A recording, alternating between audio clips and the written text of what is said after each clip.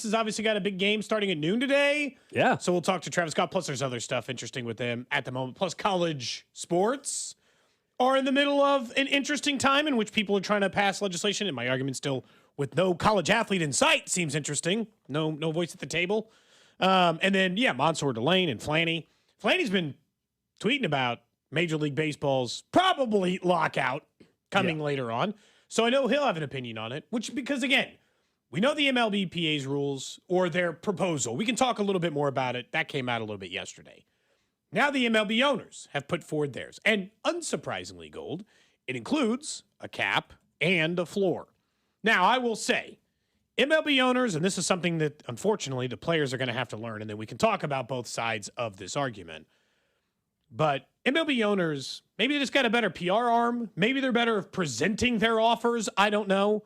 They are good at the idea machine, as in they are good at making it seem like their idea is fair and equitable and convincing people to report on numbers that aren't necessarily the numbers. Like, for instance, MLB's proposal includes a cap floor of $171.2 million and a cap ceiling of $245.3. I want to point out that 171 is not actually 171. It's almost identical to the players because the 171 includes the player benefits per team, which is $24 million anyway.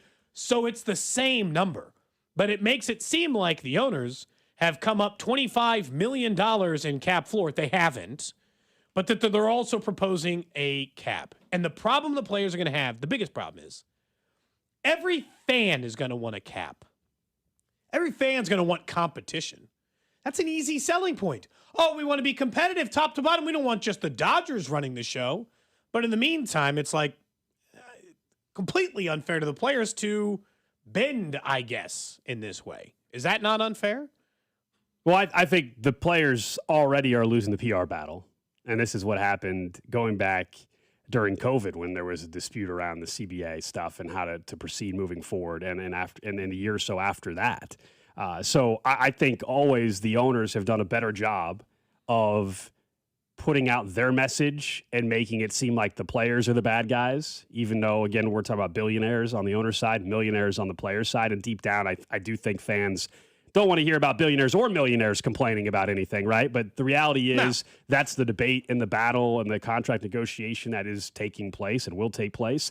I'm with you that when you take a look at the dollars and what's realistic or not, you and I both know there's no way a salary cap at $240 million is ever going to get agreed upon by the players. No, heck, the players not a million years. in general, getting the players to agree to a salary cap period is going to be unlikely. This is the first time since the 90s, 94, the lockout, right, that the owners have tried to introduce a salary cap. And again, we know what happened when that was a push then, and it resulted in baseball not playing missing an entire season for an entire year. And so that's the danger, and it's why most people expect games, we just don't know how many, hopefully not a full season, to be missed, because this is going to be something that owners desperately are pushing for and that players, understandably so, desperately are going to push against. But you're right. The reason why I say the PR battle is being won already by the owners, because I don't know one fan that I talked to yesterday that did not say, you know what, actually, salary floor, salary cap sounds good to me. This seems great,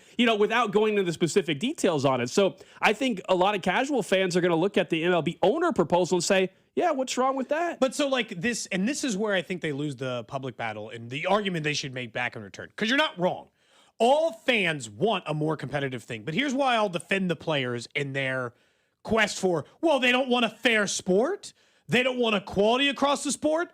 We, on this show and many other shows, talk about like the normal cost. Like by that same argument, then it should be like, then you should be making an even stronger argument, and some do, some don't, that we should never give a penny to these owners for their stadiums, for any subsidy. It's like, it's all a business, and the player side of a business is never give them a salary cap, because in the end, it will reduce the amount of money that they make. So if we're pro just people getting to make the money they get to make on the owner's side, well, then players should in no way agree to this, because that's inevitably the problem, is that they understand what they would be giving up. Hundreds of years of precedent and a thing that is very beneficial to them, making it easier to walk away But from the reality players, is change also, this stuff. if they're steadfast on that, though, that means we're not having baseball in 2027. Yeah, probably. And Because so we'll miss a year. I guess the question is, how hard are the owners going to go after this cap? And I don't know. Yeah, I don't know. we don't know. No, look, the dollar amounts, I think this is a starting point. Well, I understand the players don't want a salary cap, period. I understand that. Let's say we get to one. We all know if there was ever a salary cap, it's going to have to be higher than $240 billion. It just is. And the salary floor is going to have to be higher than what the owners pitched as well. And so I don't know if that compromise can even exist. But the problem is flat out that the two sides can't even agree on, does the floor or a cap even exist, period, let alone the dollar amount within it. So, yes, owners in this initial proposal are saying we're fine with the salary floor, but they also know that the players have no desire for a salary cap. So that's what I'm saying by the owners to the casual fan look reasonable. They're like, oh, well, we want a floor and a cap, when the players are saying we don't want a cap, but we want a floor. And so from the PR battle, the players lose there.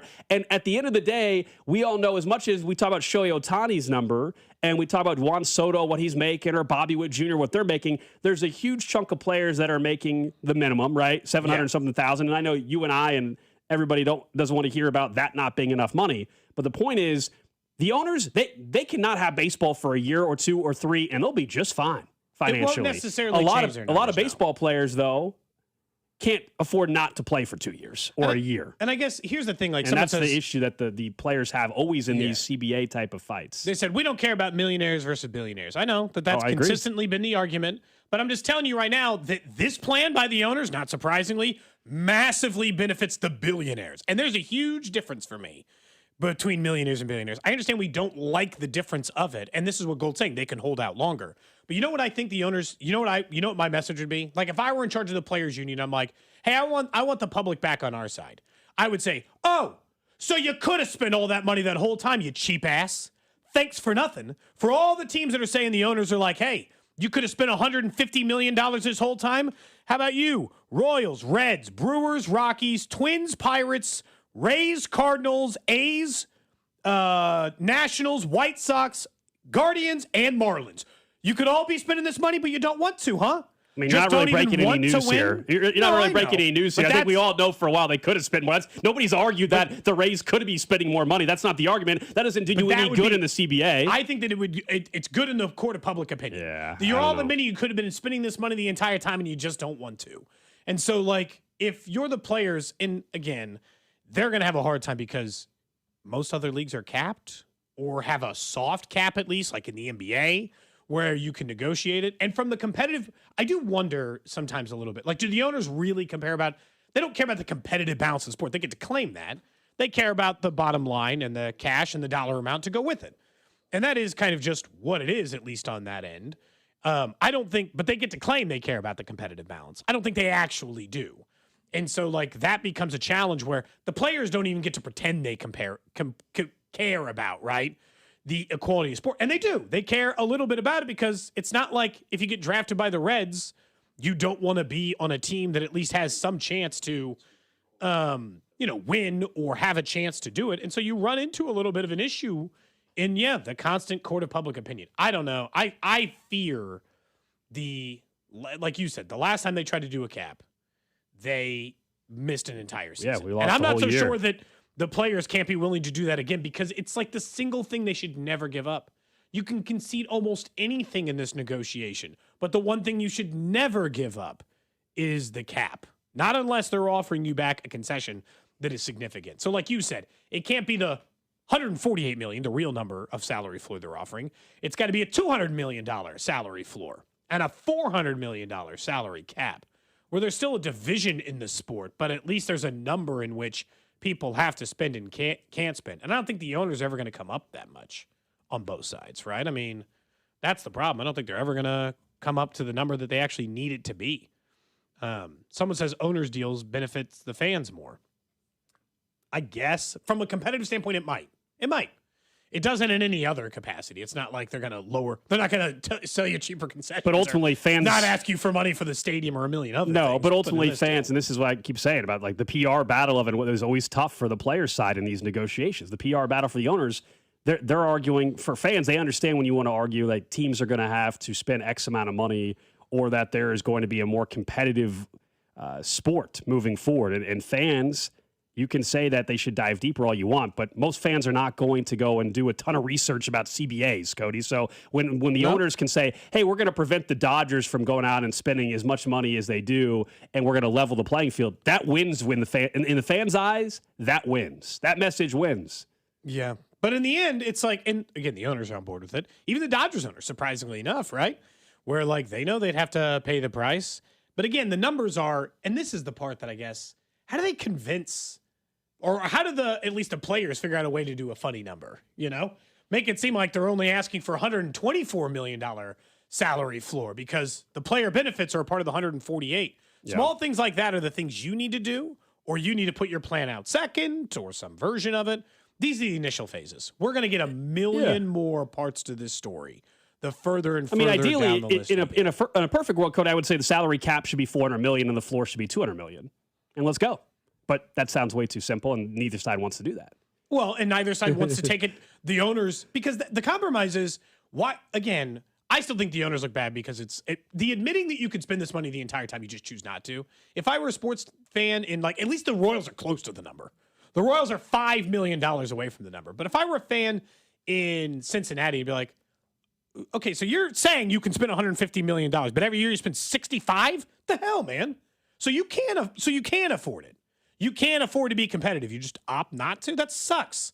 And it's sucked for years. The Royals have actually been relatively competitive based on those numbers this entire time. They've been, at least since the World Series run, they have been in and around a league average payroll. A couple times they've been below, but they've certainly been in or around that number a number of times. And I'm not saying they're the picture-perfect franchise in Major League Baseball either, but man, for the teams that just don't spend it, I don't know how that's going to change for teams like the Marlins, how that's going to change for these teams that love to not spend. They convince the teams who love to not spend to drop, but they also, collective bargaining, and they want to try to work out the TV rights or all this other stuff. It's interesting. I don't blame the players for trying to get a floor with no ceiling, but they must have known that wasn't going to happen either, right? Oh, nothing that was presented. They're not giving a floor without a ceiling. Nothing that was presented yesterday or the last 2 days between the PA side. Yeah. Neither side was caught off guard by it. I mean, the players knew that's what the owners were going to be asking for. The owners knew what the players don't want to do. I mean, this is just laying the groundwork very early on. CBA expires in December, and we'll kind of go from there. And unfortunately, I think we're going to miss games next year. I just hope it's not a full season. It's one thing if we miss the first 2 weeks of the season. That sucks, but all right, we can live with that. Still having 140 games or something like that. Maybe try not to miss to July. If it's this time next year and we still have baseball, that is devastating for a sport that right now I actually think is headed in a great spot overall. I think ratings are up. We saw in baseball. I think interest, the product itself. I understand the Royals. They got stars and star power. I'm talking about the entire sport. I get it. We don't like what the Royals are doing right now. They're 22 and 34. I'm saying in general, baseball in aggregate. Yes, baseball in general, the product has never been better. It really has. Yeah, they've got massive stars, household names, things you don't always get out of baseball. They are heading in a good direction. But honestly, that's the exact same thing that happened during that. And then they had to let everyone use steroids and slug homers for a little while to bring people back. And so maybe we'll do that again. Are you saying that's coming back? Maybe. Did you see some of the rewards for the enhanced games that we talked about maybe 6 months ago? It flopped, though. Did you see that? It totally flopped. The company lost a bunch of money after it as well, because out of the enhanced games that they did where you could do PEDs and everything, only one world record was set, and the non-steroid athletes performed better than the enhanced ones. So it blew up in their face. You needed it didn't. They didn't get, what was it, $10 million if anyone broke Usain Bolt's 40? Yeah, that did not happen. I mean, that sounds good in theory, but it doesn't really do anything. I guess the other part about this, and I'll still see the way it goes, is I think it's easy on paper to be like, this is just going to completely equalize the sport. I don't think it will equalize the sport to the way that the owners will get to claim with a cap and floor, the way that you'll feel. I still think that there'll be a certain level of haves and have-nots that will exist in the sport, and that exists in all sports. I'm not saying that's not. In the NFL, it's just either you have a quarterback or you don't. The market size changes it some, or how much cash your owner has in his pocket to pay out guaranteed contracts has it some. And even in the NBA, right, where they have a soft cap, you can still just outspend your competition in a number of ways. But at least you have to get creative in the way you do it.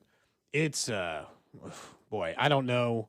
It's interesting to see where it goes next, but these two proposals do not seem like they are close.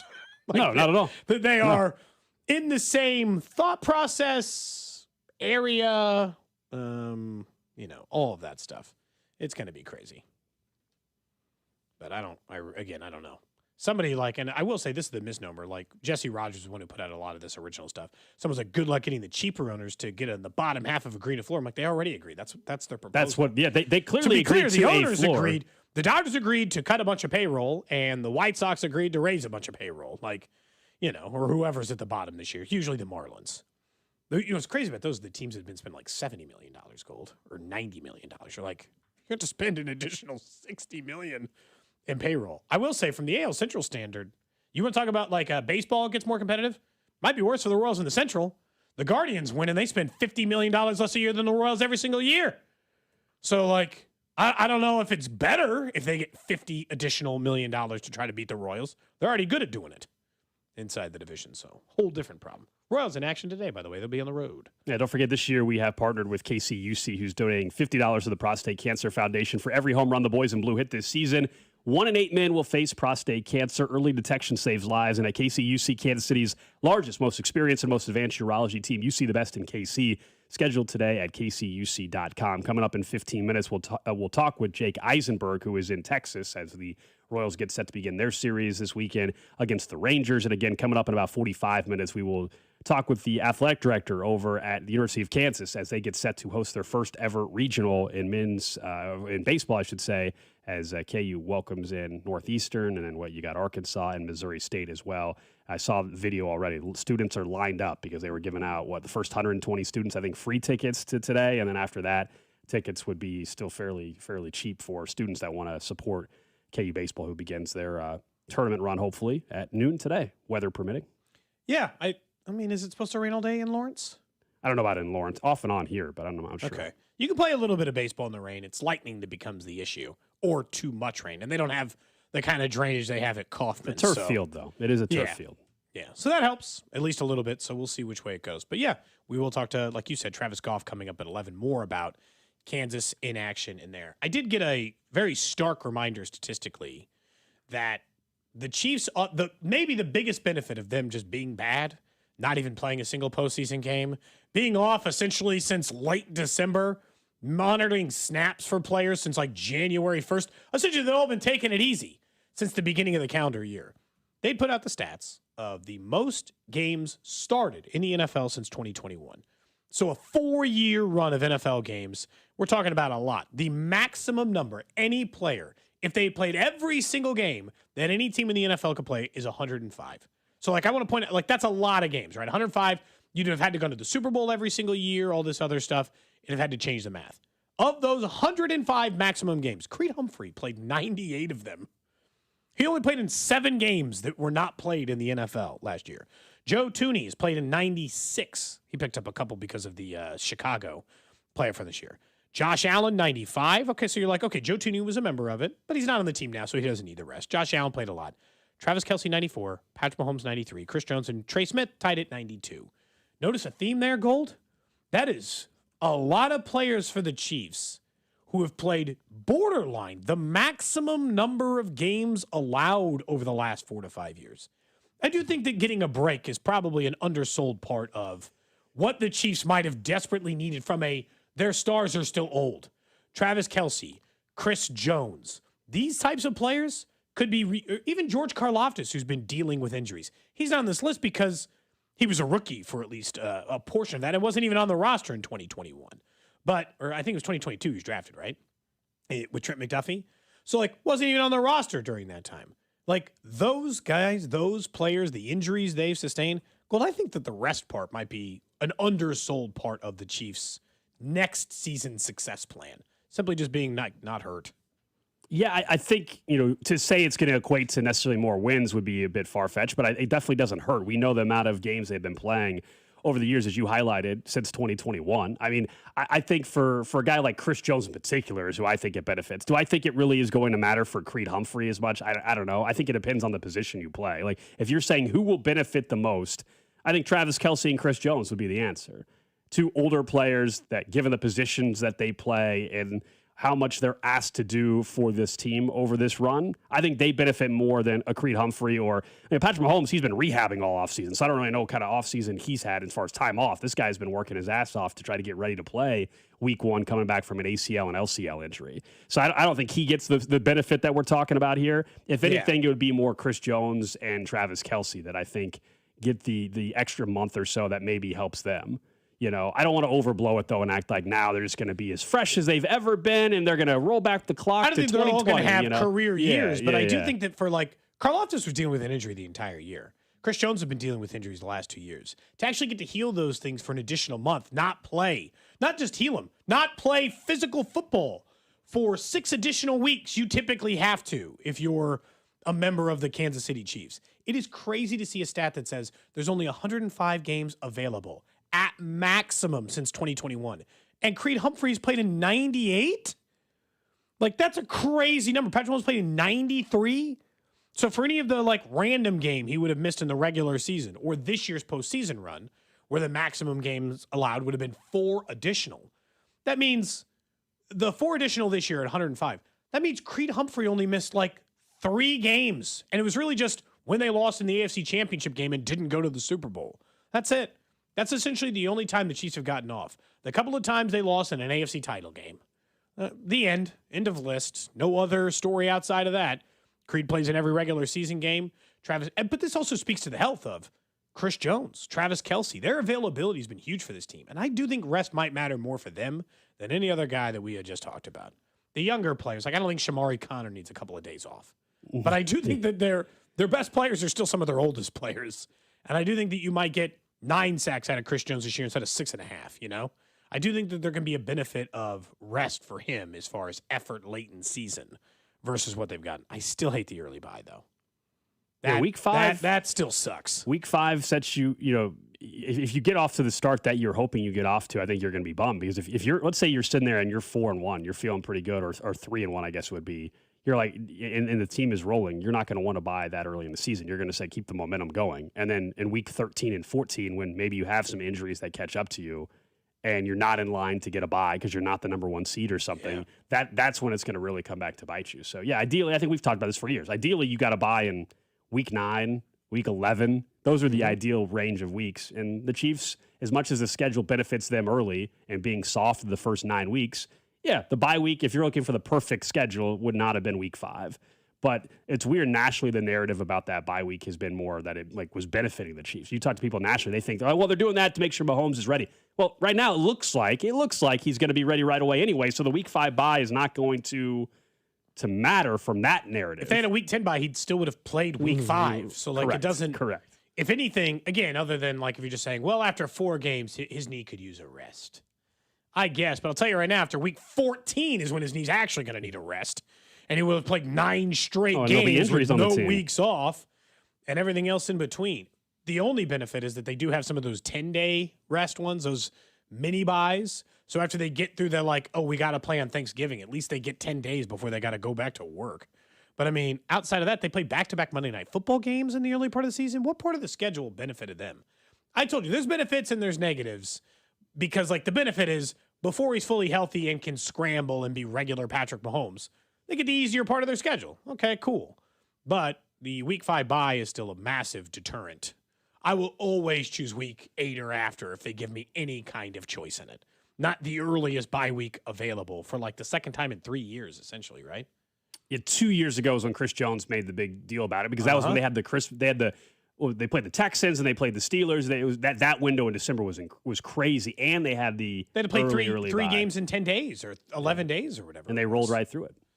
They did. They ended up finishing 15-1 that year and losing in the Super Bowl. But after all that, it's funny how it all plays. And then last year, we're like, oh, schedule looks friendly late bye. 6 games. So who the hell knows sometimes? That's the great thing about the NFL. All right, up next, let's head out to Texas and check in with Jake Eisenberg. He is down there as the Royals begin a series against the Rangers. Nothing happened yesterday, roster-wise, personnel-wise. What should we expect this weekend, and what does the next couple of weeks look like for the Royals, who are now 22-34? We'll talk to Jake Eisenberg next. Cody Gold, brought to you by Heartland Men's Health, the leader in men's sexual health. Thousands of men have been successfully treated for low T, ED, and more, all with discretion and compassion.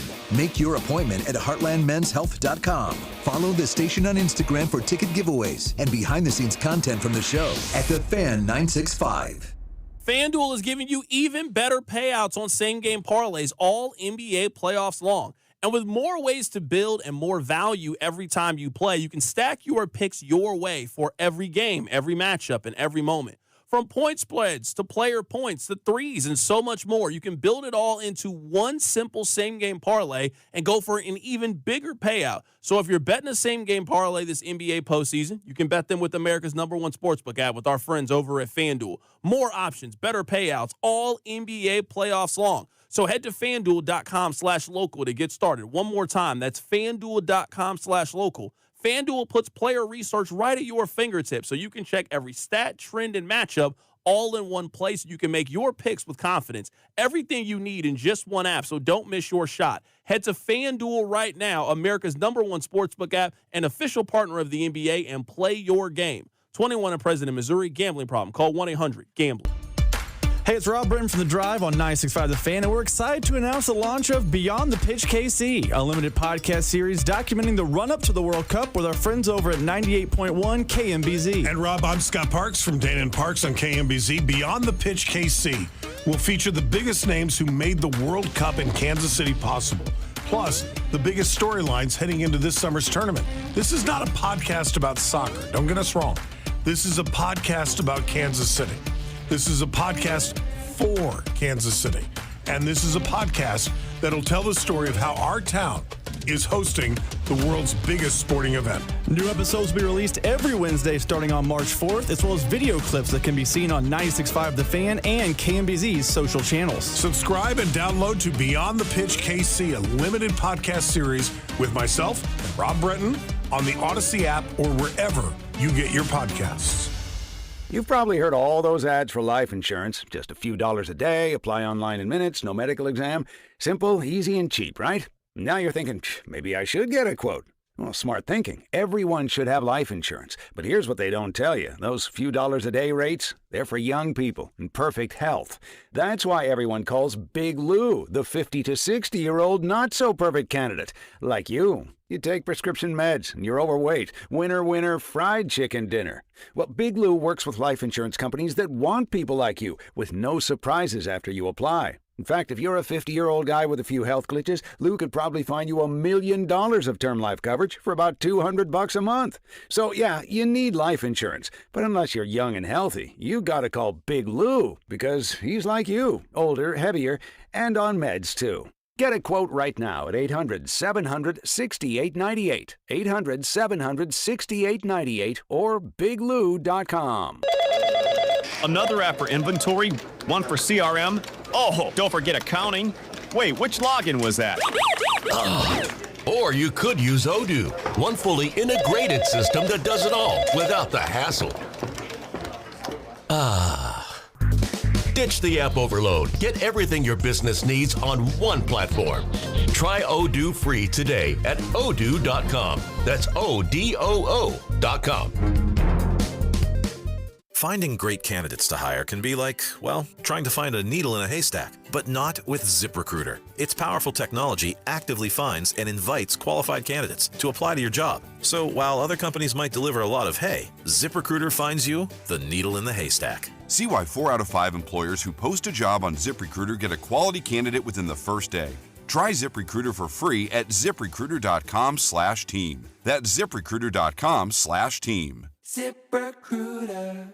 Royals coverage brought to you by Metal by the Foot, your metal project superstore. Whether you're a DIY enthusiast, a contractor, or business owner, Metal by the Foot has the perfect solution for you. Located in KC and Topeka, online at metalbythefoot.com. When you need a piece of metal, remember, metal doesn't have to cost an arm or a leg, just the foot. You're listening to 96.5 The Fan from the DM Injury Law Studios. Mike's got this. Car, truck, or motorcycle wreck? Remember, Mike's got this. 816-888-7500. Mike's got this. Hey, it's Rob Brennan. We hope you're enjoying Beyond the Pitch KC, a podcast on how Kansas City landed the world's biggest sporting event. It's presented by Commerce Bank. Visit commercebank.com/soccer26. New episodes released every Wednesday on the Odyssey app or wherever you get your podcasts.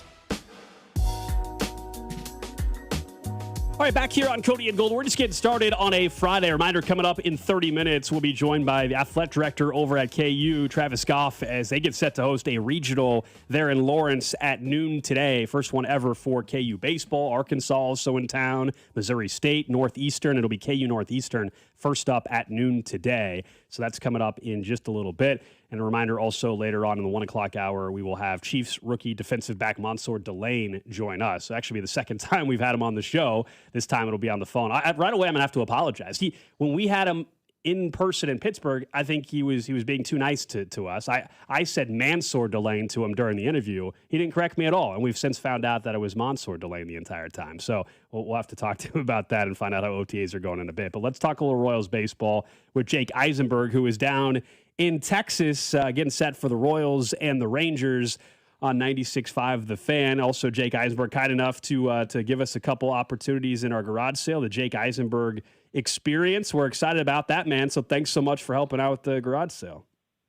Yeah, I mean, I would advise that if you really want to increase the bidding, definitely don't call it the Jake Eisenberg Experience. That's probably gonna keep those bids low. But no, that'll be a really fun thing. It's always cool when we can have people come up into the booth for an inning to kind of see what it's like up there. I'm biased, but I think we've got one of the best seats in the house, if not the best seat in the house. And it's a pretty cool experience because we've got some wireless headsets up there that you can put on and you can hear what we hear while also seeing what we see from our perspective. I think it's a pretty cool experience. So Wednesday, June 10th, Cody Gold garage sale. All proceeds benefit the Negro Leagues Baseball Museum. And again, Jake Eisenberg will give you guys an opportunity to go up to the Royals broadcast booth for an inning. You can bid on some of his old clothing too if you want to dress like Jake while you see Jake. Yeah. I dropped off some stuff the other day, including I'll advertise them as game worn Bally Sports and FanDuel Sports Network polos. They are game worn. And they have also been washed. I would like to make that clear too, but they were game worn. You know what it is? Now they're collector's items because it's Royals.TV right. They're now. Vintage. Yeah, They're vintage. They're not printing up more of these. That No. this is your opportunity to own them. I want to start with, before we get into the Royals specifically, the plans kicked between Major League Baseball and the Major League Baseball Players Association. Do you dig too deep into these, or are you just like, this is the initial step of many, so you don't want to get too committed to one side or the other? I guess, how do you view these plans from both sides? Yeah, it's more of the latter. If I'm being totally honest, I actually didn't dig into either yesterday or the day before, just because it's so preliminary, and also there's nothing that I say or do that is going to impact any of this. And so I kind of just stay very much on the outside, and whatever the parties discuss and wherever they wind up meeting, I think will wind up being good for baseball one way or another. But it's not something that I'm going to dive in too deeply with or spend too much time thinking about. I think that I guess like from this perspective, the worry over losing baseball, or just let's just say the fight between one side wants one thing, one side wants the other. How do you balance the like who's right or wrong, or do you look at it from a hey, in the end, I just want the thing that's best for the sport?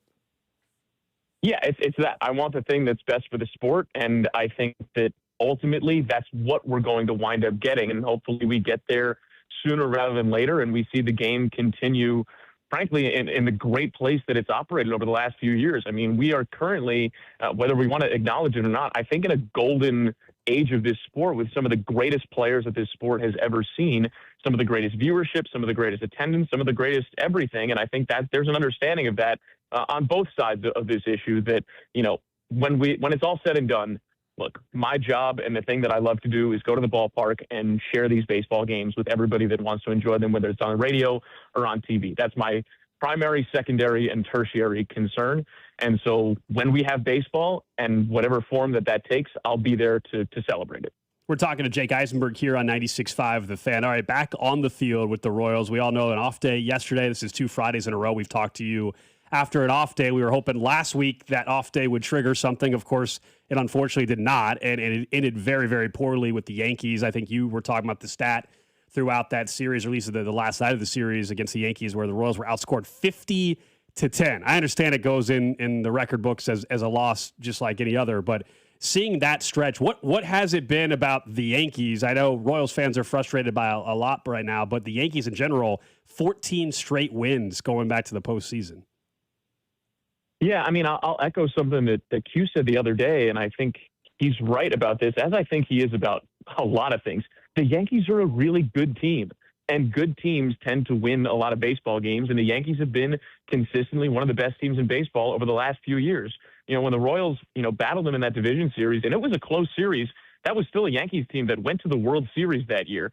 And they fell far short of it last year, certainly their expectations, but they still have one of the best rotations in baseball. They have the best offense in baseball. They have the best overall hitter in baseball, and Aaron Judge. That is a tough thing to contend with. And I think what we've seen over the last couple of years in those specific matchups is that because of the talent the Yankees have on all sides of the ball, they have a much larger margin for error. That one mistake is something that they are able to overcome because of their talent up and down the lineup. Denny and I were talking about this the other night. As much as we like to boo Jazz Chisholm, and understandably so, the dude still hit 30 homers and had 30 steals last year, and he's hitting 7th in their lineup. That's the kind of talent that we're talking about with them, and so they have a larger margin for error, especially given the way that they play, especially when they have someone like Cam Schlittler or Garrett Cole on the mound. So when you look at that particular matchup, you're right. You can be outscored 100-0, and it's still 6 losses. It certainly feels differently, though, and I think that's the part that is so difficult to swallow about it. Is you're right there with them just a couple of years ago in the division series, and it has not really felt all that close since then. When you look at, I guess, what's next, do you think, I guess if you were in charge or any version of this, is it better to say, hey, here's a history of the teams who have had slow starts and still got the job accomplished, or just say, hey, pressure's off, and let's just try to play good baseball the rest of the way? What's the right message to give a team that is off to a slow start but had expectations? I think it's a little bit of both. I think it's understanding that this is a 162-game season, and yes, we're a third of the way through it, but that also means there's still 2/3 of the season left, and so many things can happen, both that you can foresee happening and also that you can't predict. I mean, that's the beauty of the sport, right? You can't predict baseball. I was trying to dig into this a little bit this morning, and I was talking to a couple of people, and I realized, the Royals right now are 22-34, right? That's how you've started the season. There are teams over the last couple of years that have had a 22-34 stretch at any point during the season and still found themselves in the playoffs. And what was eye-opening to me is that each of the last 2 years, there has been a team from the American League Central that has happened to. Last year, the Guardians. 2 years ago, the Tigers.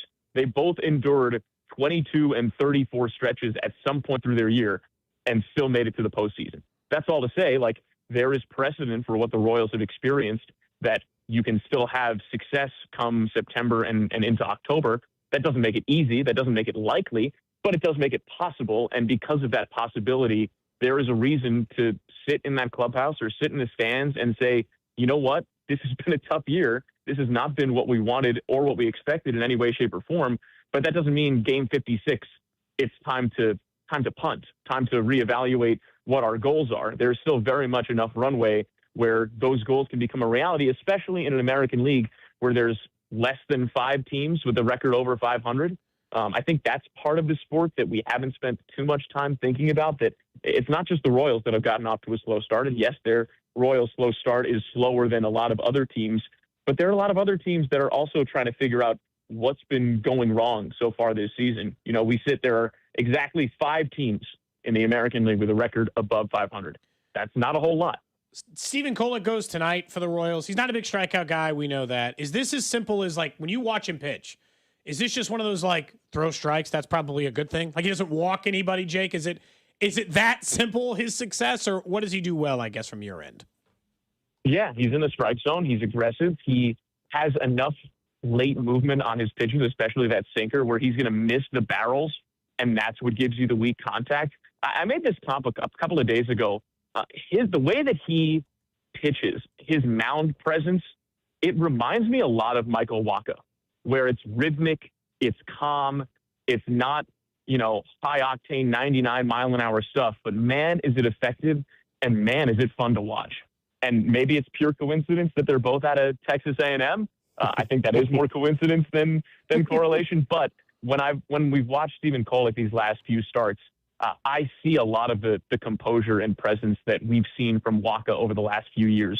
And Waka's been one of the best pitchers in the league so far this year. I don't know if anyone else has seen that similarity, but it's something that I noticed. 108 pitches last time out because of that complete game shutout and the masterful performance from Kolek. Do you think that they'll keep an eye on him tonight? Could this be a situation where fans maybe are wondering why? Let's say he's pitching well, but he gets pulled a little early tonight just because still a guy doesn't have a ton of experience going back after a 108 pitch outing and then following it up with, let's say, a 90 plus pitch outing. Yeah, no, I don't think so. And I think if there was a reason for that, it'd be more about the 9 ups in the last start than the 108 pitches, because he's thrown triple-digit pitches before. That said, and I'll talk about this on the broadcast tonight, I had a conversation with Steven, just the other day. We were kind of talking about the complete game shutout and how it had all gone, and I was asking him if between starts his routine had been any different after throwing 9 innings and 108 pitches, and if he noticed any differences. And he said something, he said to me, and he meant, let me be clear, he meant nothing by this. It was because he's such a nice, humble, character of a person. But I said, has there been anything different about, between starts or anything different after a complete game shutout? And he goes, well, I've done it before. And it was just the most perfect understanding. Oh, yeah, actually, yeah, he has done it before. And how many pitchers can say that? And, we both took a step back. I was like, dude, do you realize what you just said? What a cool thing that you can say, oh, yeah, this is actually not new for me. I actually did this just last year when I threw a complete game shutout in Denver. So I know what this is like, which is all to say that he's done this before. There isn't something that is kind of new, uncharted water for him here. He's experienced coming off of a complete game shutout before, and that was a complete game shutout at Coors Field, no less, which is going to be taxing to different reasons. So I think he's going to be just fine. I'm not so sure that the last start is going to have much of an impact, if any, on this start. Jake, before we let you get out of here, I've offered this to guests in the past. Would you like any future parenting advice, knowing that now you guys are expecting your first kid? Yeah, thank you. I'll take any and all parenting advice. I will say that one of the pieces of advice that I got from somebody over the last month or so, he said one of the best pieces of advice that I got was to not listen to anybody else's advice. Wow.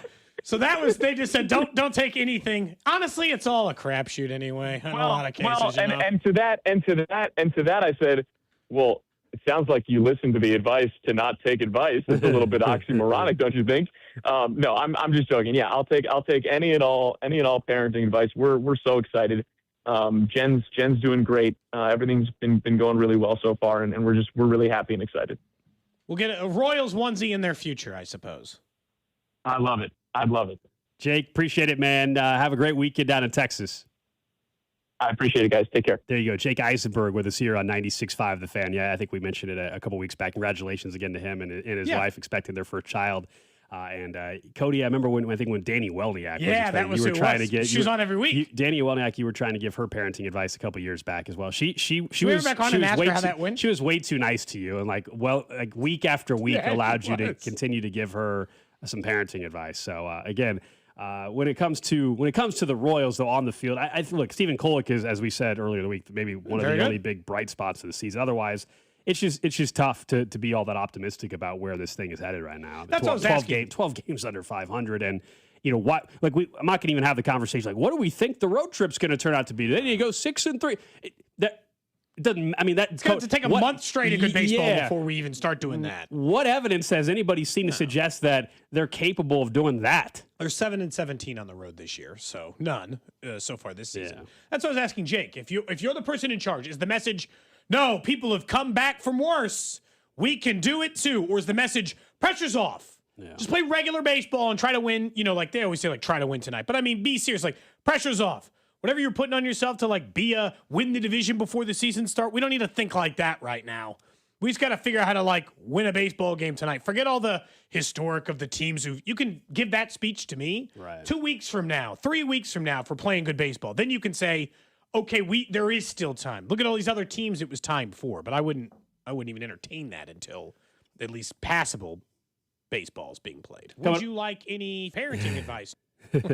Coming up in 15 minutes, we'll talk a little KU baseball as they're set to host their first ever regional. We'll have the athletic director, the University of Kansas, Travis Goff, calling to the show here at 11 o'clock. I do want to get into something that is a huge shift in the sports world. And I know a lot of people aren't locked into the NBA. Maybe you're locked into a potential Game 7 now. We're going to get out of potential tomorrow night with the Spurs and the Thunder. But so much this year in particular has been made about tanking and the draft lottery and what is Adam Silver, the commissioner, going to do. We found out yesterday that the league voted in favor 29-1 in favor of a new proposal that, to sum it up, approves new, what they believe are anti-tanking rules, draft lottery changes that are going to penalize the worst team. So without getting into every little detail on it, here's basically the summary that they'll expand the draft lottery from 14 to 16 teams. And they're going to have damn league. And they're going to have a relegation zone, as they're calling it, where the bottom 3 teams, so the 3 worst teams in the league, will get penalized with worse chances for the number 1 pick, and they're going to flatten the odds. So just how would that look in terms of the odds board? We can get into like what we think about it. But so, for example, under the old system, if you had the worst record, you had a 14% chance to get the number 1 overall pick. If you had the second worst, the third worst, 14% chance. That new system now is going to give you a 5.4% chance. If you have the long odds. Yeah, and now the biggest difference, though, is if you have the 7th worst, you go from 7.5% up to 8%. And so 4th worst, 10th worst, all going to have the same odds to get the number 1 overall pick. They're trying to discourage tanking. Have they gone too far, though, to where now you're in this weird spot where we were talking before the show, if you're a team that is in a play-in game for the playoffs, shouldn't you want to lose? You are incentivized in a way to lose said game. I think it's a little too obvious, though. No team's going to tank being in a playoff game and just sit Butler or sit Giannis, right? Like, if you're in the play-in game, you got Giannis. I know, but like, if they get hurt, they're not sitting them, Drew. They're just hurt. Well, no, like that I to me is a that. slightly different argument. And so, like, too far?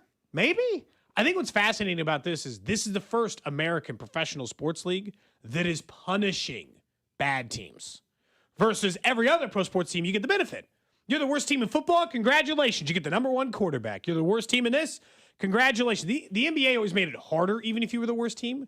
But now they're punishing you for being bad, like soccer does in Europe with relegation. They're punishing you for being a bad team. I think it might incentivize teams who are on the fringe. I think there might be more tanking like 8 to 12. Is this going to blow up in their face in a couple years? Maybe. Because I think there's they haven't found a solution yet. So there's probably. a 71% chance now that the number 1 overall pick in next year's draft, not this next month, next year's draft, will be some team between 6th place and 12th place. And there's now only a 29% chance that a bottom 5 team gets it. And I get it. They went so extreme, in my opinion, because they desperately wanted to solve the tanking problem. But I'm wondering, and maybe this is what happens with rule changes. This is the initial proposal. It's not going to pan out the way they think it does. And we're going to get a tweak in about 2 years that causes this to level out a bit more. I think they might have gone a little too far with this, they being Adam Silver, and we're going to have to tweak this thing again in 2 years. I got to say, I think what I like, and then Drew will let you get in, I think the thing I actually like about it is that if you were trying to get more really good teams in the NBA, so like, for instance, we know the ones who, like the Knicks, who are in the finals, or the Thunder, or the Spurs, those teams required getting top picks, getting Wemby, winning the lottery. And then what do? They just got supercharged to stardom.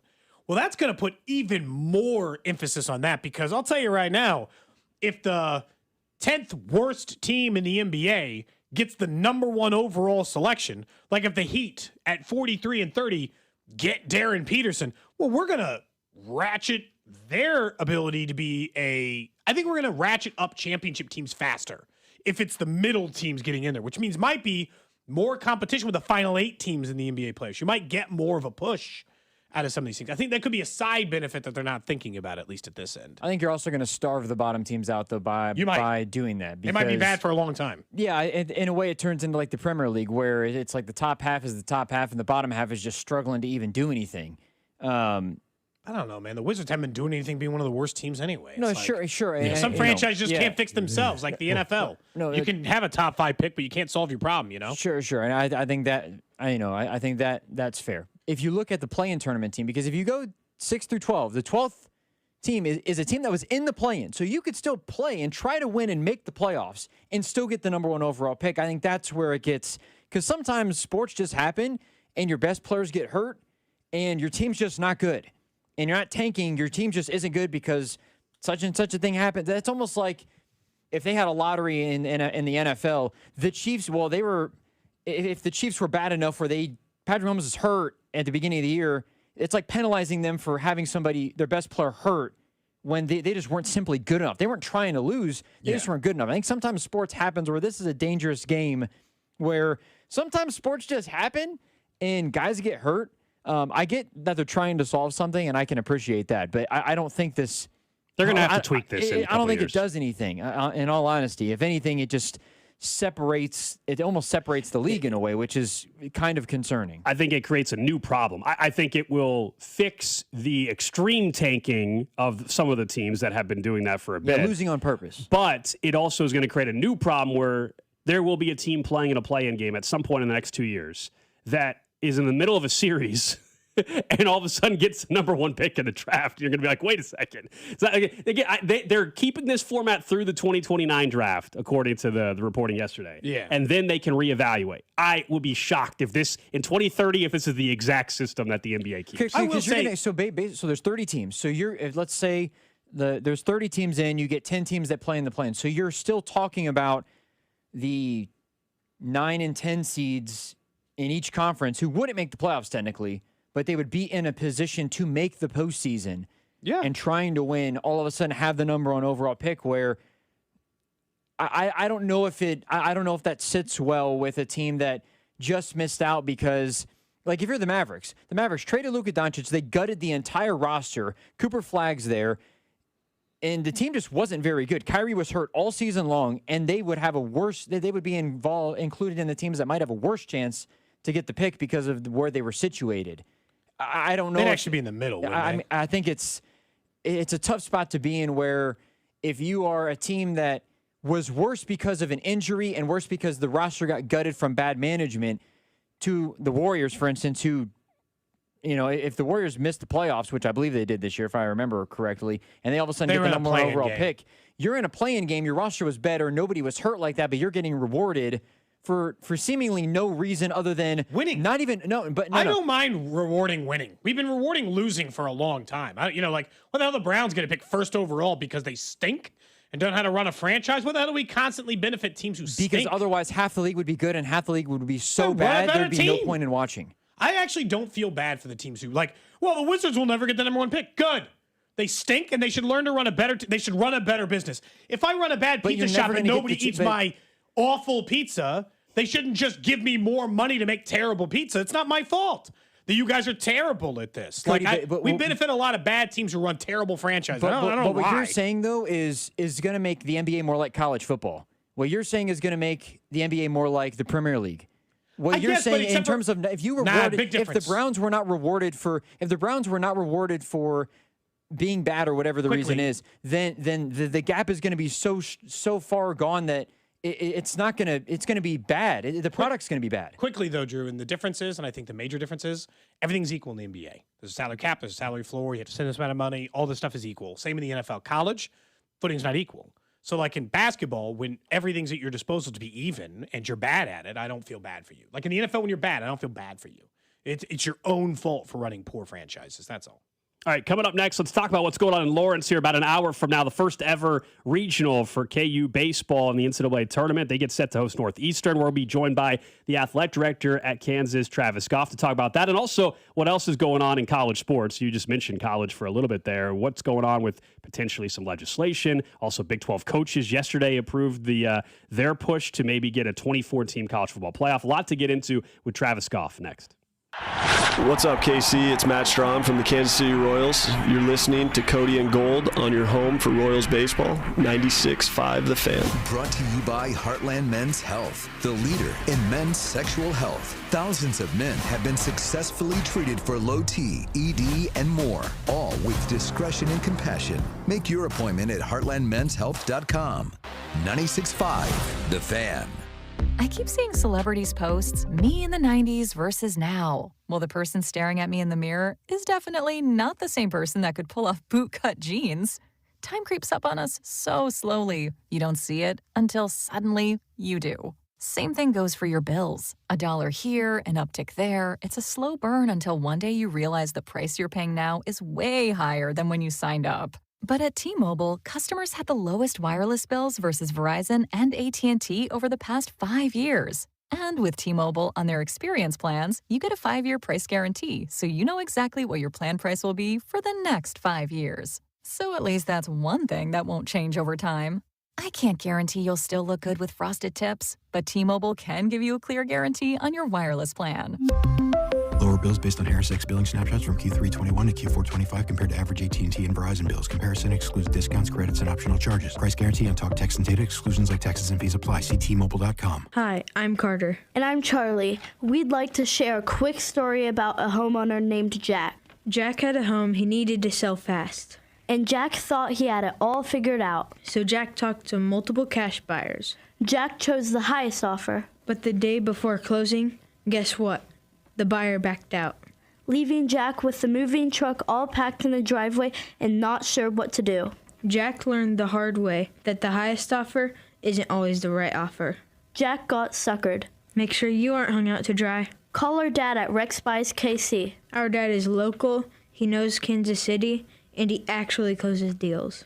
No repairs, no fees, no showings, no surprises. Just a fair cash offer and a smooth process. Now, don't be like Jack. Call 816-330-6000 or visit rexbuyskc.com. Rex Buys KC, helping people make smart choices one home at a time. Hi, I'm Katie, your friend and jeweler at Shane Company. Daydreaming about bringing your engagement ring vision to life? As a jewelry consultant, I'm here to help. Compare ring styles side by side. They're in stock and ready to try on. Then customize it with an engraving or decorative crown. At Shane Company, there are so many ways to create your dream ring at your dream price. Visit us in-store or at shaneco.com because a friend wants you to get exactly what you want. Shane Company, your friend and jeweler. The Kansas City Auto Show is back, taking over the Overland Park Convention Center with more brands, more test drives, free parking, and all new family-friendly features. Get your tickets now at kcautoshow.com. The Kansas City Auto Show, June 4th through 7th. Spring is here, and as the weather heats up, the sports action heats up at Circa Sports. From baseball to basketball, hockey to golf, Circa Sports has it all. Circa Sports isn't just sports betting, it's sports betting the way it should be. High limits, player-friendly pricing, and exceptional customer service. Whether you're looking for playoff futures or props on your favorite players and more, Circa Sports has you covered. Download the Circa Sports app or visit circasports.com today. Must be 21 or older. Gambling problem? Call 1-800-GAMBLER. In a world in need of a hero, one man rises to the challenge in style. He is... just driving the kids to soccer practice.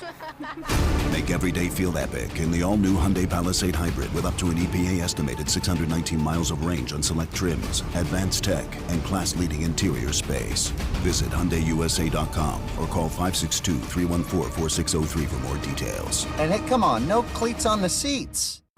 Indeed presents hires you can't afford to get wrong, like a data analyst. Hey, what model did you use for these quarterly projections? Astrology. If Mercury's in retrograde, sales tank. If Venus is rising, we crush Q4. You built our revenue forecast off horoscopes? Yeah, the Zodiac never lies. This is a job for sponsored jobs. This is what happens when you don't sponsor your job on Indeed. Next time, get matched with quality candidates with Indeed sponsored jobs.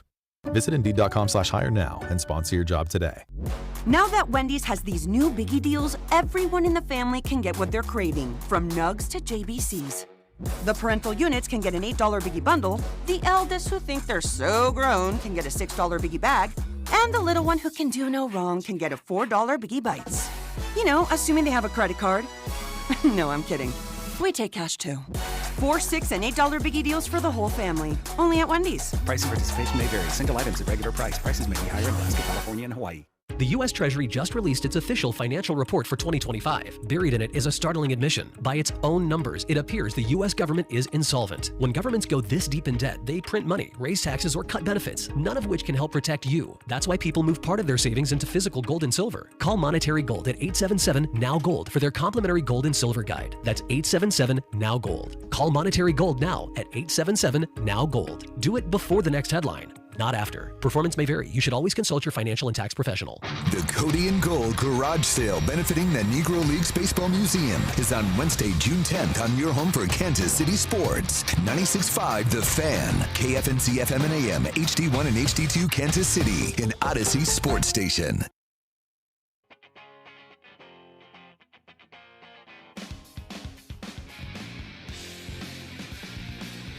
11 o'clock hour here on Cody and Gold. Coming up in 20 minutes, we'll get to the trash of the day. We were talking about this one after the show yesterday. And it's become a worldwide story, I feel like, at this point in time. But we will get to that story that had everybody talking in the office after the show tomorrow. Or yesterday, I should say. And we said, we got to make sure it's the trash of the day today. And it is. It's going to be today's trash of the day. Correct. It's an interesting one, to say the least, I would say. So we'll enjoy it. Coming up in just a minute or so, we're expected to be joined by KU Athletics Director Travis Goff. We'll talk about KU baseball hosting a regional in Lawrence today. In fact, 1 hour from now will be first pitch of the Jayhawks game against Northeastern. We'll also get his perspective on where we're at with college football and college sports and the landscape right now where things are trending, including Big 12 coaches yesterday agreeing to move forward. They want, like the other conferences, to move forward with a 24-team college football playoff. So a lot to get into with Travis Goff in just a little bit. Also, don't forget, 30 minutes from now, Chiefs Red Half Hour, we'll talk about a trade suggestion that is out there. And I don't know if it's unrealistic, but is it necessary? Yeah, that would be the question. And is unrealistic? It's not. And is it more of a long-term move than it is for 2026? I did see, as we're going to talk to Travis Goff in just a minute, I saw some photos of the area you were hesitant to sit in, the backyard area, whatever the seats is they added to the Kansas baseball stadium. It didn't look so bad. They rolled in a bunch of gravel. It doesn't look like a mud pit. There's people. I'm not sure you can see the game super well. It kind of feels like I'm going to a Little League game, which is weird for a College World Series game, right? Yeah, they have lawn chairs set up. They also have some bleachers in the outfield. Because remember, the stadium as a whole is just one of the smaller venues you can have. And they tried to find ways to get more people to be able to watch the regional games this weekend. And so, yeah, the video that I'm seeing, I'll give definitely creative to try to come up with a way to add extra seating to a ballpark for the biggest weekend in KU baseball history. Because that's what this is. Yeah, I mean, yes. I mean, plain and simple, doesn't get much bigger. And, forget the Arkansas fans who were complaining about this. I saw a lot of that on social media. There's a ton. Some of it is some just normal sports trash talk, that you typically see. But there was definitely a lot of that as if they deserved whatever. Like, no, KU won the Big 12 regular season title and the Big 12 tournament. Yeah, they get a host a regional. That seems pretty fair to me. All right, let's talk more about KU baseball and also just where things are at in college athletics. We welcome in Travis Goff, KU Athletics Director, kind enough to give us some time. A very busy week for you. I know you got Big 12 meetings going on. You also have, we were just saying, the biggest weekend in KU baseball history. That's right. Morning, guys. Thanks for letting me join you. Absolutely. Just tell us what this week has been like. We were just commenting on some of the videos that are already out there from this new backyard area you guys created to try to get the capacity up a little bit more for this weekend. Yeah, listen, I mean, the week has been, I think, to me, a story of our staff and our culture here in athletics. I've been MOA, and I would only be in the way if I had been here. So it's pretty cool for me to know that our place has just risen to the occasion. Our staff has looked from the jump at ways to enhance and improve, Hoagland the experience, get more bodies in there, and just stretch and strain for this Kansas baseball opportunity. So I'm really proud of our awesome staff, of our people. Obviously goes without saying, so excited and proud of Coach Fitz and this baseball team. I guess when you look at the way they built the program, I read the same things I'm sure you guys were happy to see written, which was, you go to the junior college ranks and baseball's changed a lot since they've reduced the minor leagues. I guess going back to, when you first heard the plan or thought about the way they were going to try to build the program, How did you guys see that come to fruition, and how well do you think it can continue to work?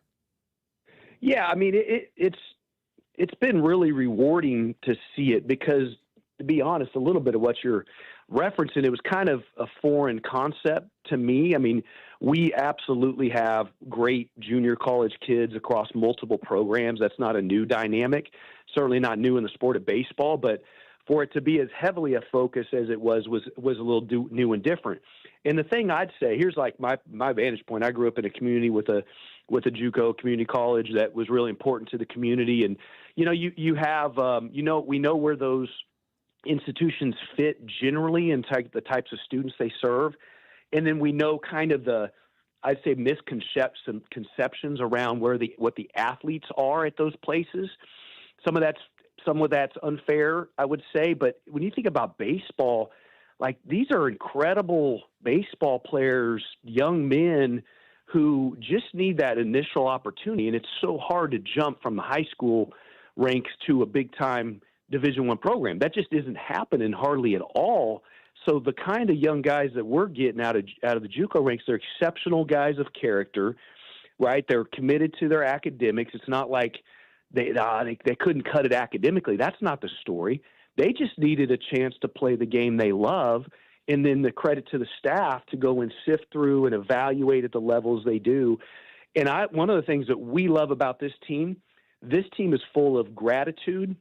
This team's full of grit, all the things. They appreciate everything they have here at Kansas because this is the best they've seen, as you guys know, right? You're talking high school to then junior college for most of them, not all of them, for most of them. This is big-time stuff. The way we support it, the fan support, some of them have great NIL opportunities and are sharing in revenues that the program's driving, and they've got incredible academic support, athletic training, strength and conditioning. And by the way, they pretty much love the facilities too. So that's one of the cool parts. They're really full of gratitude about their opportunity here. We're talking to Travis Goff, KU athletic director here on 96.5 The Fan. You mentioned the facilities and the importance of this week. I've seen all over social media. I think you guys just put out information even about a donation match that you guys hit this week. How important is this week for not only future facilities for KU baseball to take advantage of what's going on right now, but also, look, it's no secret whether we're talking baseball or football, when you've got a coach that's having this kind of success, there's going to be some other people that are going to be very interested in him. Yeah, I mean, I think it's not as if it's a one and done moment in time, right? If we don't capitalize on every element of this, then that it's over. That's not the sentiment, but it surely is a mindset of we better do everything we can to capture this momentum in what this team and staff have built and created and use it to reinvest back in Kansas baseball, right? And that's been the mindset. And for everyone who's enjoying this thing, which has been countless, as you guys know, whether you've been in Hoagland in the ballpark or you're a proud alum across the country who's just following it from afar, like they're seeing how neat it can be, how special it can be to have a great baseball program in Lawrence. And so it's incumbent upon me and this staff to do everything we can to bottle that up and to invest it back in. And that's where everything from the fundraising initiatives, the donor matches with incredibly generous families stepping up and supporting this thing. And then just the masses, so to speak, people from afar who can't be here this weekend, raising their hand and saying, hey, I'm in on this being an expectation and a standard for Kansas baseball. So it's been really, energizing and inspiring. I guess, what do you make of, though, like Arkansas fans taking this to, right, complaining about the field or it not being big enough or not hosting the regional themselves? That's become a big thing on social media. Arkansas's done a lot of complaining, Travis, about Kansas getting to host this regional instead of them. Listen, you're not going to get me to jump into that phrase because that won't be good for any of us. But I just say that, like, forget about who didn't, or who is, or whatever. But there's no question in my mind. There's no more deserving program team in the country to host than what this group of young men and staff achieved. I mean, winning the regular season, that's like one of the hardest things you can do in sport. I think baseball adds another layer of complexity to do that throughout the course of a year, an incredible conference, and then to just turn around and go off to a big time tournament and double down. Like, I don't know what other statements you can make about somebody being deserving hosting. And so we haven't flinched. I don't know what the other narratives or storylines are. The only thing I would have pondered is like 15 seed. Come on, man. But anyway, we didn't dwell on that either. We're here in Lawrence. It's going to be a great weekend. I don't know about you guys, but the sky is blue, the sun is out, and it's perfect. Yeah, we're less than an hour away from first pitch there in Lawrence as Kansas getting set to host its first ever regional, beginning with Northeastern here in less than an hour. We're talking with Travis Goff, KU Athletic Director.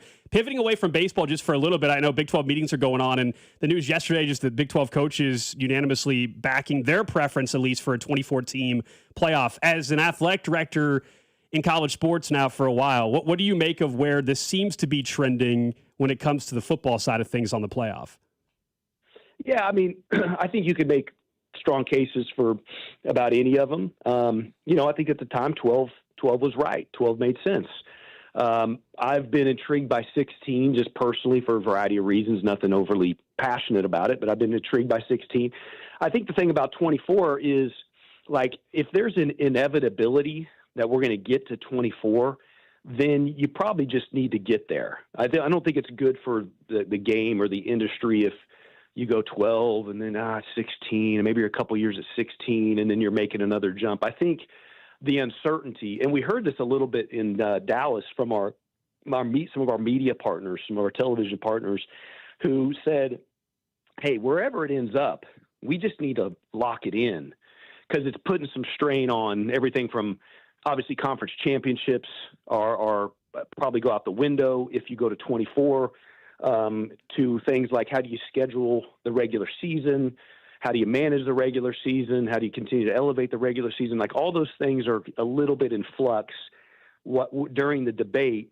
And so I think 12 to 16 to 24, if there's an inevitability, then probably best for the game to get to 24. And then everybody's got their own, institutional vantage points. People are lying if they tell you their perspective is all about the good of the game. The reality is their perspective is in some part influenced by what's best for their program or their institution. Because of what they've done football-wise, do you feel sometimes like you have to choose between the Big Ten and the SEC and who to side with, or do you try to keep it about your conference? How do you guys handle, I guess, the powers it be when sometimes the two big football conferences, at least at the moment, don't agree? No, I think it is. I think, kind of the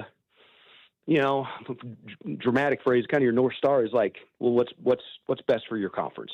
Because if you get too caught up in the politics or, reading all the different tea leaves, and you're going to get off track for your own league. And I think Commissioner Yormark's done a tremendous job of focusing on and elevating what's best for the Big 12, making sure he's representing the will of the group, meaning the presidents, the athletic directors, and the coaches. And so I think that's what's driven the Big 12 perspective. When you look at, I guess, some of the other stuff happening in college before we let you get out of here and watch some baseball here soon enough, the NIL legislation, are you guys paying close attention to that and how it might affect your conference, or the early enough stages that you're not too focused on what that might do for you?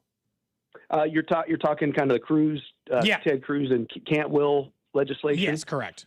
Yeah. Well, I mean, I'll say this, in a really, at times, hard, complicated, divisive political environment, we all understand that with the two parties, it's hard to do bipartisan things, right, to lock arm in arm. And I think, hey, without even speaking to the specifics of the bill, I just commend those two leaders and those alongside them from those parties for coming together, setting some differences aside, and saying, man, this is not going to be a sustained pathway. How do we set some of those differences aside to come up with something that's got a chance to, for the most part, benefit all of college athletics? And so I think that was the effort. That was the work they've made for months and months and months. And I think they've provided something that's really intriguing. And I do think by far and away, it's our best bet to move this thing forward, to stabilize, to quote unquote, stop the bleeding and get this industry in a better place for all the parties. Do you think athletes at the forefront and on and on? Do you think it's a little unfair that the student athletes don't have like a seat at the table to say, right? And like in a way, it feels like they're being a little bit left out of the conversation. Well, yeah, I mean, I guess it depends on how you're viewing that. We're not collective bargaining, as everybody understands, right? So there's that level of seat at the table.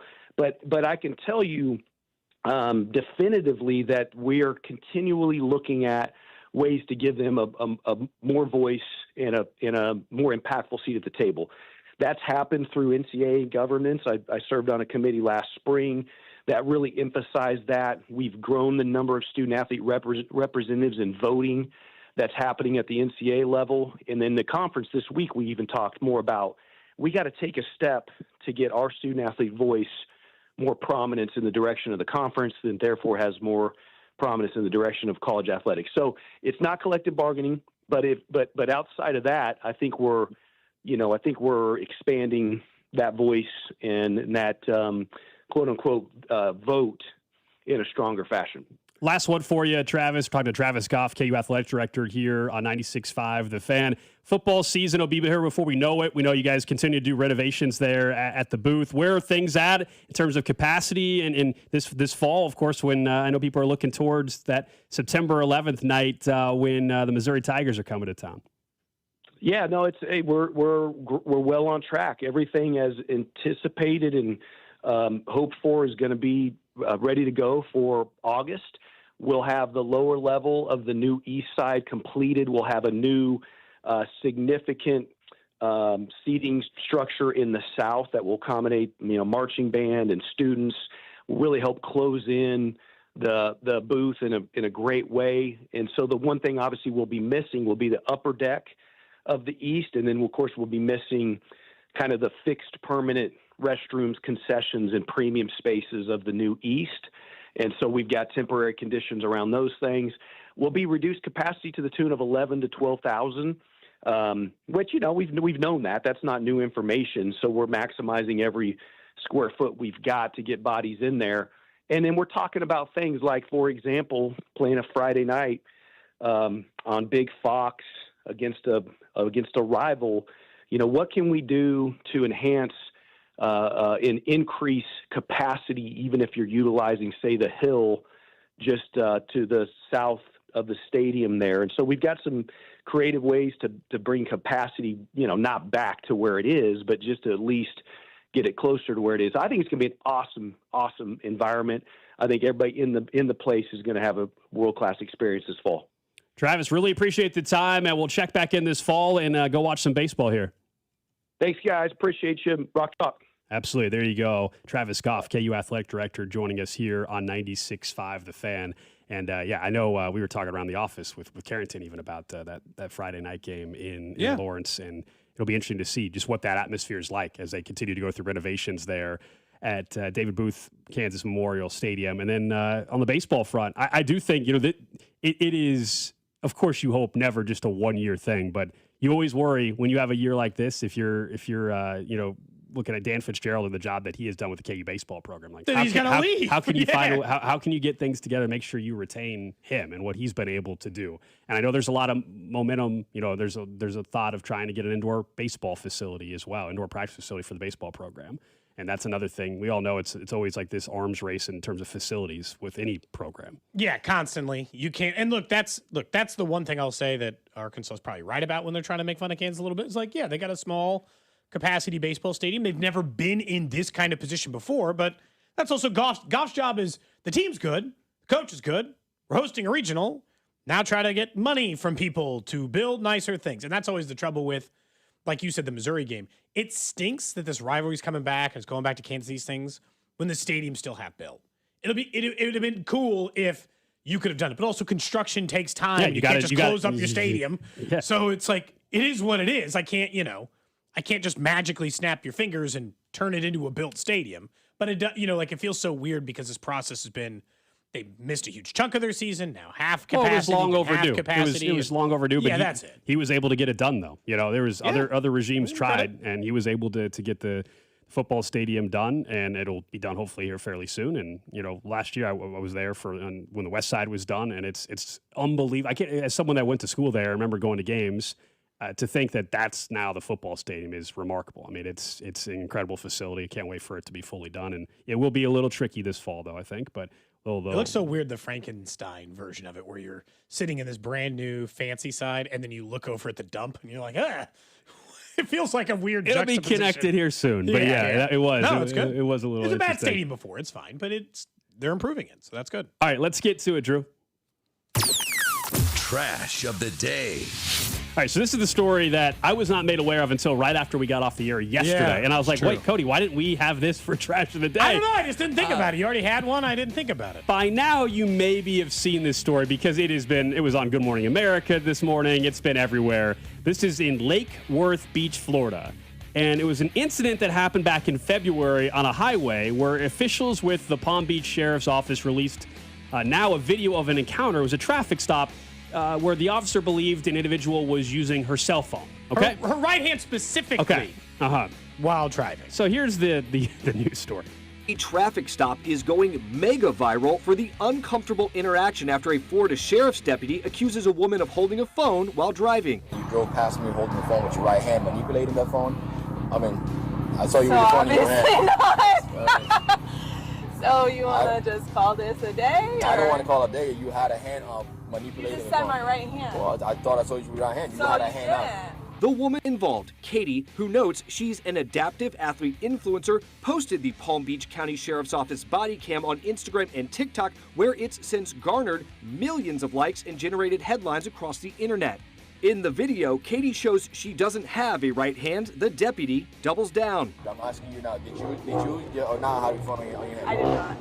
You did not have your phone in your I hand? did not. Hand to God, you did not have your phone in your hand. Hand to God. Despite the presented evidence, court records show Katie was given a $116 citation, but it was later dismissed at the request of the deputy involved. Why not just drop it then, dude? Come on. He said hand to God, and she held up. She doesn't have a right hand.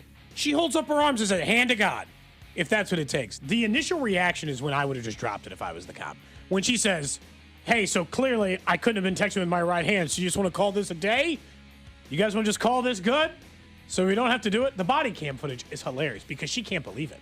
Are you seriously accusing me of texting with my right hand, of which I do not have, driving in this thing? And it took him all the way, it wasn't dismissed until the day before the cop finally dropped it. He's like, I don't have enough evidence, so let's just go and drop it way before that. At the very beginning, could you not have just said, look, I made a mistake. I made a mistake. Because ultimately, that was what it was. He made a mistake, but it's like, you could have just avoided this entire scenario. I'm just Unbelievable. telling you right now, I'm ejecting immediately in that situation. If I say, Alex, you just hit somebody with your right hand, you don't have a right hand, and be like, you know what, I'm going to walk that back. That's my bad. I apologize. Clearly, I did not see what I thought I saw, so oops. My bad. Let's all just move on with our life. That's the part where it's like, just walk away then. Not months later, as the court date slowly approaches. He just hoping she'd pay the $116. I never in that case, right? Go, you're not paying that fine. You got to go. No, because she go knew to court. ultimately there wasn't going to be, the evidence to support that. So why would you pay for something if she knew she had a chance to not have to pay it? But the hand to God killed me. When he says, hand to God, you weren't driving, she says, hand to God, and it's just like, there's no hand. You're like, oh, my God. At that point, if I'm the cop, I'm like, I gotta call it. I gotta call it. I can't say hand to God. And then some of the Twitter replies to the video are, they're truly top-notch comments. Top-notch. You just can't. This is just a lesson to everybody. Learn when it is okay to separate yourself from a situation. Just to call it a loss, even if you want. Sometimes it's okay to take an L, Gold. That was a loss. Just take it and move on with your life. But you know what? If we would never have got that video. We never would have got this video and this story, though, if that would have happened. Because she had talked about the story and it went viral maybe a month ago, and then she just now got the body cam footage. That's why it's blowing up again. Okay, I didn't know people knew about this. I just got the body cam footage. I knew about it a month ago, but didn't think about it because just her talking about it. Then they got the body cam footage, and she's hilarious in it. Because the entire time she's like, so can we just call this good? Which is a crazy thing to say anyway. You're just like, in a traffic stop, you're like, I think we can probably just agree that this isn't going anywhere. It's like, I'm still going to write you the ticket. Like, oh, come on, man. Just get out. So if he would have just said, I saw... off with a warning for other stuff, just let him off. If he would have said, I saw you texting with your left hand, then she would have been screwed? I guess, but also, how's she steering? I don't know, it's just going to be a tough case to win, okay? I don't know. It's a tough case to win. No, but she can't text with her left and steer. Yeah, that's why her leg. I guess I steer with my knee sometimes. I drive a long time, but I'm just saying it's still going to be a tough argument to win. I'm just saying. She said you said my right hand. That was the issue. I'm saying if he would have said, "I saw you texting with your left hand," You might get away with it. What made him say right hand? Because that's what he thought he don't know saw. why this cop's assuming. I don't know why he's assuming.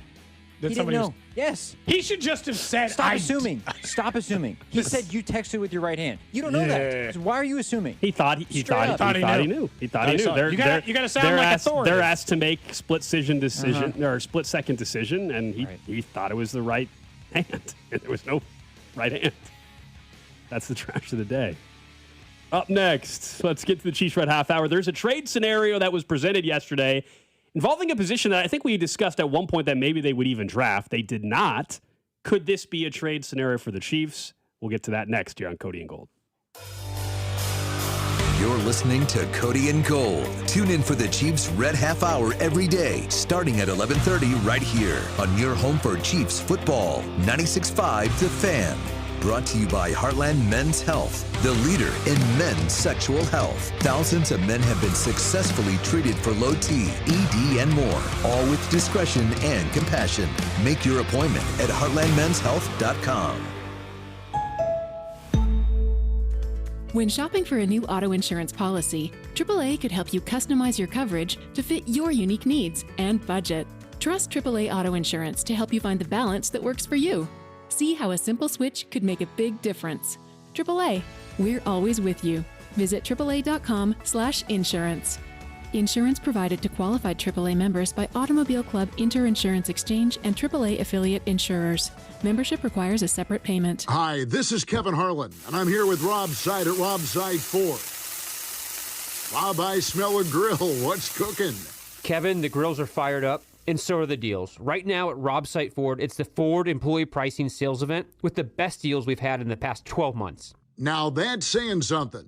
What are we talking? Employee pricing on virtually every new Ford on our lot, plus even more dealer discounts on top. So how hot do these deals get? Up to $17,500 off brand new F-150s at Rob Seid Ford, plus huge savings on Expedition, Explorer, Bronco Sport, Bronco, and more. Wow, that's 5 alarm hot. Exactly, and unlike Kevin's Burgers, these deals are coming out juicy. All right, I walked into that one. Shop Rob Seid Ford, Kansas City's top-rated Ford store on Google. 4.8 stars and nearly 3,500 reviews. Rob Seid Ford, 135th and State Line, or robseid.com. Buy right, Rob Seid. Ever wonder why Fanatics Sportsbook is America's fastest growing sportsbook? Other sportsbooks? Well, their rewards are just the same old, same old. But Fan Cash is the ultimate sports currency, and betting with Fanatics lets you stack Fan Cash. With Fanatics Sportsbook, you can get up to 10% Fan Cash back on your wagers, win or lose. Use your Fan Cash to unlock the world of Fanatics with unlimited profit boosts, exclusive merch, collectibles, game tickets, and so much more. If you want value for bets, Fanatics will always have your back. Did I also mention they're giving away millions in Fan Cash this year with games like Fan Cash Drop? Tap in every Friday and see what the fuss is all about. So switch to a sportsbook that will always give you more to play with. Go check it out for yourself and download the Fanatics Sportsbook app today. Winning hits different here. Must be 21 plus. Gambling problem? Call 1-800-GAMBLER or 1-800-MyReset. CT call 888-789-7777. MA call 800-327-5050. NY call 877-8-HOPE-NY. MD visit mdgamblinghelp.org. Offer not available in all states. Terms apply. See Fanatics Sportsbook app. Performance matters in intimate moments.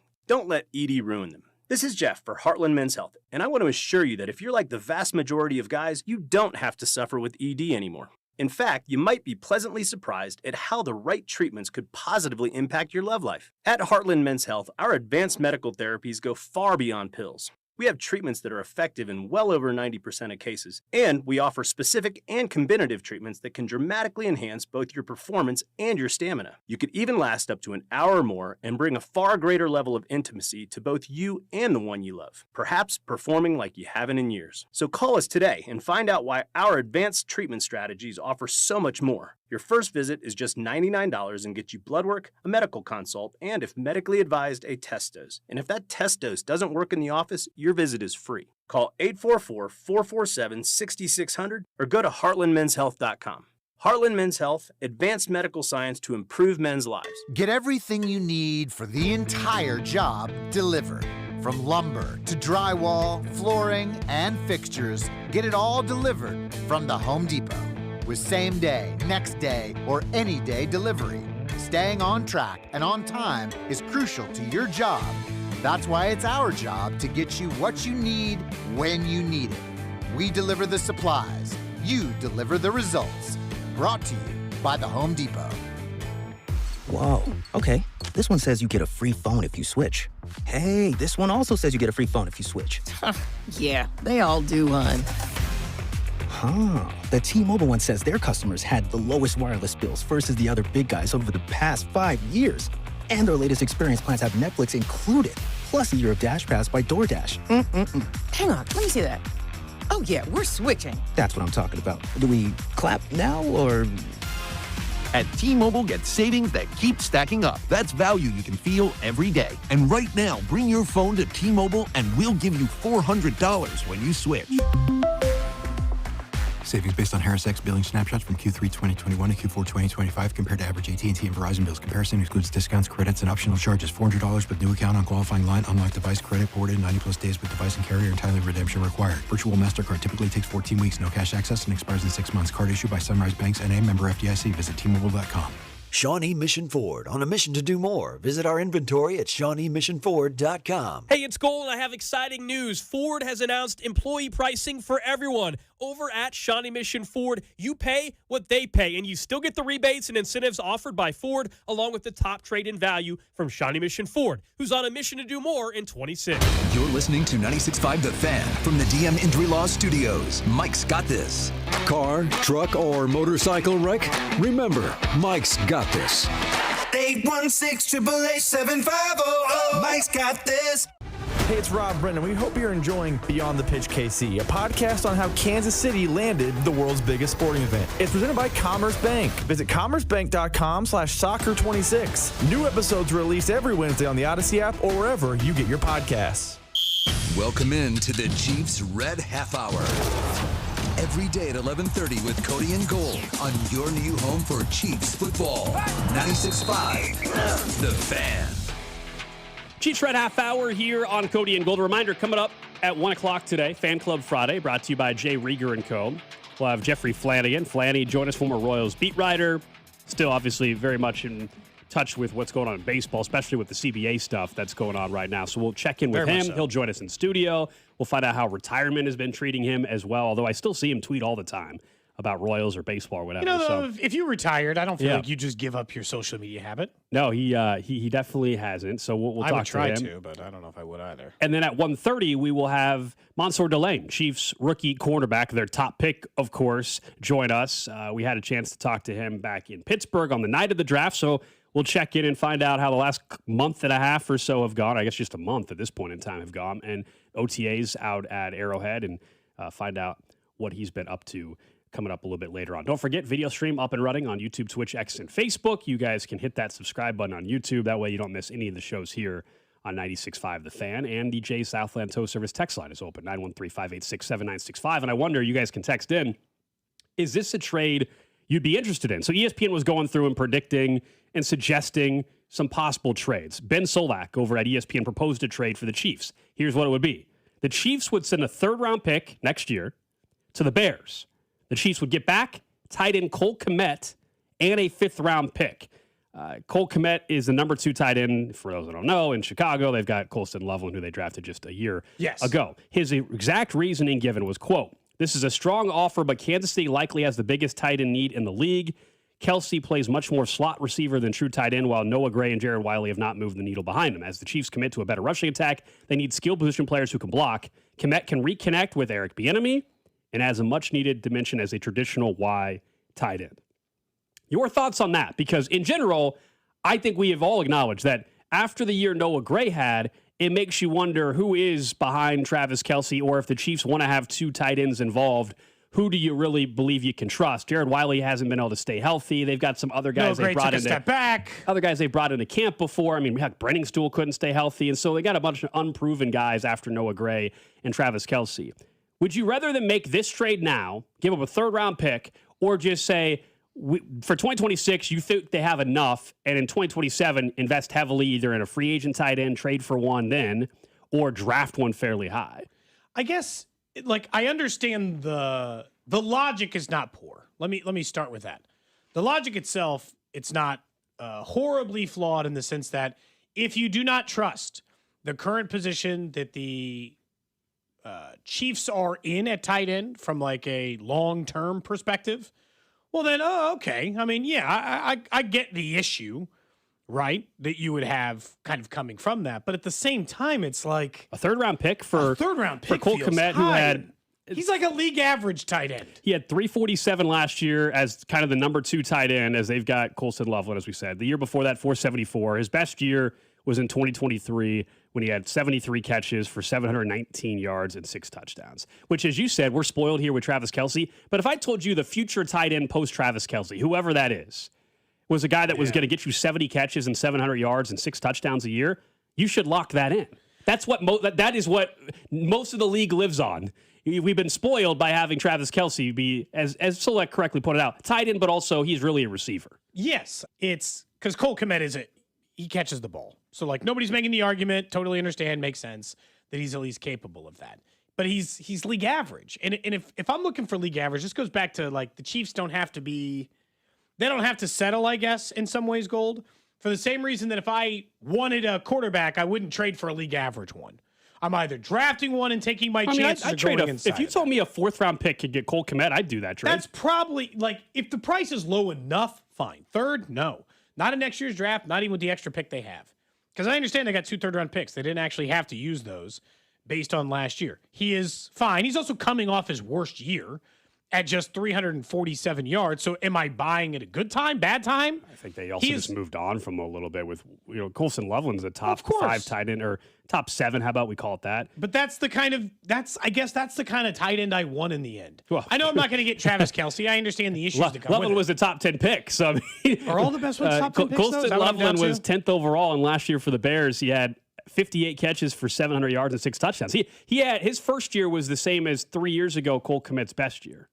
Is it really that far? And see that again, I guess the question is how likely am I, this is like quarterback, how likely am I to get one of the best receiving tight ends, like let's say the 12th best, like Cole Kmet is, hypothetically? You'll have to take one in the first round probably to get a top 10 one. Let's go through. Sam Laporta was taken in the second round. Let's go through last year's, and let's not include Travis Kelce because he's a freak of nature, and you're not going to get one in the third who does what Travis Kelce does. Okay, so we'll just eliminate him from now.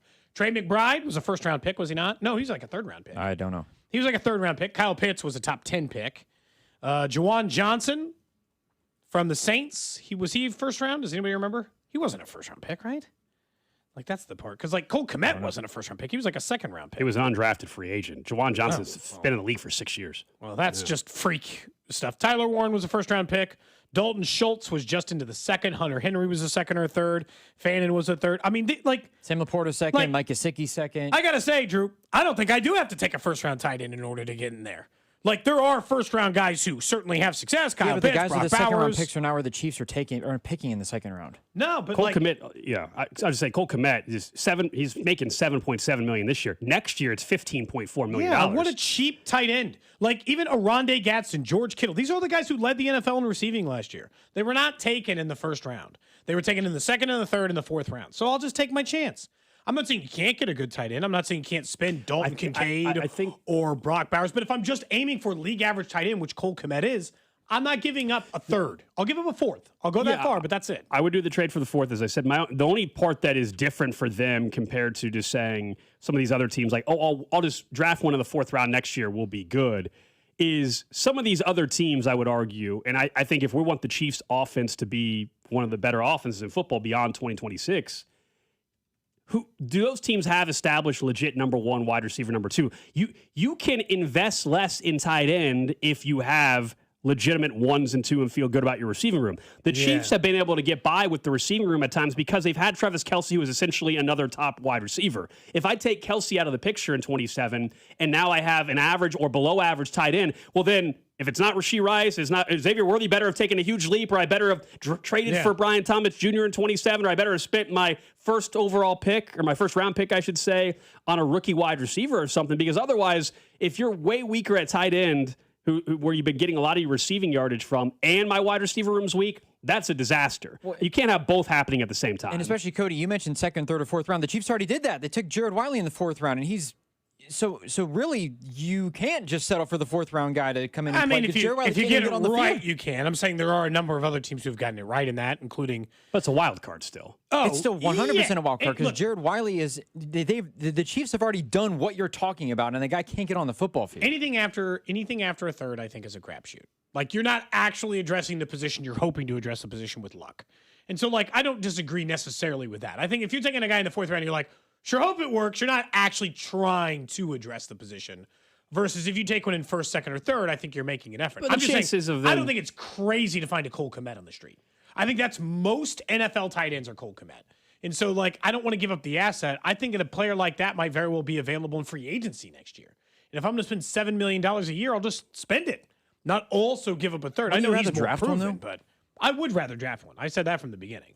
But it's like giving Fans, the I two will- choices. He'd be fans pretty low on expect- my list. Again, this is why I think what they do at wide receiver next year will change my opinion on how aggressive they need to be at tight end, right? I mean, if this year Xavier Worthy does break out, okay, and you feel like, okay, you can at least lock that in now. And let's say they move on from Rice. We won't have to get back in that conversation, but I think they will. They move on from Rice.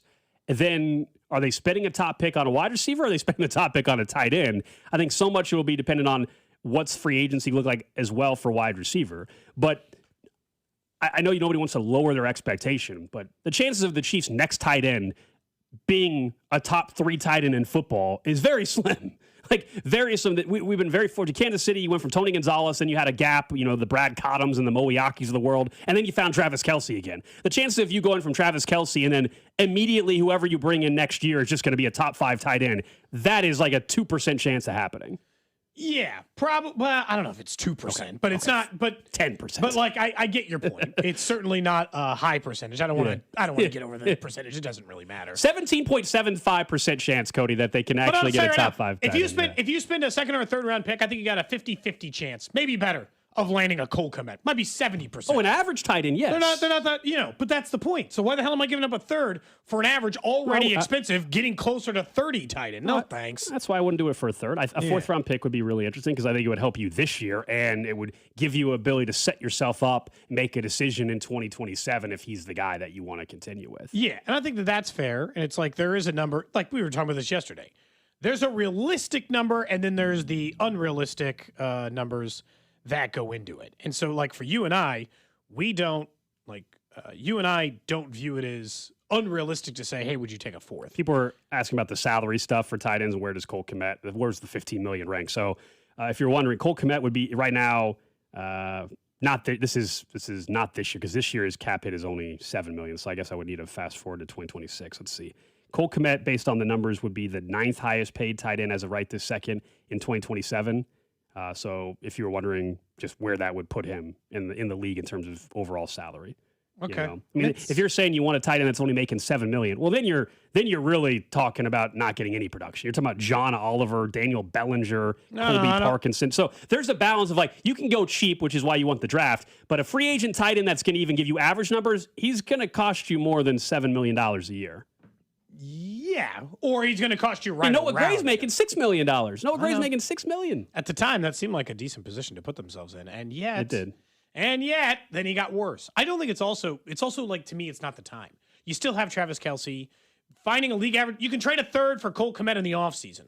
You don't need him this year. You bank on the fact that Noah Gray has historically been a much better tight end and hope that it was just all a part of this massive scheme of the team stunk last year and we'll make him better and we'll fix these things, naturally, I guess, outside of it and figure out a way to do it. Like, I don't think it's crazy to just also say, you know what?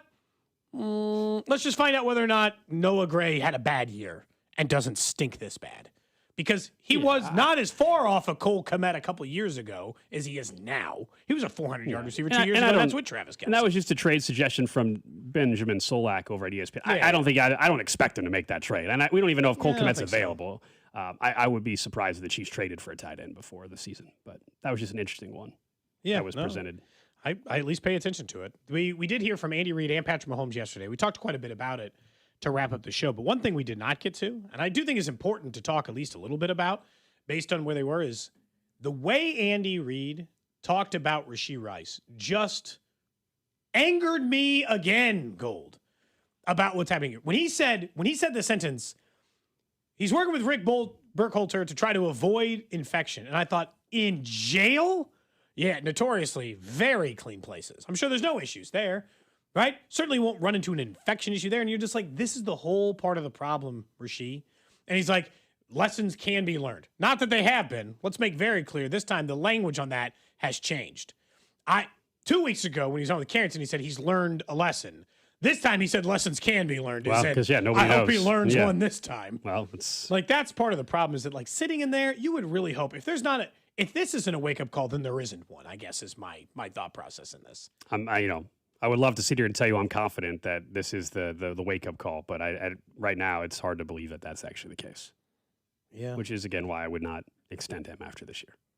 Oh, you wouldn't. As far as the medical side of it, we're not going to really know for sure if everything's good there until we get to training camp. Is he available day one of camp, or is he out for the first week of camp because it's a slower recovery because the rehab process is taking longer, which you would think would lead to I think it is the jail time being the reason for that. Is he available at camp? That's the first check mark. And then the next one, of course, is just, does he look right week one of the season? I mean, is this something that lingers much longer? I still think by week one, physically, he's good to go. But I think there's a chance by training camp, we're still questioning, and maybe he's not fully available on day one of camp. But I think by the time the Chiefs are playing an actual football game, he'll be out there. I don't think we're going to be talking about the knee. It's more of a training camp thing for me. Yeah, I guess my assumption is that, like what you just said, which is I hope not. It's not assumption. I hope not, Gold, and I hope that you are correct in your assumption that it won't eventually go that direction. It won't be. But again, I've told you very clear that if week 3, his knee's barking a little bit and he's got to miss the second half of a game, or his snaps are limited, or he misses a Wednesday practice because a little knee soreness, I'm going to assume that it would have been fine because it was a minor knee surgery in early May had he not gone to jail to rehab. Yeah, it was a cleanup procedure. And I don't think that's unfair. But yeah, because it was so minor, Gold. It's like that part of it just makes it really tough to not just assume that he would have been okay had he just, not screwed with that. Yeah, the other part, and this is going into the weeds where I truly don't know the answer to it, but Xavier Worthy had a cleanup procedure as well. Yeah. He was out there in a yellow non-contact jersey. If Rashee Rice didn't even have the jail time issue, he still reportedly wasn't going to be available. So why did he wait so long to get his cleanup procedure? Again, I don't know the specifics. Maybe the knee inflammation was fine in January or February. So that maybe, or they wanted to sit on it for a month and see because they knew the surgery recovery time would be fine. Maybe that's me being unfair. Everybody's medical stuff is going to be different. We're talking about 2 different injuries and all that. So maybe that's unfair. But Xavier Worthy and Jaden Hicks had cleanup procedures and they were available. So Rice, even if he wasn't in jail, reportedly wasn't going to be available. Was it just because, hey, it's a completely different thing, or was he putting off for whatever reason the surgery? I don't know. All these things I have questions about because I don't trust his decision making. So I don't know what the heck's going on with him. What's crazy is he'll never. This is the part where look, it is what it is, but nobody makes you stand up there. Like Andy, I don't like the way Andy Reid handles stuff like this. Because Andy always standing at the podium, he's like, I've said what I've said and it's over. And you're like, well, but I still got questions, Andy. You don't get to just determine when the conversation works both ways. ends. You can ask the questions again, but he still can give you the same answer. Sure. But it's like, he always tries to in a way, I think Andy tries to bully people to being like, I've answered it and we're done here. And you're like, all right, relax. I still got some questions. Like, why the hell did he wait so long to have the surgery? How the hell is he going to rehab it while in there? Does this affect your trust in this player? Just from standard, normal stuff. Did you see Underdog's fantasy Twitter account yesterday? Oh, they put unavailable. They put injury. They put injury statuses out all the time, and they usually in parentheses put the injury. And it's the first time I've ever seen they're in hot water. Knee, jail. Knee, jail. That's messed up. Who's in hot water? Underdog. For what?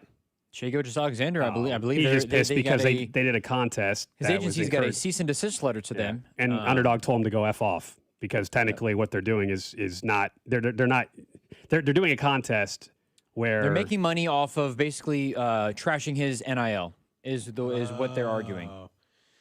They're making fun of him. Yeah. He didn't like that, and he didn't like it. With the and operation, they told him game. basically to F off. Even after the attorneys send them letters. Tell your player and your coach to stop telling him to sell calls. Yeah. It is always kind of interesting because there was a Dua Lipa have you seen that lawsuit? No. She's suing Samsung for illegal use of her image rights because they used an image of her on a concert on every television box they sold for years and years and years. And they were claiming that it was under fair use, maybe because they own the right to the broadcast, but not the photo. But it's like a prominent use of her face. She was paid without consent and without this to use the photo, and then she was going through the whole lawsuit. I did not see that. Yeah, there's always stuff like the that. underdog one was basically that they had a game in which was announced on social media where you were able to decide, based off his flop, like off It was of his basically flopping. Operation, but with Shea Gilgeous-Alexander. Yeah, And the flopping. and it was all around the flopping. And so they sent a cease and desist, and then Underdog said, "Yeah, we're not going to stop doing that." And so I don't know where it goes from here, but Underdog wasn't afraid of that at the time. Didn't move the needle for They him. basically told him to screw themselves. So I just look, it's always interesting to kind of track the line down on it. But this is it. Like, look, I understand like a media's job is to try to ask questions sometimes, and their job is to protect themselves. But as many off-field stuff as they had, it's like dodging all of them. You just get tired of the message for a while. Like for Rashee Rice, I know what's going to happen. They're going to put him on the podium at training camp, and he's going to say, "I'm only talking about football." That's exactly what happened the last time. He's going to say, "I'm just I'm focused not on talking football." anything about my case. I am only focused on football. The only things I'll talk about is football. And I guess my response to that is, do you think being in jail has hurt your ability to play football No, or it's a fair heal from a question. knee injury? Did it hurt your This is recovery? a Yeah. football-related question. It happens to do with jail because those two things are not untangled. So, like, I think it is fair to still ask questions as it relates to, of course, did it impact, how was your recovery from the knee surgery, seeing how you had to do the first month of it in jail? Is not that I mean, crazy. he won't answer probably another fair question. Like, honestly, what did you do during the day? Like, what did you do when you're in there for 30 days? These are all questions that I think are fair. He doesn't have to answer. He has the right not to answer them. But yes, there are plenty of questions that he will be asked whenever they will put him at the podium one of the first days of training camp just to get it over with. And he'll it'll say, be "I'm very only talking interesting. football." It'll be a very interesting media availability for. Did you did you get hurt by missing OTAs? Because you were in jail. Did your knee recovery harder? Because the jail thing. Like, they're all related to football. What other football questions do I have to ask you? Do you hope to have a better year? Is that harder because you missed part of the offseason program due to jail? They're all I mean, related you can ask to about that, the whether you're contract not. part of it. Yeah. Yeah, you don't have to bring it up every time, but it's not like they're unrelated. They're all related. And the contract stuff, because that's another, I don't know if that might fall under the, I'm not going to talk about contract, I'm just going to perform and kick ass, or, the normal stuff people say. I'm going to let my play do the talking, or the stuff that does this. People are texting in what they think he does in his free time. Someone says I don't he's have any playing idea. dominoes. I don't know. Someone says he better be doing high knees in the cell. He can. He just had a procedure. Yeah, I don't think the high knees is what they're asking him to do during the rehab part of it. My guess is it's more stretching, things like that. I don't know if they're asking him to do high knees right after a knee cleanup procedure. All I can picture is Russell Wilson going through the aisle of an airplane doing high knees. That's what I think of anyway. Someone brings up high knees now. That story from a couple years ago. Doing workouts and high knees on the airplane. Insane behavior. Insane behavior. The high knees in the plane is still so crazy. Russ is a bad teammate, right? Did he sign with someone? So I don't think. I think a lot of teammates actually really like Russell I Wilson. actually They don't really think like that's him. fair. I don't think he's a bad teammate. I think he's extremely cheesy and all that, but I actually don't think he's a bad teammate at all. Yeah, people think he's got a little Fernando Mendoza-ish if you think that side of things for Fernando with Russ. Kirk Goofy, Cousins-ish, yeah. cheesy, Yeah. corny, whatever you want to say. Yeah. Well, he's a cornball or whatever version of. He's got a weird energy to him, but also like you and I have said this before. I think sometimes like a level of wealth makes people slightly weirder.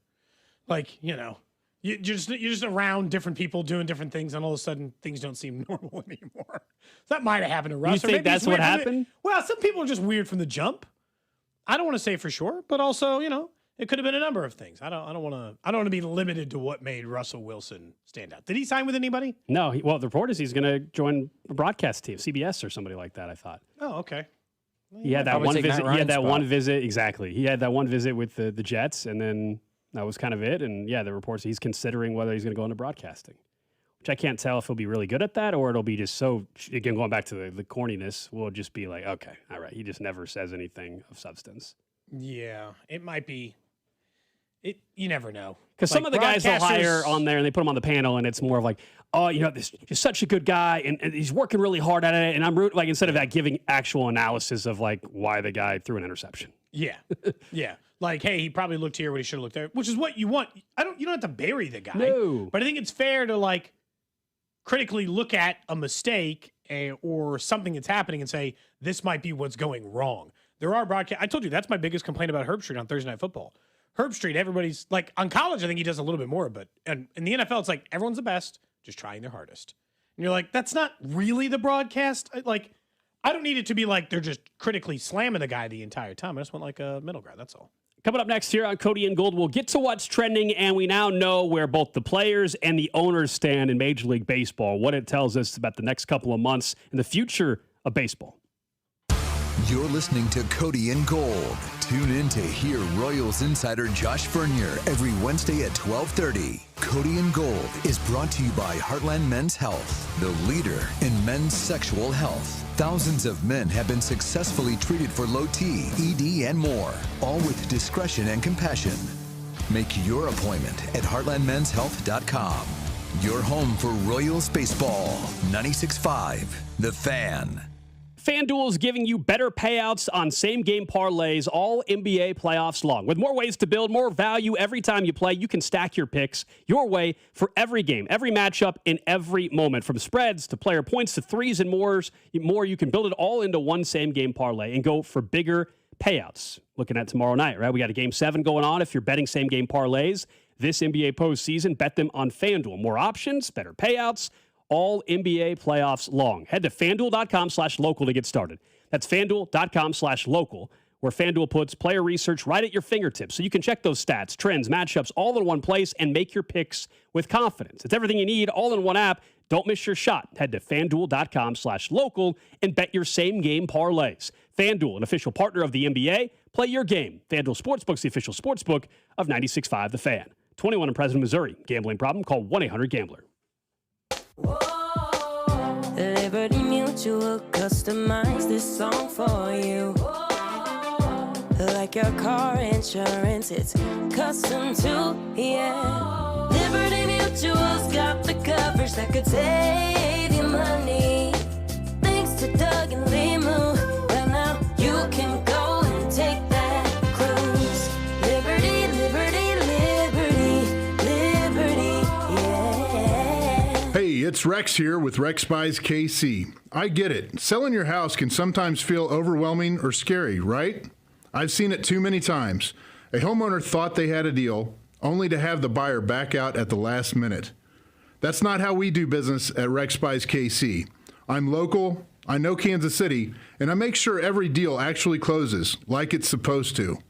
No hidden fees, no showings, no last-minute surprises, just a fair cash offer and a process you can count on. We buy homes in any condition and judgment-free. So whether your house needs repairs or you just want a fast, hassle-free sale, we can make it happen.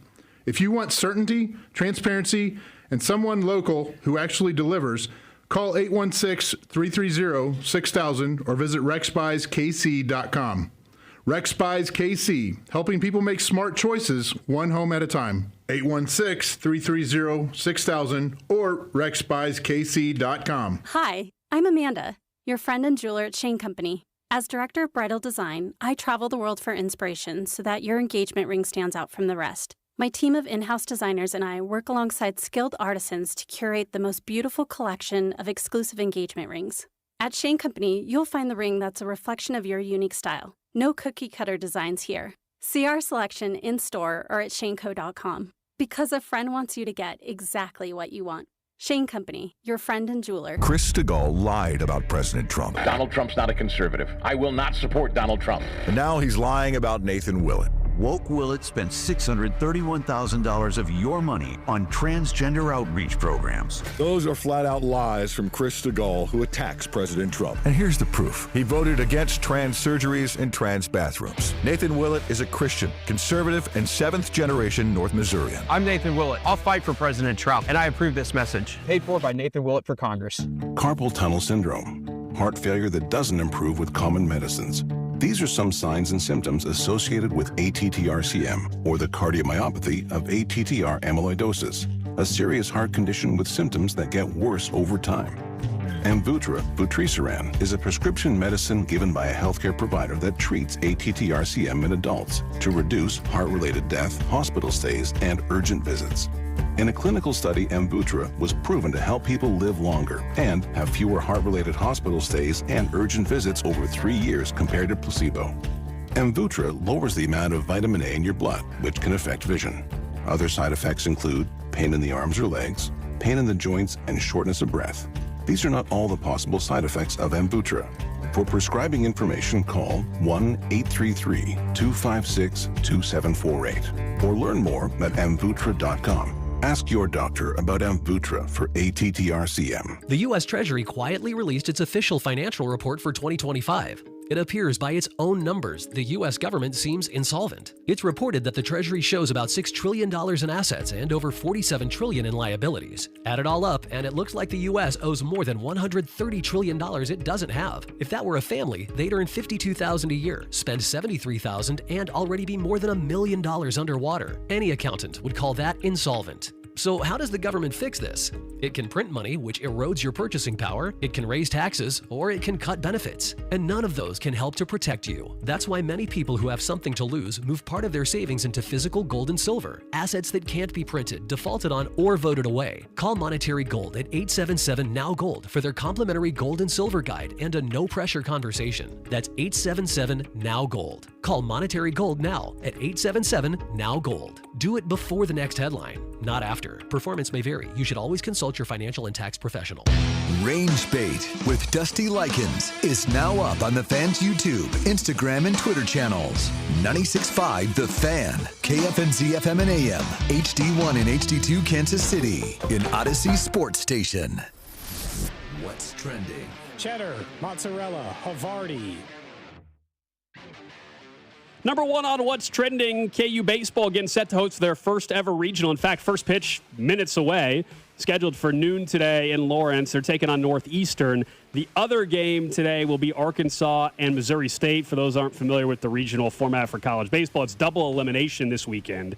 It's not single elimination or anything like that. It's not a best of three until you get to the super regional. So nothing will be decided today, but you obviously would like to get win number one under your belt. KU a favorite against Northeastern at noon. We saw some video. It's sold out over in Lawrence. Not surprising it's sold out, obviously. No, sold out right away. It's small capacity, too. Yeah. Like we said, I'm not sure the tickets were ever available for sale anyway, based on the way that the ticket buying process went, at least on that end. Next up on What's Trending, the Royals, after an off day, are back in action tonight against the Texas Rangers. It'll be Stephen Kolek on the mound as the Royals are 12 games under 500.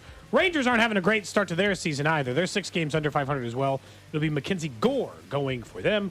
Obviously, you can hear that game right here on 96.5 The Fan.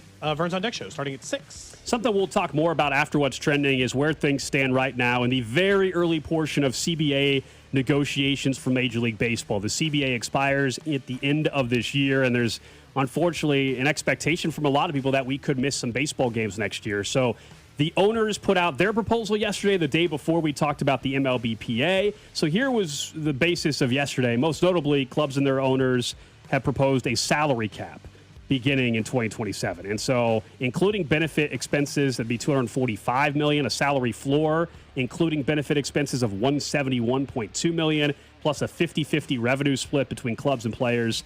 Local revenues is a big part of it, would be centralized and also shared equally. That's a huge element that I think would be great. Sure. But players have never wanted a cap. There's never been a cap. Can't blame them for not wanting one. The last time there was one was in 1990, or a proposal for one was in 1994. That resulted in a year-long lockout.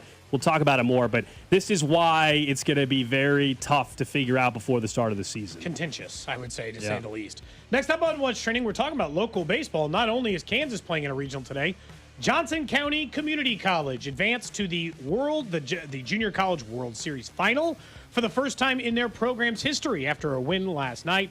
JCCC will play Blinn at 8 p.m. on ESPN Plus tonight, I think, to win the whole thing. Cavs are now up to a 66-3 crazy record on the season, Drew. They've set the single-season college record for home runs hit. They are 66-3. They'll play for the whole championship Been a tremendous year for old JCCC in the baseball front. They got a lot of players that are going to some big-time D1 schools in the Big Ten, and the Big 12, and the Big 12, and the SEC, of course, after the year that they had. Elsewhere on What's Trending, we got a Game 7 tomorrow night in the NBA. That's because the Spurs hammered the Thunder last night, 118-91. So we get our Western Conference Final Game 7 tomorrow. Everything on the line. Of course, the winner will take on the New York Knicks. We also had Stanley Cup playoffs going on. The Canadians and Hurricanes play tonight. Carolina up 3-1 on Montreal. Yeah, it was, that game last night was a blowout. I think the Thunder will still win it. At least we got a hell of a series. I love a Game 7. I hope we get a game like Game 1 for Game 7. I hope the Spurs win. That's who I want to win. But I think so. I'm with you where I think I would bet on the Thunder winning, but I would love for Wemby to get to the finals. And then I'd like the Knicks to win because, why not? Yeah, I don't care who wins at that point. Wemby really. will have plenty of an opportunity to win. If the Knicks haven't won in so long. If it's Thunder and Knicks, then give me the Knicks. If it's Spurs, Knicks, then I don't care. Drew only said that he's a Pacers fan, so that's why. Yeah. In fairness, but I've also seen Drew might not be I watched the Spurs dominate the NBA a different time. It's cool. It hasn't been so long that I'm I sure hope they win a lot more now. They got Wemby. They're going to win championships. Go Knicks at that point. Lastly on What's Trending, don't forget the Cody Gold Garage Sale coming up Wednesday, June 10th. That's right. We'll have available up for you early next week the entire site, so you can start looking at the items that we have already listed. Some of them will continue to be put up as we go up during that time. All kinds of different experiences and items. The experience is a little bit different versus a normal broadcast auction. Like, for instance, you can go to Kelly's with me and a special guest. You and a guest can meet us down there, and you'll have a $100 gift card to Kelly's, and we'll have some food from Guys. I'm just going to also eat some of the food and drink, maybe as well. So, that part of it, keep an eye out for. But the experiences are fun. The Jake Eisenberg one, he said you can put on headphones so you can hear exactly what they hear, which means spotters and some of the people telling you things outside if you get a close behind look. Plus, all the items you're used to. We'll have bobbleheads. We'll have vintage gear. We'll have a painting of Carrington Harrison. And it's a large painting. Not even kidding. It's 4 feet tall and 3 feet wide. It's a huge painting of Carrington. So you could hang that up in your house or business. But all that stuff coming up. 100% of the proceeds benefiting the Negro Leagues Baseball Museum. We're so happy it's back. Took a year off, but we're back Wednesday, June 10th. Yeah, the garage sale is presented by RE/MAX. When trust matters, choose RE/MAX. Voted most trusted real estate agents by buyers and sellers, thanks to their support of the Cody and Gold garage sale. All right, we mentioned it during What's Trending there at number 3, which is Major League Baseball and the CBA negotiations. And this has been expected for a while. The owners did not catch the players off guard with their proposal yesterday. The MLBPA did not catch the owners off guard. Everybody knew that the owners were going to try for a salary cap. What was maybe surprising is that they were willing to at least offer up a floor. I'm not saying that it is a great offer, but they at least said that they've got support to have a salary floor. The players do not want a salary cap, and for obvious reasons. And these are two big issues that are going to have to be rectified for us not to miss baseball in 2027. So ultimately, people listening, and you and I care what it means for the sports fan, the baseball fan. Deep down, I get why each side is fighting for what they're fighting for. I get why the players don't want a salary cap. I get why the owners don't want a salary floor necessarily, even though they're offering one up, right? As a part of offering a cap. As part of the cap. It's an olive branch. But it is a starting point for both parties, and they've got a ton of work to do. Ultimately, what do they have to do to not miss games? That's what I want to know. Is that possible? Or if they miss games, can it be minimal? Because I think that the issue that the players always have with these negotiations, the owners are really good at presenting their case and winning the PR battle. Because I know yesterday, just the surface stuff that was released about that we mentioned in What's Trending, right? The salary cap of 245 or the salary floor of 171. People hear that and people hear 50-50 split, and people hear local revenue sharing. It's as a sports fan, which would be good for the Royals, right? Local TV revenue sharing. Admittedly, it all sounds great. I'm like, what? Okay, yeah. Let's go, right? And that's the PR battle the owners win, because on the surface, that sounds fair because we're used to that in a lot of other leagues, right? Now, you dive deeper into it. And it's just about them making more money. For sure. So it's what the owners are steadfast asking for. I don't know if there's a scenario that we get a cap and a floor that doesn't lead to us missing the whole season. I'd be kind of surprised at this point. Now, I'll say I don't think either side was surprised by the offer from other. I think the owners knew that they were going to offer a floor. I think that the players knew they were going to ask for a cap. That's why everybody is already predicting a lockout. And a lockout will happen. I'd be stunned. I would too, unfortunately. Now, missed games, we can have a conversation about that. But an actual lockout's lockout different than missing games. Starting December 1st or December 31st or whenever the league year ends, that's happening. They're not going to. Spring training's not starting on time. That's happening. Let's just face the reality of a deadline is going to have to push this thing forward. I would always caution, like you mentioned the number, 171 million cap. It's not. It's actually 148 million. It's the same floor that the players offered, but it sounds like they're offering more because they're saying that that's the number before they give the player incentive benefits and the players give it. So already bad language by the players because it looks like the owners have already offered you a much bigger floor. They haven't. It's exactly the same. So this show can at least inform the public for the people who listen to this show, they'll know that the owners' numbers are the same as the players. They're just presenting it in a different form. But it is a problem because other than just saying they're greedy and this is for their own pockets, what's the message? Because it doesn't look that way from an outside. It is. To be clear, it is. It always is. For the same reason owners always want to make the most money. This is not like a surprising business development. I'm not breaking any news here. But when you just say we want a cap and a floor and revenue sharing, it makes it seem like the owners, look, they all got together. The rich and the poor. They've linked hands and they're all on the same page. The players are on the same page too. But I would just, if I were the players, I'm not sure what my message would be other than just saying they're greedy and trying to take money, and the only reason they don't want a cap is because they don't want to spend money. And I would truthfully, I'd probably hammer the part and be like, look at all these owners who haven't been spending this money this whole time. They're only doing it because they're taking the money from us in this next deal, and now they're saying they're spending it. They could have spent it this whole time. Other than that, I don't have a really good message for the players. It's tough. It's a tough spot to be in for the players. It's tough. And also, again, on the surface, if you say, hey, it's a 50-50 revenue split, okay. You're like, okay, that sounds great. But then, once again, the thought is that the owner's side would not want to include the real estate part of it, which we've been talking about with this stadium stuff, right? Where with these owners, they have the ballpark, and then they also have the real estate investment on it.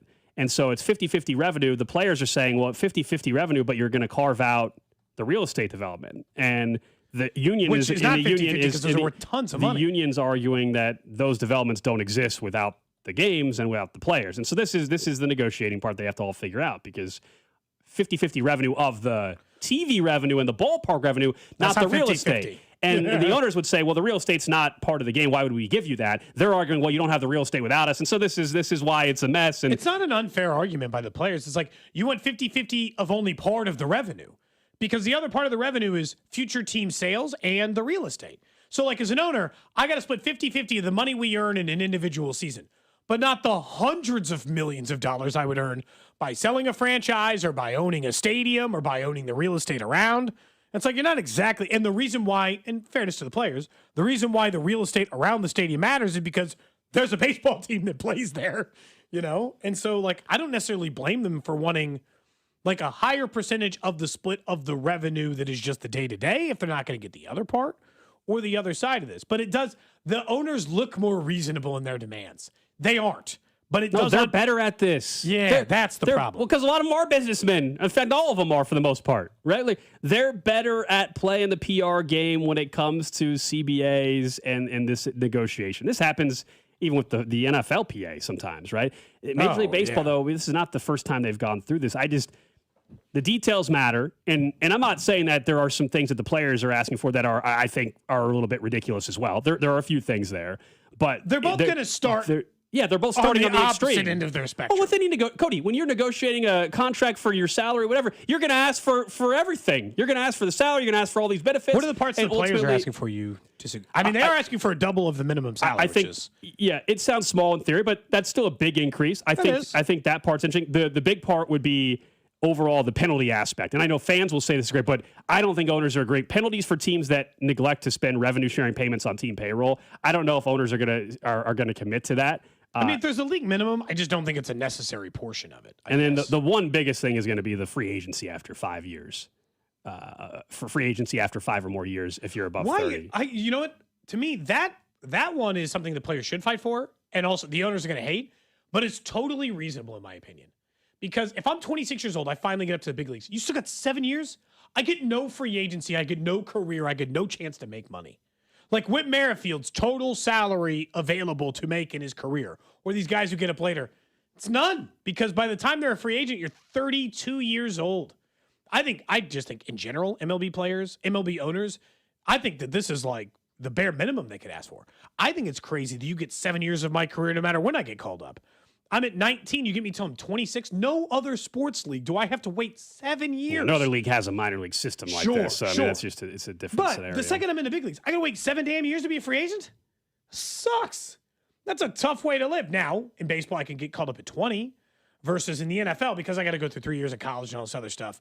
I can get called up at 19. Yeah. I mean, my service clock technically could start earlier. I know that's a rarity, right? But the youngest, 26, 25, Yeah. that's about as young as you can be as an NFL player and get a contract, 25 years old. You're not going to be way younger than that. In baseball, the youngest I would be is 26. If I did 7 full years of service and I happen to be Juan Soto. Yeah, now some of the top prospects here this year, we're seeing they're signing. Remember that these teams are the trade-off where the team is thinking long-term, they're getting a better deal. They're giving a Colt Emerson, who was, before he even got to the big leagues, got a brand new contract. Because he gets the security right away. They're taking the risk and saying, oh, it's going to pay off to be a much better deal. Some of the other things the players, I'm not even saying these are just, now I'm just listing things. These are not like ones that I think are crazy. But the competitive integrity tax players want, which would go against teams that don't spend a minimum amount on player payroll. So again, if you had is that the compromise for the salary floor? I don't know, or the salary cap. And then it also mentions that there would be an expanded draft lottery. For the players would want that as another thing that they're asking for on top of all this. But they're so far apart on framework and specifics. So it's like ultimately, like the things that seem small, the increase of minimum salary, that's probably not even going to be the most debated thing. You have to start with the salary cap and the salary floor issue. And where can you find compromise there, if at all? Or is there any compromise? Because initially the players are going to say $200 million, $400 cap. Like, is there a number they would even accept? I mean, right now they're not going to. Right now they're not. No. I mean, you saw the statement they put out yesterday, basically like firmly against the idea of a salary cap. They're going to be firmly against the salary cap until there's a real deadline of missing games, in my opinion. I got to say, I do wonder, and I don't think it's unfair. I do deeply wonder, on paper, this does appear to be good for the competitive balance of the sport. As in, yes, a salary cap and a salary floor means the Dodgers can't spend $500 million and the Royals only spend $100. And as a part of this, then they shouldn't have deferred contracts either, because then you can essentially just forever stay under the salary cap, which is stupid. But like the salary cap, salary floor stuff seems like it'd be good. The revenue share seems like it'd be good for a small market. Will it actually balance the sport? Like, I'm surprised the owners would actually want balance in the sport, other than, 5 to 8 teams who outspend everybody? The only thing that helps them in this case, I think the owners are a little more on page, are in step for the first time in a long time, is even some of the rich teams have been bitching about what, like, the Dodgers have been doing. Even the Yankees are like, hey, that's crazy. And you're like, you're the Yankees. You got a problem with the way the Dodgers are spending? You're the New York Yankees. But here's the problem I do see is, if things are created equal and players can only make so much money and there's still a cap to how much cap space they're going to spend on a player, well, then they're all going to choose to be a Dodger or a Yankee or something anyway. And the branding will become important. And branding's not going to help the Royals. I like the Royals, but that's not going to help them in the long run. They're already up against that anyway, but does it get worse? I don't know.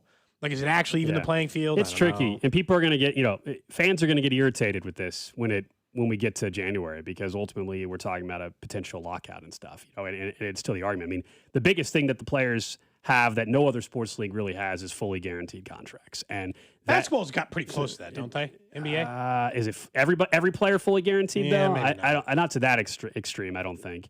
In the NFL, it's there's guaranteed money, but not fully guaranteed contracts, right? It's completely different. So that's a huge thing. That's not necessarily being discussed here. My point is, when you ask about some of the salary cap, salary floor things, or the raising the minimum salary, let's not forget though, they still have the biggest advantage the MLB players have over any other athlete is the fully guaranteed contract. Oh, it's a huge thing. That's a big deal. If they offer you $500 million, you got to get every cent. They got to wait a while to get the free agent contract. I understand that, but having a full, I can sign a deal at 28, tear my ACL, and I still get paid out. Yeah, unless you're Gil Nash and you give your money back.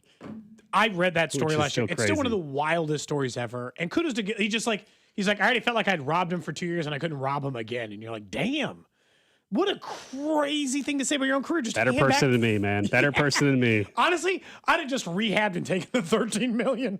Better person than me. Yeah. Yeah, that's it. And look, he probably just wanted to live a simpler life or anything else. And So we'll see. This won't be the last time we talk about the MLB owners and MLBPA. I can promise you that. We got a long ways to go. I mean, this is so far off. just the beginning. Yep. All right. Let's talk about, I think, a fun feud in college athletics because Big 12 meetings are going on.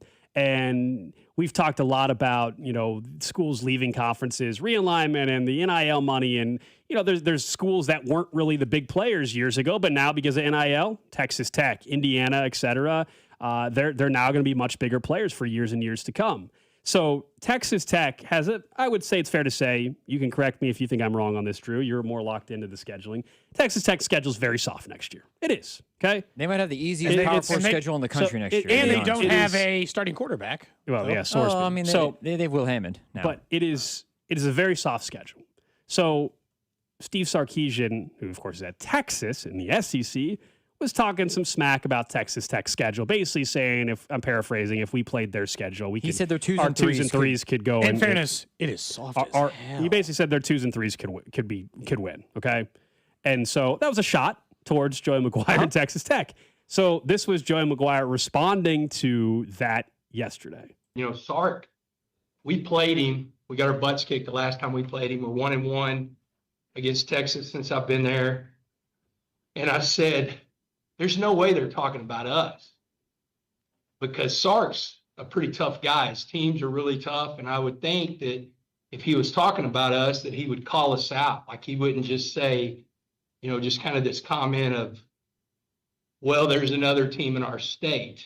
And so I guess he was talking about us. So I've actually talked to Keith Patterson and I've talked to G.J. Kinney, and they're willing to take our games, and Abilene Christian will go to Texas State. We'll buy our contract out of Abilene Christian.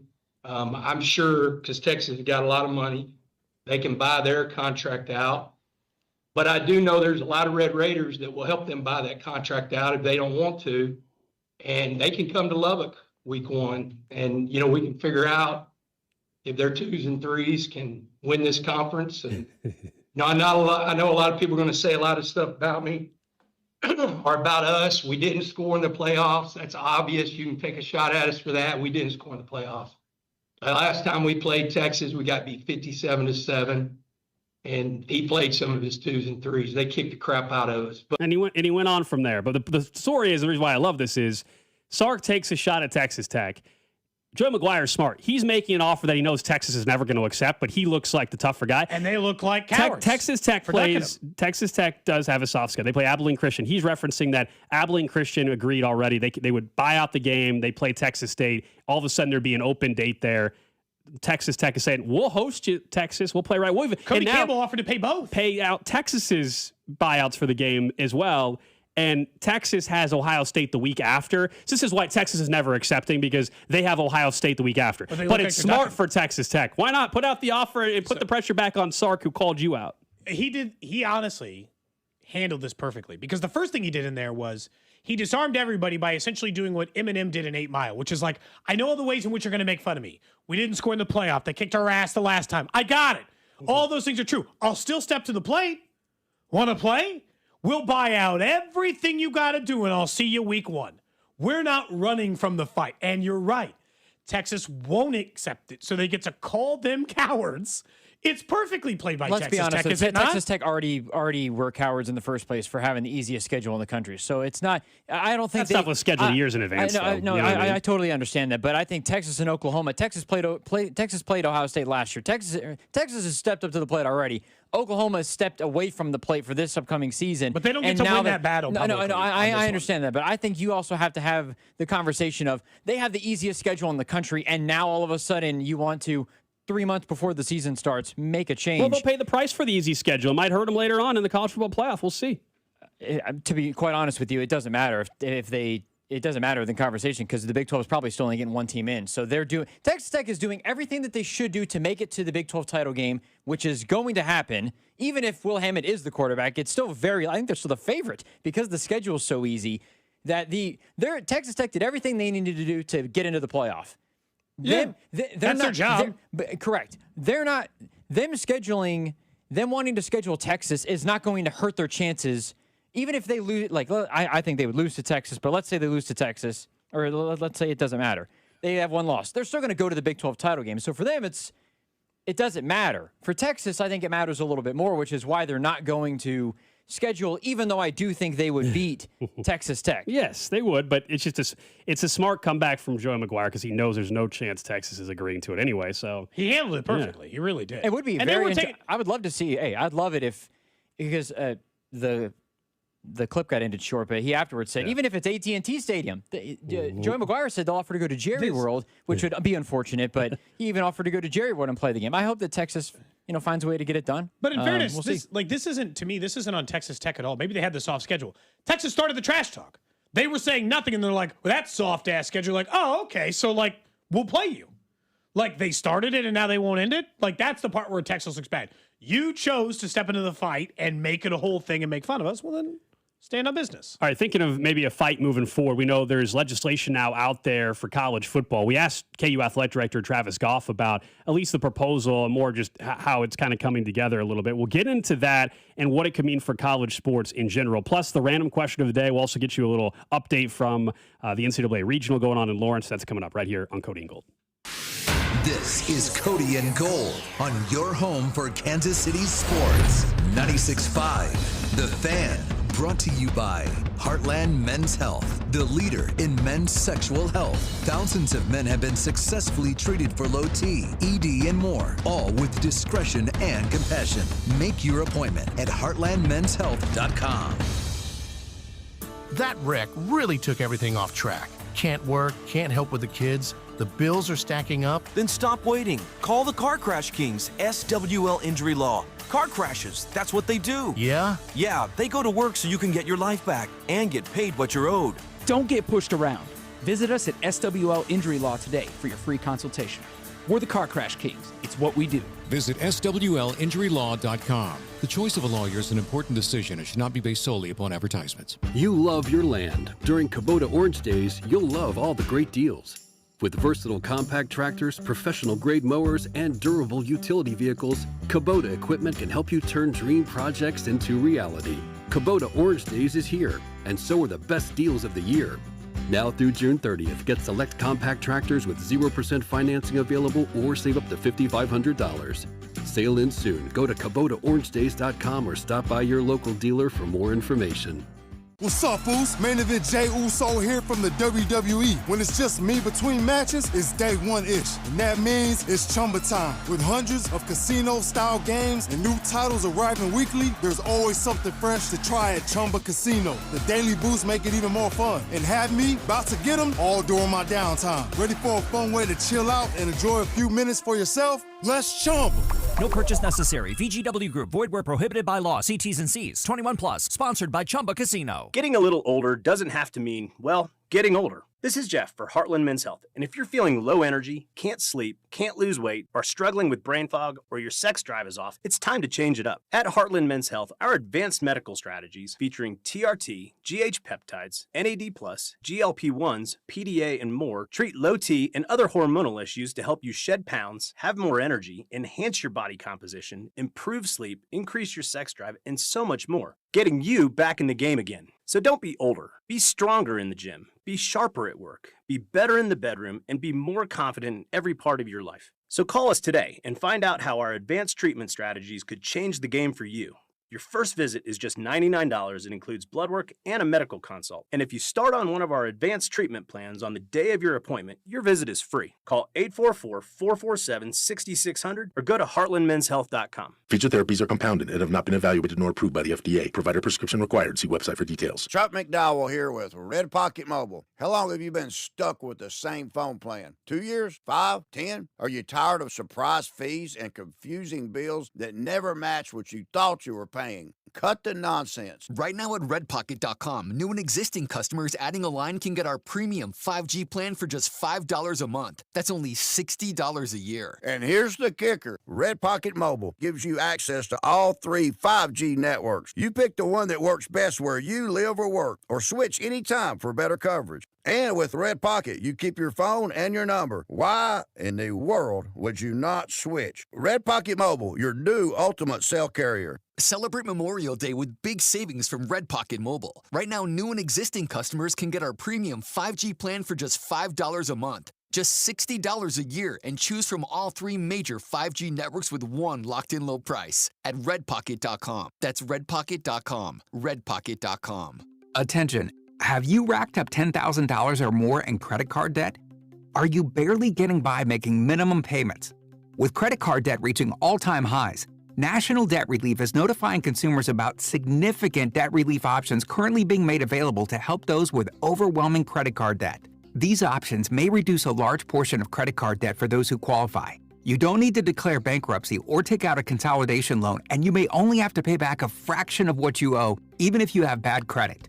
National Debt Relief has already reduced the credit card debt for more than 550,000 consumers, so don't wait. If you owe $10,000, $20,000, or even $100,000 in credit card debt, you can now take advantage of this financial debt relief as the cost of living continues to skyrocket. To check what debt reduction you may qualify for, call 800-358-6868. That's 800-358-6868. Again, 800-358-6868. Shawnee Mission Ford, on a mission to do more. Visit our inventory at ShawneeMissionFord.com. Hey, it's Gold. I have exciting news. Ford has announced employee pricing for everyone. Over at Shawnee Mission Ford, you pay what they pay, and you still get the rebates and incentives offered by Ford, along with the top trade-in value from Shawnee Mission Ford, who's on a mission to do more in 26. You're listening to 96.5 The Fan from the DM Injury Law Studios. Mike's got this. Car, truck, or motorcycle wreck? Remember, Mike's got this. 816-888-7500. Mike's got this. Hey, it's Rob Brennan. We hope you're enjoying Beyond the Pitch KC, a podcast on how Kansas City landed the world's biggest sporting event. It's presented by Commerce Bank. Visit commercebank.com/soccer26. New episodes released every Wednesday on the Odyssey app or wherever you get your podcasts.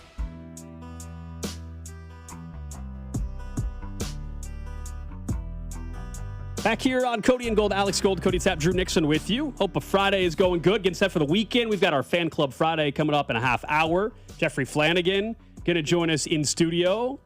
Talk a little Royals baseball. Talk more about the MLB, where the CBA is headed in the sport. Plus, Mansour Delane, Chiefs' 6th overall draft pick, rookie corner, taking part in OTAs this week. He is going to call into the show around 1:30. Looking forward to catching up with him. I guess we'll have to joke. We just once a month. I guess we'll just have Mansour Delane on the show. Yeah, we'll just check in once a month. Regular throughout his career. Once a month, we'll just check in. I like it. Does he want to do baseball analysis the way Vinny does football analysis for us?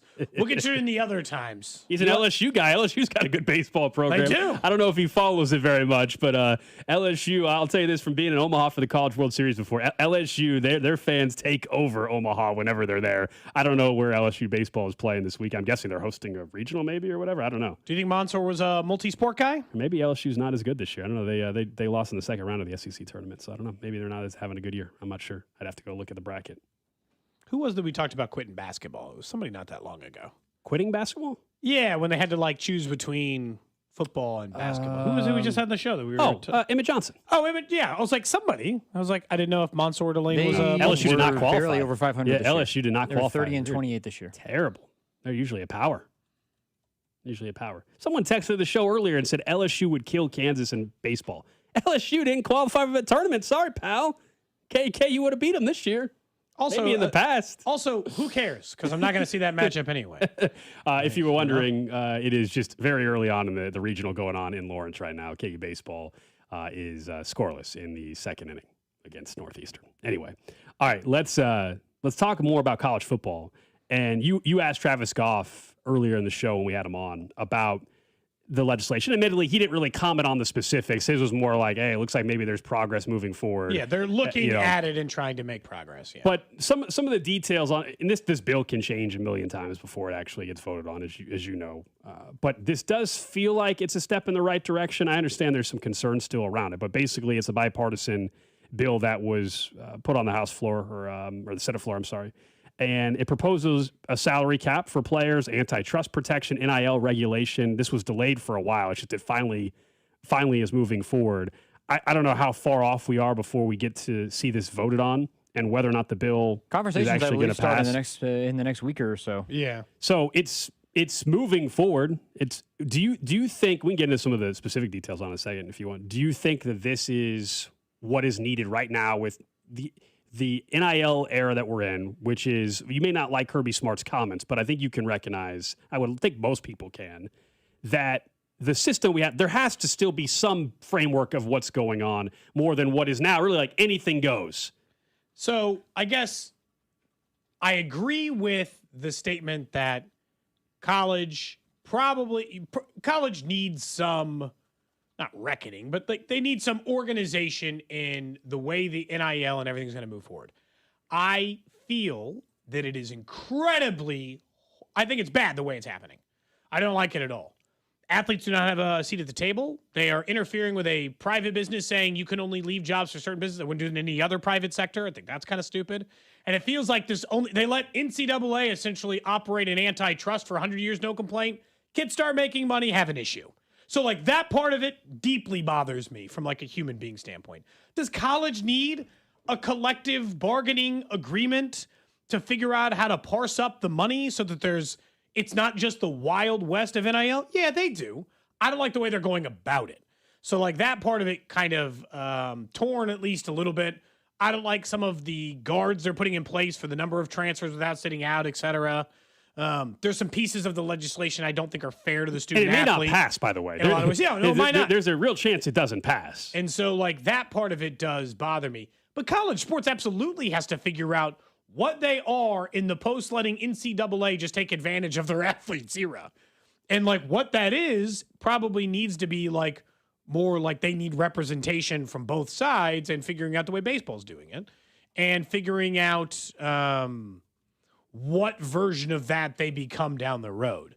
But I'd be kind of a fool to say that they don't need, I guess, some organization the way it's been handled. Because right now it's just like you can just pay a player to do whatever under any circumstance. They can leave as much as they want. They can go wherever they want. They can take advantage. They can essentially break contracts, even if they're not enforceable contracts. Like there are issues in it. I just don't know like that they're just like the Senate took it up and they're like, we'll fix college for you. Like, you ignored college doing this the whole time until eventually enough lawsuits took place that the college NIL became like a thing that they could operate under. So I don't know, man. It's going to be messy, I think.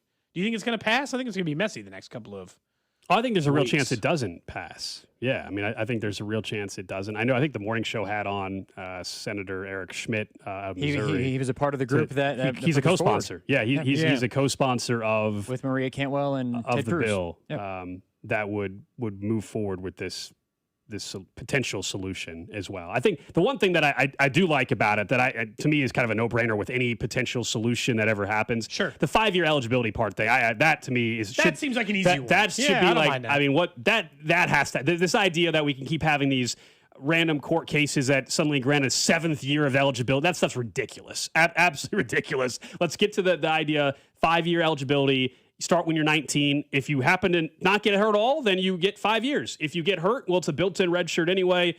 We just move forward. I think the 5-year eligibility thing is kind of like a no-brainer solution moving forward, whether it's this bill, the Save College Sports Act or whatever, or it's some other future piece of legislation or some other solution. That should be common sense. Also, part of that is you cannot go pro and then come back to college. You common cannot sense even, as well, right? You cannot, which I think the interesting part, and Rob and I were talking about this, the college basketball angle that particularly Illinois, Wisconsin to an extent, I believe Mbaya is a part of this as well.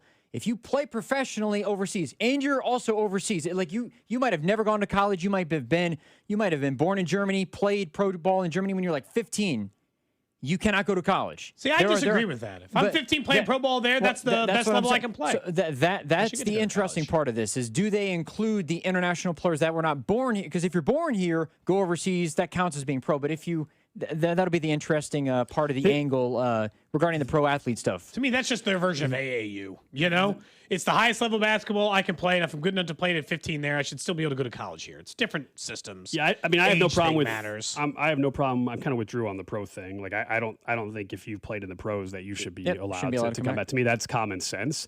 I do think, though, the problem with any potential legislation that might pass, whether it's this or otherwise, again, is you and I both know there's going to be lawsuits. So this is going to get dragged out for a lot longer. Like, it's not, even if it passes, it's not going to be like, okay, we're good to go, nothing to see here. No, there's going to be lawsuits all over the place because of one thing that you brought up, which is because the players were not, or student athletes weren't directly involved. Now, I understand Travis Goff mentioned they have had these committees and they've taken input. I don't doubt that they've taken input. That's not the same thing, though, as having them at the table. Yeah, I deserve representation at the...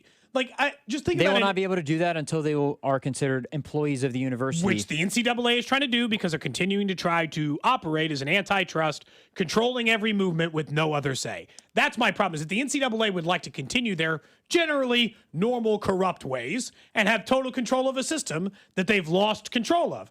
You only lost control of the system because you spent 70 years fighting players being compensated for the work. I do think I don't feel bad for the NCAA, I guess, for the position they're in. There is a caveat with the transfer thing, though, Cody, that if you do have contracts officially and they are employees of the university, great, then it's fair that that's the case if they're collectively but bargained. players are not used. I don't think players are going to be able to leave with the amount of.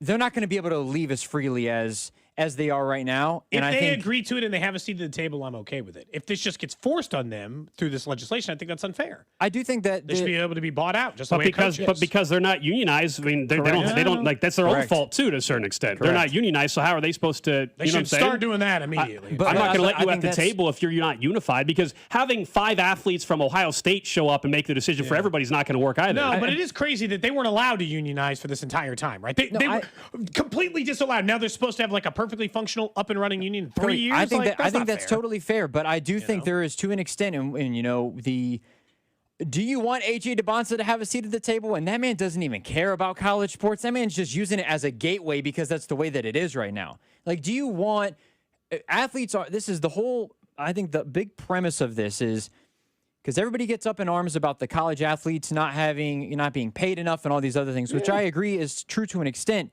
but ultimately, the athletes are not there for they're not the biggest part of what makes up the team's success as much as it is in the pros. In my opinion, you think the brand matters more? Brand than the and coaching matters more in college. I think to an extent of why would if just like so hard because the product doesn't exist without the like players, having Tyron Stokes and Kenny and all and Crew and all of these guys at Crow, all these guys at the table would be great. But they're not they don't care about college sports. They don't even care about the universities they go to. They know they could be in the NBA and they're going to college because they have to. So what, in a way, is the point of having them at the table when it's not going to matter what's best for them? Is it just to give to give the next person a check? It's a job. Jobs pay money, and they should be allowed to make money for their job. In fairness, though, I will say that I don't think any of these athletes care about the rest of the athletes who are coming through either. They just care about the money that they're making. And I'm just being totally honest. I think that's part of the reason, because if this was, I don't know, this is 20. But that's like saying but I mean, the people in charge of the teams don't care about the, I mean, if we're honest, though, the people who are running the sport don't care about the sport anyway. So, I mean, does the NCAA we've had this problem for a long time. Does the NCAA, this is, because, the problem with that argument is, does the NCAA care about the brands in college, or do they care about making a big pile of money? Well, they don't care about in order the to brands make the pile of Georgia. No, in order to make the pile of money, the brands have to be big. But so in order they to make do the pile care of money, about they the have to have players. No, but I understand players that. who play football. I understand that, but they're baseball, whatever. But the players' roads come in and out of the program so much. Not that it doesn't matter that Jake Coker won a national title at Alabama, but it doesn't matter that Jake Coker was the player that won a national title at Alabama. It just matters that Alabama won the national title, and Alabama is the brand. I think it's hard to That's quantify. College sports as a whole. Especially with college football. College football is the front porch of the university, and there are so many things that the university pours into. I think it's easy to forget about this. And there's a book that I read in college, actually, that has a lot of information on this. If you take what is being threatened and the SEC and Big Ten leave, I don't think they dissociate themselves from the university necessarily, but the amount of money that the football programs cover for every other sport is way more than people think, and the amount that they cover for the university is so much more than people think, that the amount of money that the university has themselves, it's very hard. Now we're trying to figure it out a little bit, but it's been very hard for them to find money to disperse evenly across all of its sports without losing them. And that's one of the big parts of this bipartisan bill. They didn't like the sport enough to protect it. They just try to take advantage of free labor. They did this to themselves. Cody, correct. But the football program pays for those sports to exist. Yeah. Without Ohio State football, there is no famous marching band. There is no Ohio State softball and baseball. That doesn't exist. So from the extent of the money that you have available to spend is less, because Ohio State football single-handedly saves all of the Olympic sports all by itself. So you have all of those travel expenses. You have all those coaching salaries. You have all of the little things that go into the tuition, the scholarships, all of it that literally pays for the other sports. And that's part of this bill that is very much protecting the Olympic sports and protecting the women's sports in particular, those two, from just going away, which we've already seen some of those start to go away. That was one of the big things with name, image, and likeness and all of this happening and the threat to leave. You're not going to see as many softball programs anymore. You're not going to see swimming and diving. Track and field is going to go away, which is obviously very unfortunate, but that's part of the responsibility that these football and men's basketball and women's basketball programs have. That's why the brands are so important, because they help everything else exist. It's not just about the athletes. The brands have to be good in order for the rest of the ecosystem to be cohesive, if you will. It's not, if it was just the football, then they'd be totally fine. But they have to cover so much more, which is why the money gets really shrunk, and why up until this point, the schools still haven't been able to come together to make them employees. I think we're getting closer to that, and I think that can be done. But the amount of money that you think athletes should be paid, it's not going to be the amount that it should be, because of the way that college athletics work and the partnership that, of course, the teams have with the university and all of the other things that they cover outside of just their own expenses and their own staff expenses. But this is my issue, is that every time we get into these conversations with college athletes, and this is probably just like a larger cultural issue. Oh boy, here we go. Why is it always the people at the bottom that have to pay this price? Make it seem like, well, these athletes have got to take less so they can afford to pay something. No, Sark can make less. Why does it have to be the athletes? Do you want to know why? Sark can take half the salary. They can have swimming again. Do you want to know what college? Do you want to know why they do this? Because so for instance, like Nick Saban.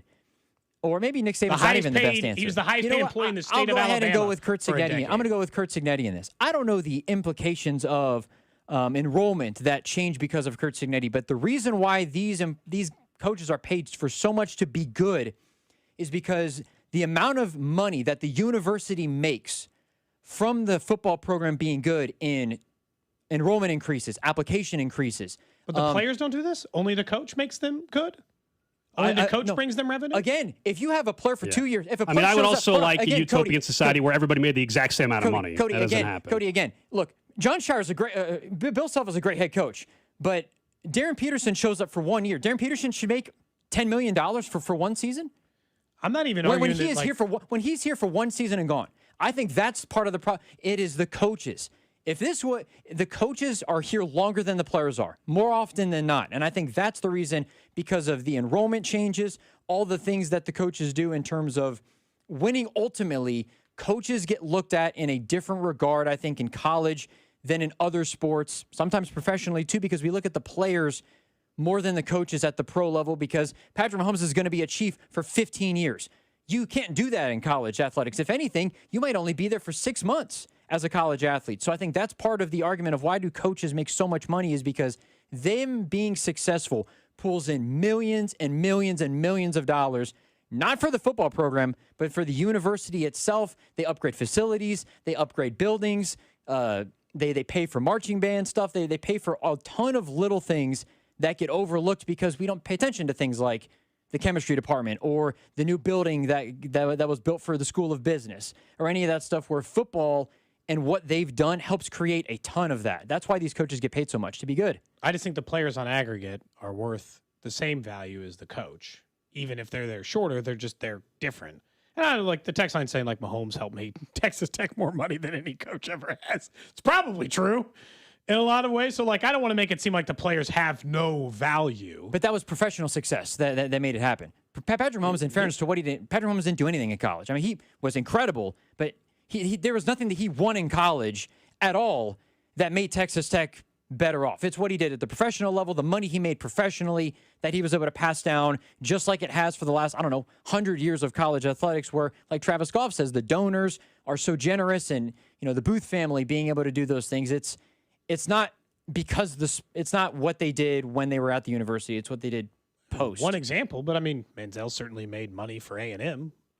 More than the coach did, or Tebow made more for Florida than Urban Meyer did, I think. It's not to say that those guys can't have an impact. As you said, we don't have to get, like you said, it's a greater issue that you have in general. I mean, like your exact argument could be like, why does your boss make more than you make? You work more than he does. I didn't even say that. That's basically what you're saying. That's basically what you're saying. But they constantly put it on the lower tier, like they're trying to cap the number of everybody else's salary but their own. In fairness, Cody, too, also, if you look at all of the money, like if you were to take, let's say every player on a football roster, I know we got to get to the random question. If we look at a football roster that's got 90 guys on the roster, because like they do now, or 85, if you gave every one of them I'm not making that argument. No, I know. I'm not saying they should all make. But if you gave every one of them $1 million, that's $85 million.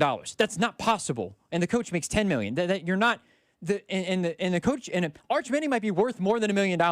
But if you gave Arch Manning and every player $1 million, all of them collectively are making 8 times more than a coach is. I think if you're the collective unit should make that $10 million, then is what you should, in my opinion, you should be saying then in terms of the what players also Sark can makes. still make more than NIL money. Again, Correct. they're talking about capping the quote unquote roster salary. NIL that they should get. be the bonus that you get. If Arch Manning, if the market says Arch Manning is worth another $5 million, then through NIL he can get another $5 million. 100%. And the coach can make it endorsing Hardee's. It's not like but it's and some of the coach's salary is doing that. Some of that's built in. Some of the coach's salary is doing radio obligations on a weekly basis and doing their press conference. The radio that is written into their contract. Oh yeah. Now it's a small part of it, but it's in there. Some of them word it makes it seem like the radio show is actually worth a bigger chunk than the coaching part. It's weird the way some of them are worded, but like the contracts are. It's interesting. Money. Like it's very interesting.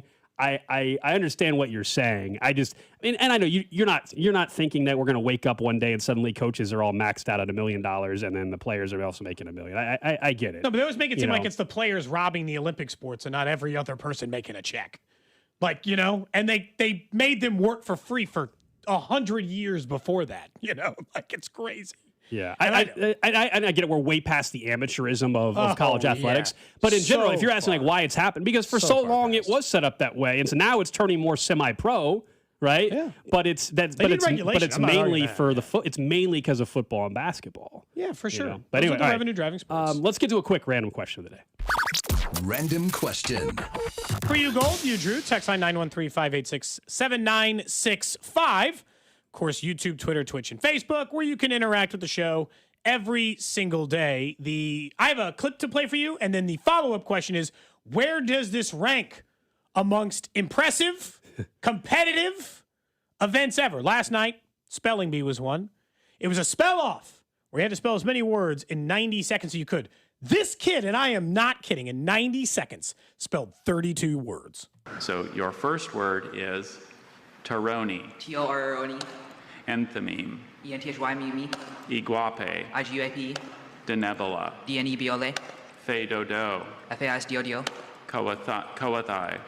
C-Y-W-Y-D-D-A-U. Pohutakawa. P-O-H-U-T-U-K-A-W-A. Monadnock. M-O-N-A-D-N-O-C-K. He did that for 90 He straight kept going. seconds. Yeah. He kept going. Crazy. That's absolutely insane. As far as competitive feats, it's got to rank somewhere near the top. That's absurd. It's insane to spell 32 words of that one. Didn't even the one that was like CWV. It didn't even have any vowels in it. I don't think. It's extremely impressive. Yeah, I mean, the fact that he was able to rattle them off that quick. It'd be one thing like some of those words just being able to spell it correctly. Period. Let alone as quick as he was doing. So articulate too. Like is spelling a sport? It's not a sport. It's a competition. It's a skill. You're clearly a genius, but it's not a sport. It's definitely a crazy achievement that it should be recognized. I'm with that. What's your guys' baseline for sport? Oof. Chess? I don't think chess is a sport Chess is either. not a sport. No. Really? Nah. Cheerleading? I think cheerleading is a sport. Yeah, I think cheerleading's a sport. So you think that there has to be a physical nature? It's a as in, huge like- part of it. Yeah. There's a huge aspect to it that has to have the physical aspect on the sport, plus the competition part. Like, yes, if you play chess, you're obviously extremely smart and there's competition. It's not physical enough What for me about to... the chess boxing? Is that a sport? There's one where you Chess box. boxing? Yeah, you make a move and then you box for a round. That's a real sport. I don't even know That's what a that real is. thing anyway. Sure, I don't even know what that is. The Yeah. boxing part? Yeah, I've never what? heard of that before. Yeah. I think I've got a looser definition of sport. Spelling feels like it's almost there. But just there's a competition. I feel like you do have to have a professional level to like count. Like there is no professional spelling bee. I think in order to be a sport, there's got to be like a higher level. It can't just be 12-year-olds playing it. Like there's got to be, like kickball's not a like is kickball a sport? There's no professional kickball Kickball's a league. sport. Is it? Kickball's a sport. Yeah, See, it's there's not a physical just- activity enough. It's not just the physical activity. It's a huge chunk Like, of I don't it. think dodgeball's a sport. That's just a game. Chess is closer to a sport than dodgeball. I feel like there's got to be high level competition at every age group in a weird way to do it. And as far as I know, there's no professional kickball leagues. There's Who certainly knows? like ones you can go do as an adult just for fun. Do you think right? fishing's a sport? Because I do. I think fishing's a sport. Interesting. There's a didn't- professional league I for that didn't- too. I didn't think you'd There's say a fi- fishing. I would say fishing is a sport. Yeah, it's fit. There's a bowling. There is bowling's a sport. Yeah. Your definition really throws me off. What do you mean? I thought you'd be harder on the like. It's physical. You kind of barely do something physical. Chess Because is by sitting there, and you're but moving. by- You're by moving that, I your feel arm like occasionally. any kind of dancing. Ballet should be a sport then by that See, argument? I think How's ballet fishing a sport, but ballet fa- is not. ballet falls more into the art. It is interesting because you can blend like ballet into like figure skating. There's very much a dance ballet sort of connection between the two. But figure skating, we all would say is a sport. I mean, Of course, it's an Olympic sport But, too. but if fishing is sport, isn't poker? I mean, I got to physically sit there. No.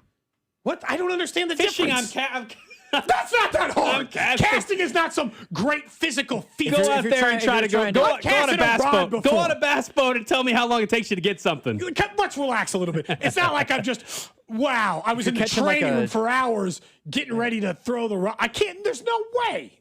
Depends on how heavy the fish Go is. deep sea fishing and tell me if it's so easy. I'm not deep, but we're just talking all fishing. Someone see, this says is the trouble. ESPN The Ocho, they're all sports. Like, you gotta. So this one. Cody, Someone someone says they would consider poker a sport. You sit there for 12 hours playing in a tournament of one mistake can knock you. Oh, it's mentally draining, Absolutely, but yeah. I don't think that makes it a sport. Though. Does that What make, level of physical? But does that make like if you're an astronaut, are you an athlete then? Because very much you're experiencing I mean, that's a G-forces, job. you're- That's- like you're experiencing G-forces way more than you would sitting down and playing poker. No, but that is Like, we don't that say is just working a on an job. oil rig is a I know, sport. I know. Yeah. I mean, but someone that there's works in construction is working their ass off physically. It doesn't mean it's a sport. Yeah, there's supposed to be no, a competition, like a trophy at the Well, end of that's this what I'm thing. saying. I'm saying if you're saying poker's a sport, then you need to. Then your branch needs to be. Your umbrella is very big. Then Like somebody mentioned, like horse racing. It's like the horse is doing all the work. But that's a sport. Come on, that's horse a sport. racing is a The sport. jockey is The still horse doing. What's he doing? You Go know, try to be steering a him? jockey and see how it goes. Someone like me on a horse. All We're all too tall to be on a we damn horse for when it comes to horse racing. someone say, Cody, go fight a 45-pound flathead and tell me it's not a sport. Fishing to me, like Is that a fish? There's other ones that are flathead more. a fish? I would assume so. There's I other thought that was an engine. There's that's other a ones fish. that are fringe. I think fishing definitively is a sport. There's some other ones I think you can debate. Fishing, I just feel like it's not even. It's like a shouldn't even be Again, an I'm argument. not even arguing. The whole text line's mad at me. I think fishing's a sport. I was just arguing for other things being a sport too. Yeah, it's always like, oh no, my thing's a sport, but everything else can't be. Somehow we're drawing a different line. Poker you getting know? shown on ESPN is a problem. I'm glad they took the spelling bee off of ESPN and moved it to ABC or wherever they have it because it's not. It man. shouldn't be on ESPN. Sorry. Everybody's different criteria is funny. Someone says if you can drink while doing it, it's not a sport. That's what somebody on the text line said. That's such an It's going to interesting eliminate a lot of dynamic. places. A lot of And all of baseball in the 70s. Yeah, you can't do it. It's not a sport. All right, that's the random question of the day. Up next, it's a Fan Club Friday. We will have Jeffrey Flanagan, former Royals beat writer, join us in studio. Plus, at 1:30, Mansour Delane, Chiefs 6th overall draft pick, joins us here on 96.5 The Fan. What's up, Kansas City? This is Cole Reagans, and you're listening to Cody and Gold. Weekdays starting at 10 on 96.5 The Fan. Brought to you by Heartland Men's Health, the leader in men's sexual health. Thousands of men have been successfully treated for low T, ED, and more, all with discretion and compassion. Make your appointment at heartlandmenshealth.com. Hi, I'm Dustin, your friend and jeweler at Shane Company. As a diamond sourcing expert, I'll tell you just how differently we source our diamonds so your engagement ring can be the most beautiful. We work directly with our diamond partners who reserve the best stones just for us. We handpick and inspect each diamond, then negotiate the best price.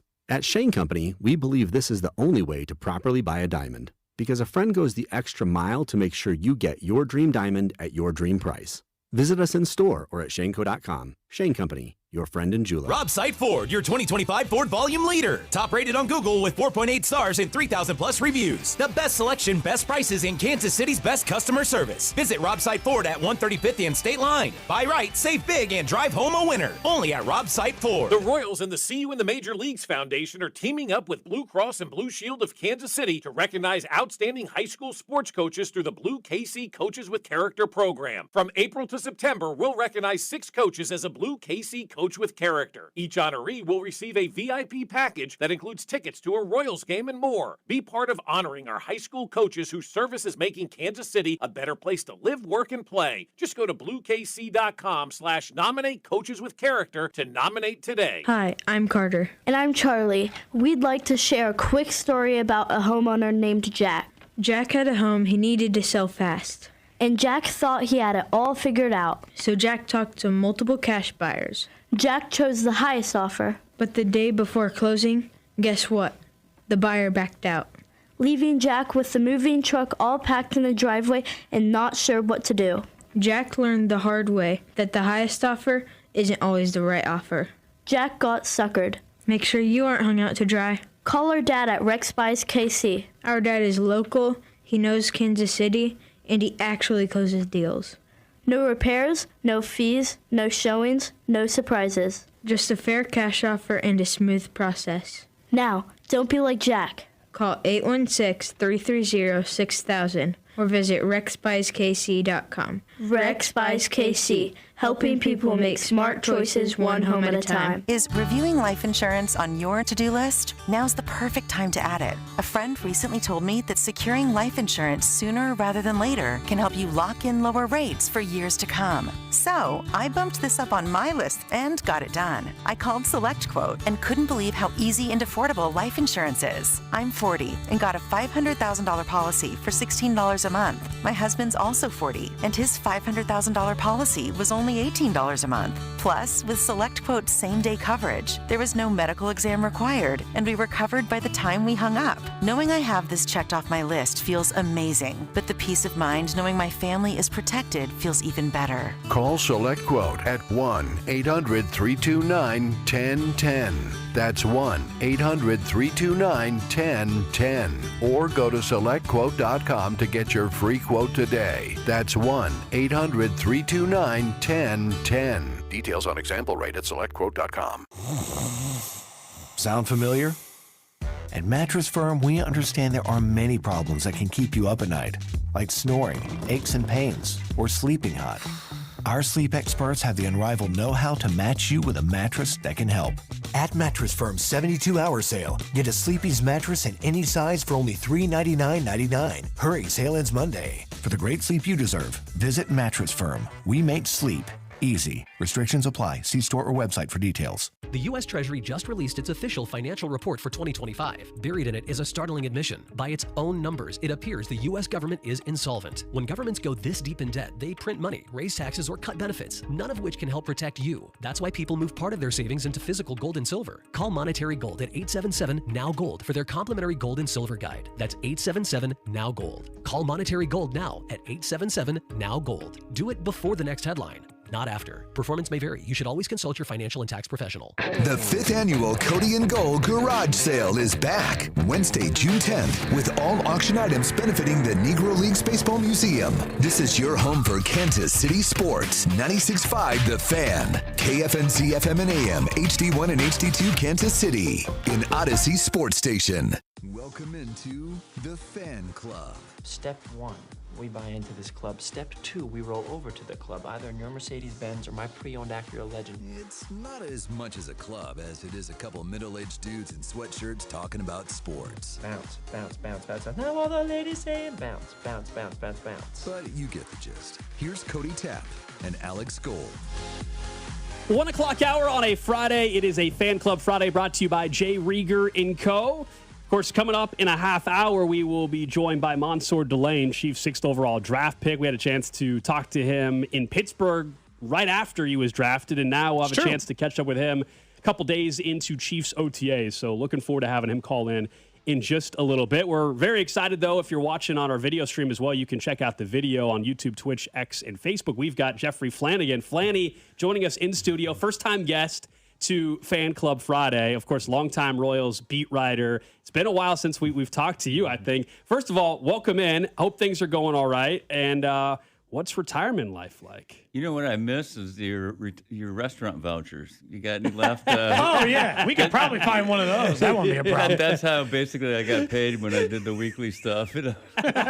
They would accumulate over the season, you know, and at the end of the year, to reward my girlfriend for suffering through it, we would go out to all these places. They were really nice. Yeah, the trade vouchers are nice. I know exactly what you're talking about. Those still spend, man. Yeah, they do, don't they? Who's complaining? How has, I guess, like you did like I always appreciate because like I did it for one season, like that's right. like for like every game, and when you do it that long, you're like, whoo! I got a lot of respect for anybody who does it like a career of being a beat writer. Yeah, I mean, you look back and be like, man, that was a lot. Like that's a haul. That's like a lot of work. Well, I think what happened with me too was, you know, I was getting to the point where it had become definitely a younger man's game. I mean, all the travel and, you know, gone for 6 weeks in spring training. And even when you're home, you're away because you're at the ballpark till 1 or 2 a.m. And I was looking for ways to maybe retire early. And then the only good thing that came out of COVID was, you know, a lot of companies, I'm sure yours was as well, like hurting for money, offering buyouts, and the buyouts that we got were just like, whoa, daddy. You're like, well, I'll see you later. Where do I sign? You know? Basically that you would get paid for a year of vacation with health care that's equivalent to the Major League Baseball players' health care and you know, all kinds of other perks. I just said, yeah, I'm ready. Let's do it. So, but I miss it. You know, I miss hanging with the guys and hanging with you guys, and you know, it's different. Yeah, I mean, obviously, like it all changes a little bit, but I mean, you were there for, you know, people throwing telephones at each other all the way up to like World Series runs. That was an ashtray actually that got thrown at me. You saw just about everything in between. I'm convinced that the ashtray story should be told over a drink with just like an old drunk history version of it. Yeah. I just want like a reenactment version. You know, of you that. don't even have to exaggerate on it because it was that real. You know, just. It was Doolittle's question, but it was Doolittle's question. You bore the throw. Alan Anescu and I were in the firing range, and we both loved Hal. I mean, Hal was a great manager. He was my first manager, and he really kind of took me under his wing and kind of showed me the ropes. Because it's kind of intimidating. You can relate. Your first year on the beat, you're like, oh my God, you know, there's you got to interview these players after bad losses, and you know, Kirk Gibson was a real kind of jerk to me, and you know, I got stories about that. And he seemed like the kind of guy to be a jerk. In fairness, he was tough. He was tough. The rest of them were pretty cool, but yeah, the ashtray story. I think did we miss the anniversary? I think it was. Yeah, it was April 27th or something like that. There was a clip that was circulating in last month or so that would make sense. You can kind of see my shoulder in it as I duck out of the way of the ashtray. It hit poor Alan right in the... April 26th, that was close. 1993. That was close. You were very close. So 33 years now? It looked like the way that video shot, because like it's old enough that it happened in 93 that all the video wasn't good. It looks like somebody like leaving one of those old like war-torn country videos. Like he's holding his head, and it just feels like of a bygone era for sure. I always thought the best part of it was when he came out and he challenged the players, and you know, with some pretty foul language, and he's got his, because it was cold, he had his long johns on with a bottle of vodka in one hand, and just swearing at everybody. And I'm tired of this. I'm tired of you guys. You know. And the next day he was fine. It was no big deal. So I will say that's the one good thing about sports is I think we've been around. Like you and I have had probably, and Alex, tense moments with athletes in locker rooms or in clubhouses. But normally people just walk in and pretend like nothing happened after. Oh yeah, like, yeah. Let's just act like that. None of that took place. The players didn't even blink. It was no big deal. I mean, in that kind of atmosphere, you're with everybody every single day for 6-7 months. You're gonna have fights. It's just like a family. I mean, you're gonna hate the beat writer. We hate this guy or that guy, and you're gonna have problems. But at the end of the day, you're all in this together. We've got Jeffrey Flanagan hanging out with us here on the Fan Club Friday. We last week, Vern was on our morning show, and he said that this is the most, disappointing, frustrating season that he's covered because of the expectation that this team had. What's your? I know you're not on the beat anymore, but what's your view? You still keep up with this team? Yeah. 22-34. Expectation was to compete to win the AL Central, and they're certainly not anywhere close to that. No, I thought they'd be a lot closer to 500, to be honest, and then make a run in the second half. You look at that pitching staff, that starting rotation, and you go, I mean, there was a stretch here recently, right, where they had 7 out of 8 quality starts. And yeah. Maybe won like 2 of them. I mean, that just can't happen. If you go back, and anybody can do this, and find 6, 7, 8 games where they had great pitching and just no offense, and if you win those games, you're 28-28, you're looking at a wild card game. That's not a big gap there. The offense just has too many holes. You can't live 7, 8, 9 being a black hole. I mean, and 1 through 6, it's not I was great say 3 either. and 4 haven't been hitting really. No, much. that's the bigger. No. Yeah, the middle of the order has really been letting them down. So who's hitting? I mean, Bobby has his That's- moments, Bobby's and then about it. even Garcia's not having a typical Garcia year. Salvi's struggling, obviously, and they tried. JJ tried to fill that 7, 8, 9 spot. The verdict's out on on Collins. I mean, he might end up being a player. We don't know. It's his first full year. Love Kyle Isbell, loved his defense, but on a good team, he's a 4th outfielder. Yeah. Where would Kyle Isbell be on the 2015 Royals? He'd be Paulo Orlando. Right? Yeah. He'd play. Yeah. He'd certainly get on the field, but he wouldn't play He'd play every day. once or twice a week, and then Yeah. he'd be a defensive replacement. Yeah, that's probably And maybe he'd run into a couple balls once in a while and hit. But, he's not getting 500 at-bats. And they tried with Lane Thomas, and, it's a good gamble. That's what small market teams have to do. You take gambles on those guys, and Dayton did it beautifully in 14-15, the Kendrys Morales, the Chris Young, players nobody wanted. They've had huge years. And you're kind of waiting for that magic to happen again, and so far I think the real frustrating thing, not only because of the expectation, is though that we're talking about these pieces, and you look ahead to even next year. I mean, the roster can only change so much next year. I mean, yes, maybe at the deadline, Michael Walker's people are going to be interested in, or can you afford to trade him though when you look at what the rotation might be? But the core group, at least from the lineup perspective, there's not many changes. I mean, if it doesn't work with the group of Vinny, Salvi, Bobby, Michael Garcia, then you're talking about blowing the whole thing up, and you're talking about a whole completely you got to hope. You You got to hope Keggs just turns into this monster Right. at some point where he can be a 3-4 hitter, Or at least hits 30 bombs. I don't care about the average of the on base, just hit homers. Yeah, exactly. Be a threat. And the guy that I've been wrong about now officially is Michael Massey, because I look at that guy and I go, how is he not a really good player? He's got one of the prettiest swings on the team, and he can play good defense. He can run a little. He's a hard worker. And he's a terrific guy. Obviously, that doesn't matter to No, fans, but you're right. Yeah. How can he not be better? There's a position you could fill somehow, maybe. I don't know.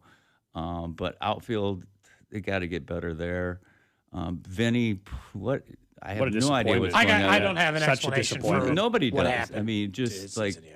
I'm sure he's being driven crazy by advice right now. Like everybody's got advice. Do this, do that, change that mechanics, and nothing seems to be working. Salvi, I don't know what do you say about Salvi. I mean, he typically goes through stretches like this, but he's normally out of it by now. It's not usually May 29th before he has he's the not 2-week 25 contract. anymore either, so it's a little tougher. How many but in the amount of time you cover the team, it's like we always try to be somewhat of a voice of reason when it's needed, like when you're 10 games into the season. because, like, I don't know, you covered the team for as many years as you did. I don't know how many times you probably heard somebody be like, they need to fire the manager. That will just solve. talking about that with That'll solve the problem. You know, that's immediately the first step everybody tries to go That's to. the cure, and it doesn't matter. It's not a blast on Royals fans because this is every city does this. Yeah. In LA, they're calling for Robert's job all the time. I mean, In first place in the yeah, West. I mean, he's got Yeah, rings yeah. and everything, but I'll fire him. The first thing you do is, and this is probably the order: fire the manager, fire the hitting coach, fire the pitching coach, fire the GM, and then it gets to us. Beat writers and That's you your fault, guys too. don't ask the tough questions. Oh, that's already been happening. The mentions are filled with that. We're too soft in Too Kansas soft. City. Kansas City's got soft media. And but then you listen to the press conferences, and we asked all the tough questions. I'm not trying to brag, but I certainly did, because I got yelled at a lot. I got you yelled at a lot. Well, you got yelled at a lot. But also, I think what it is, and you can speak to this, like I think there is, and there's just frankly, like it's not being in the industry. This is not to like alienate people, but I think sometimes they want you in the post game to be like, how come you're still the manager? You suck at your job. Why do you have a job? And I'm like, that's just not. If you don't bring the manager to tears, then you're not doing your job. If you don't get him fired the next day, all you can do.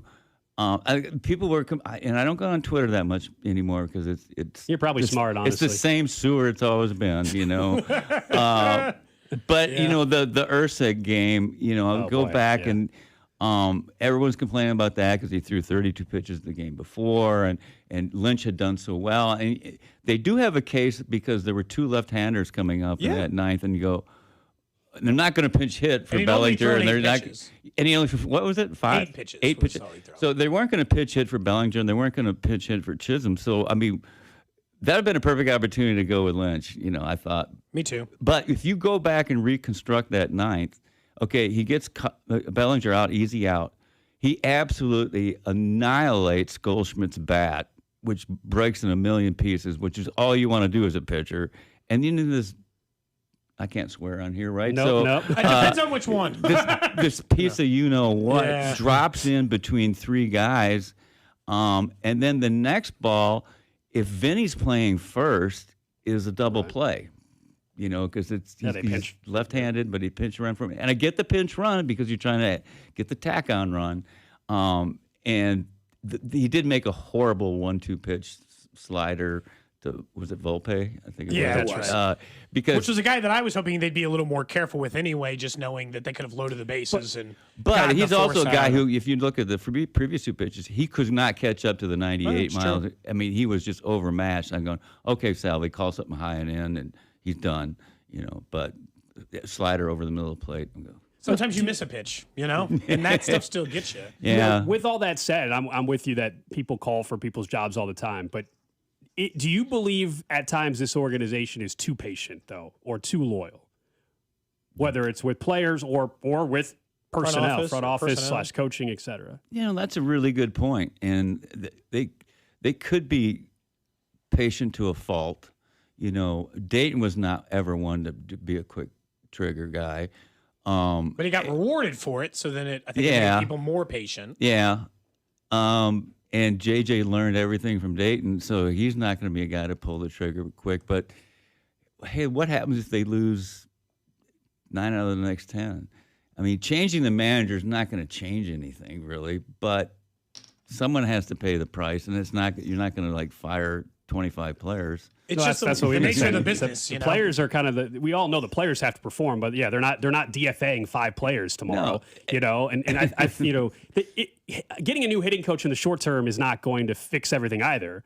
But I think the reason why Alex Zumwalt's name comes up a lot is because this offense has been in the bottom of the league for multiple years now. And then now you see the same issue, and so fans want to show that the status quo is not acceptable. Right? Hey, could it be that they're not that good? But then people would say, who does that fall on? The GM and the scouting department, and you also can't fire 30 scouts either. So there's an issue there. Is this team talented enough, playing their best, to be competitive? The pitching certainly is, and I think they have a pretty good back end of the bullpen. Some of the righties are kind of shaky right now, but it comes down to offense. I was just looking the other day. Are they second worst in the big leagues in offense? I think 28th maybe or Yeah, something. they're 28th I'm or not sure. 20th. I mean, Yeah, something Oakland, like that. Oakland, amazingly, I think was the worst. Runs per game. How do you win being 28th in the league in offense? They are 29th. That's what I thought. San I was Francisco, right. You were right. I was the wrong. San Francisco Giants, the only That's team the old beat scoring writer in me. That's you know, less runs than them. Who does? The Giants. Where are the A's? They've actually climbed up the list a little bit. Sacramento. I was looking for Sacramento. 17th. Believe Wow, it or they not. did climb up. Well, the A's are having a Boston, good year. the Mets, Detroit, and Texas, all teams there. But Detroit's also having a massively disappointing season. Wow, why would you be? You think they're calling for some jobs there? Probably. They're going to trade Skubal, Yeah. don't you think now? You make that trade for another starting pitcher, and you think that you're right at the top. Skubal gets hurt. Skubal's gone. Gone. I would think. Well, they can't afford him anyway. No. So, you know. They didn't want to pay him the $30 million he's making this year. But I mean, they were expected to probably win the division, right? Yeah, I mean, they were the favorites. I mean, the Indians are always the Indians. They're always there. Mm-hmm. But it was. I thought it would come down to the Tigers and the Royals, and you know, we still got 100 games left or so. I know, that's the thing. It's not even June yet. We're close. We got Somebody's like, somebody today was like, they're only 5.5 game back of the wild card. I'm like, can they just win like a little bit before I can look at any kind at of 12 standing? under or whatever they are. I mean, and that's the thing. I don't care what the division standings are or the wild card. We all know you're not making the playoffs under 500 anyway. Not so 12 games under 500. Let's get to Make 500. that the goal. You know, my goodness. Isn't it, you know, I have always been fascinated by this too. It is so much easier in the big league, especially for small market teams, to lose. You know, winning is just such work to them. It really is. You know, I mean, they had that game against the Yankees and it falls away. I mean, it's work. They don't have any 15-1 games, you know. No. Like them Dodgers had a 15-1 game the other day or 15-6. I mean, this doesn't happen. You've been around baseball long enough that I'm sure you were probably covering the league during the strike and lockout of '94, right? Yeah. So what do you make of where we're at right now? I know it's very early. The CBA is up in December, and so this was just the framework yesterday. Owners, here's what we want. Players Association, here's what we want. Nobody was surprised at what the owners wanted and what the players wanted. Yeah. What's your sense right now of how far apart, based on what the proposals are we looking at a lockout?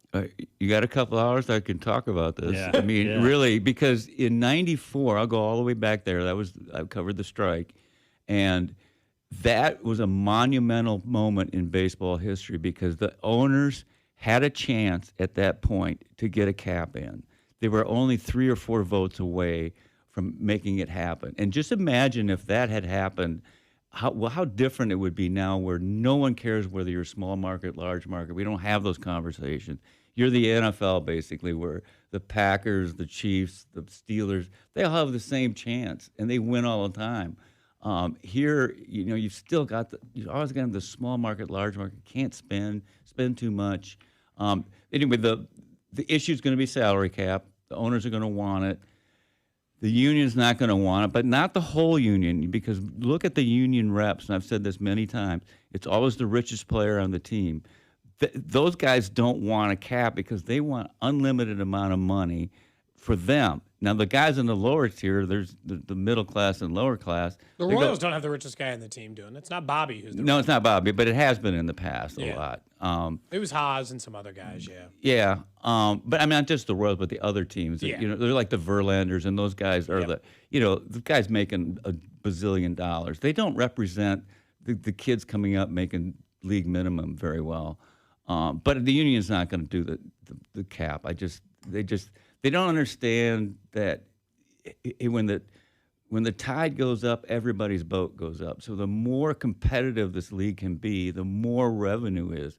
Why does the salary cap in the NFL keep going up? Because revenues keep going up, right? I mean, Isn't this where the TV money, though, comes in a huge way? That's the other thing. That's the the apples and oranges, is because the NFL obviously has all national money. There is no local TV money. So it's easy to split, and everybody pays, and you have cap, floor, blah, blah, blah.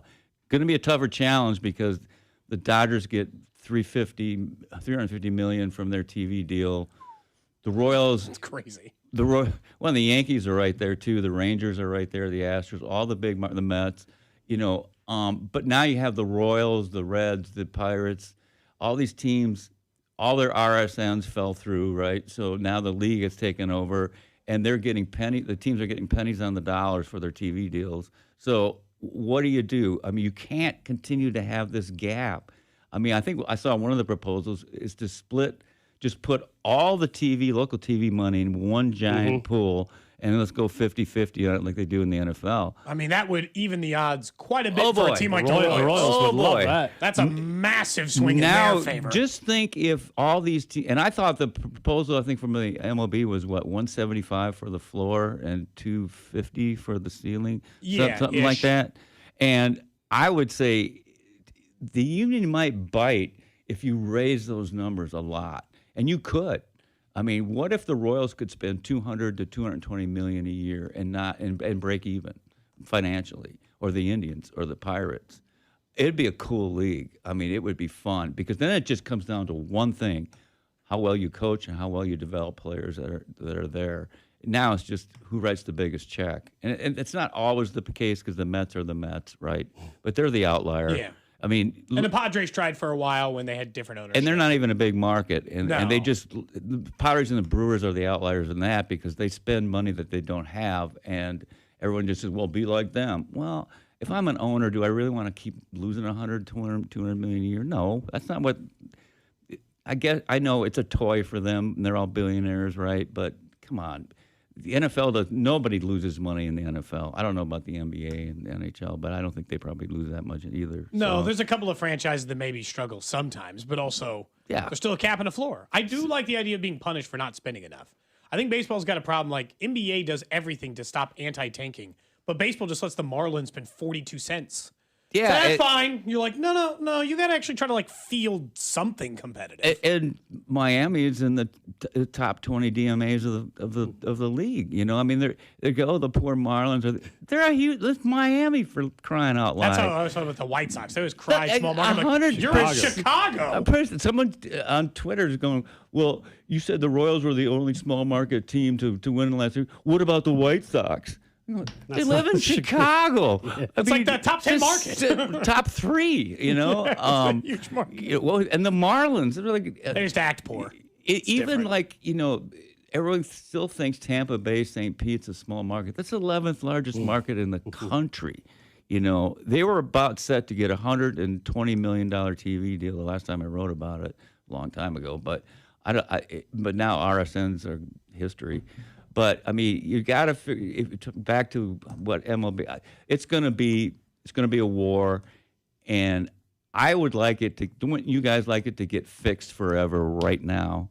I mean, yeah. If you can guarantee, if you tell me that we're going to miss half the season, but it results in a true solution, then it's worth it. But if they missed a month and a half of the season or a month, and we get this half-ass thing, and then that's not any good. I'm with you there. Just don't have this thing prolonged and then just have a couple more Band-Aid solutions where you raise the luxury tax 2%. And isn't it more likely we're just going to get a little? Oh, the players are the owners are going to tweak this, and the players are going to tweak this, and we're going to be back here in 5 years. You can give the players a bunch of things like change arbitration, move that up maybe a couple of years, and move up free agency to 5 years instead of 7. Do things like that. Throw them some bone and go, we can have a cap, but we're going to do these other things for you, and we'll account you in on our revenue too, that you get a higher percentage of our revenue. Just do stuff like that and get that. I'm not saying it absolutely has to be a cap and a floor, but it has to be close. Because it's broken. It's not working. I hate it.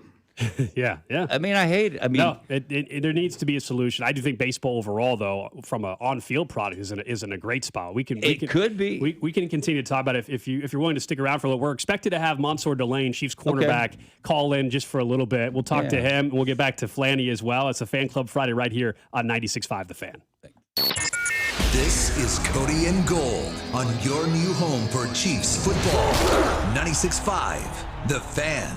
Brought to you by Heartland Men's Health, the leader in men's sexual health. Thousands of men have been successfully treated for low T, ED, and more, all with discretion and compassion.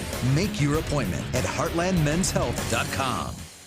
What if you could have the most reliable fiber-powered Wi-Fi? And get this, what if you could keep it at the same price for 5 years? During the Xfinity Summer Savings Event, now through June 15th, new customers can get our best price on gig Wi-Fi, just $50 a month for 5 years. And get online in minutes with same-day Wi-Fi. It's Wi-Fi that finds and fixes problems before you even notice them, like super intelligent Wi-Fi with a sixth sense. Plus, add one line of Xfinity Mobile Select and you can save an average of $60 a month over Verizon and AT&T. You can even try it free for a year. Lock in your price and unlock the possibilities during the Xfinity Summer Savings Event. Get it now at Xfinity.com. Xfinity. Imagine that. Restrictions apply. Requires paperless billing and auto pay with stored bank account. Taxes and fees extra. Savings based on 1 gig internet and 1 mobile select line compared to similar Verizon and AT&T plans over 5 years. After 12 months, regular rates apply to mobile select. Xfinity internet required. Speeds vary. Use of fiber coaxial cable. The Kansas City Auto Show is back, taking over the Overland Park Convention Center. The latest cars and trucks, exclusive test drives. See the future of driving. Get your tickets now at kcautoshow.com. The Kansas City Auto Show, June 4th through 7th. Performance matters in intimate moments. Don't let ED ruin them. This is Jeff for Heartland Men's Health, and I want to assure you that if you're like the vast majority of guys, you don't have to suffer with ED anymore. In fact, you might be pleasantly surprised at how the right treatments could positively impact your love life. At Heartland Men's Health, our advanced medical therapies go far beyond pills. We have treatments that are effective in well over 90% of cases, and we offer specific and combinative treatments that can dramatically enhance both your performance and your stamina. You could even last up to an hour or more and bring a far greater level of intimacy to both you and the one you love, perhaps performing like you haven't in years. So call us today and find out why our advanced treatment strategies offer so much more. Your first visit is just $99 and gets you blood work, a medical consult, and if medically advised, a test dose. And if that test dose doesn't work in the office, your visit is free. Call 844-447-6600 or go to heartlandmenshealth.com. Heartland Men's Health, advanced medical science to improve men's lives. Finding great candidates to hire can be like, well, trying to find a needle in a haystack, but not with ZipRecruiter. Its powerful technology actively finds and invites qualified candidates to apply to your job. So while other companies might deliver a lot of hay, ZipRecruiter finds you the needle in the haystack. See why 4 out of 5 employers who post a job on ZipRecruiter get a quality candidate within the first day. Try ZipRecruiter for free at ZipRecruiter.com/team. That's ZipRecruiter.com/team. ZipRecruiter. I built this business the old-fashioned way. Hard work and a whole lot of spreadsheets. Yeah, about that, I upgraded us to Odoo. Odoo puts everything we need, sales, inventory, accounting, on one connected platform. No more juggling systems, no more headaches. So it all works together? Exactly. Odoo is the all-in-one business software that makes running and passing on a business easier than ever. Take your business into the next generation. Try Odoo free at odoo.com. That's ODOO.com. My dad passed away unexpectedly. Of course, it was awful in every way, but we are very grateful that he had life insurance. So even after he was gone, he was still able to provide for us. And that's why I have life insurance for my family. Ethos.com. They make it fast and easy to get covered. It's 100% online. You get a quote in seconds. And you can apply in minutes. You get covered the same day. Get your free quote at ethos.com/protect. That's ethos.com/protect. Paid spokesperson. Time spent on application may vary. Online health questions required. Rates may vary. This report is brought to you by Bet365. Winning is everything. With Bet365 early payout, you win even if they lose. Get paid out instantly when your team goes up big, even if they blow the lead later. Bet365. Winning is everything. Gambling problem? Call 1-800-GAMBLER. 21 plus only. Must be physically located in Missouri. You're listening to 96.5 The Fan from the DM Injury Law Studios. Mike's got this. Car, truck, or motorcycle wreck? Remember, Mike's got this. 816-888-7500. Mike's got this. Hey, it's Rob Brennan. We hope you're enjoying Beyond the Pitch KC, a podcast on how Kansas City landed the world's biggest sporting event. It's presented by Commerce Bank. Visit commercebank.com/soccer26. New episodes released every Wednesday on the Odyssey app or wherever you get your podcasts.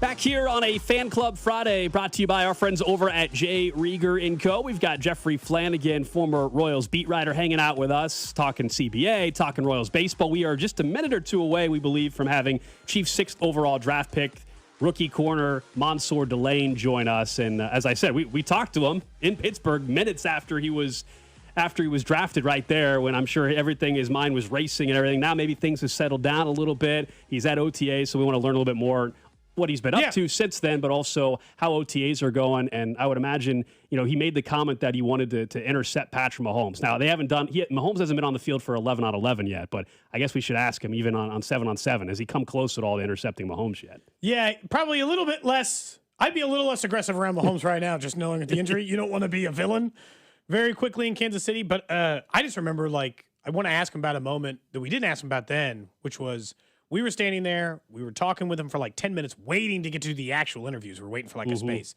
And he was just asking the PR person then, when's minicamp? When do I have to show up?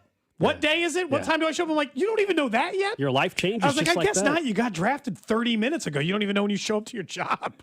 You got to show up in he had to show up in a week. Yeah. He didn't know. She's like, well, we'll put you on the jet, and then we'll send you back home on the jet.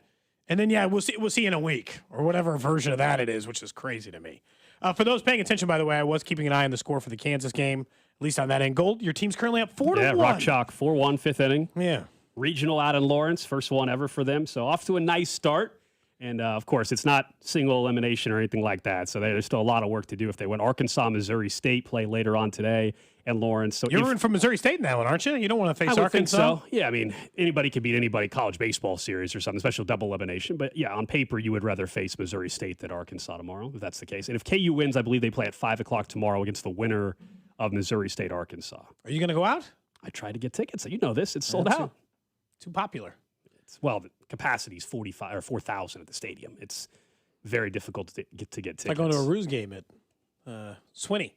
They're back at Muni though, so no problems here. Somebody here was very upset with you for not talking about Missouri State baseball. They're in the same regional. No, somebody else was upset. Somebody was upset. They said, you didn't talk KU baseball all year. Now you are. Why are you talking about them? I go, well, because they're in a super regional now. I mean, it's a random game in February. I'm sorry, we're not talking about. So just to be clear, a huge part of our job is talking about things that are interesting. To the masses. How about that? To the masses. Yeah.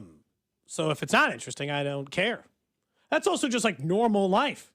I'm not, there's stuff that I bet you there's stuff that you've wanted to talk about on the show we haven't because it's not interesting to enough people. There's stuff that I want to talk about more that we don't talk about because you're trying to do a show that hopefully reaches the most amount of people and stuff that everybody's interested in, right? I mean, there's very specific.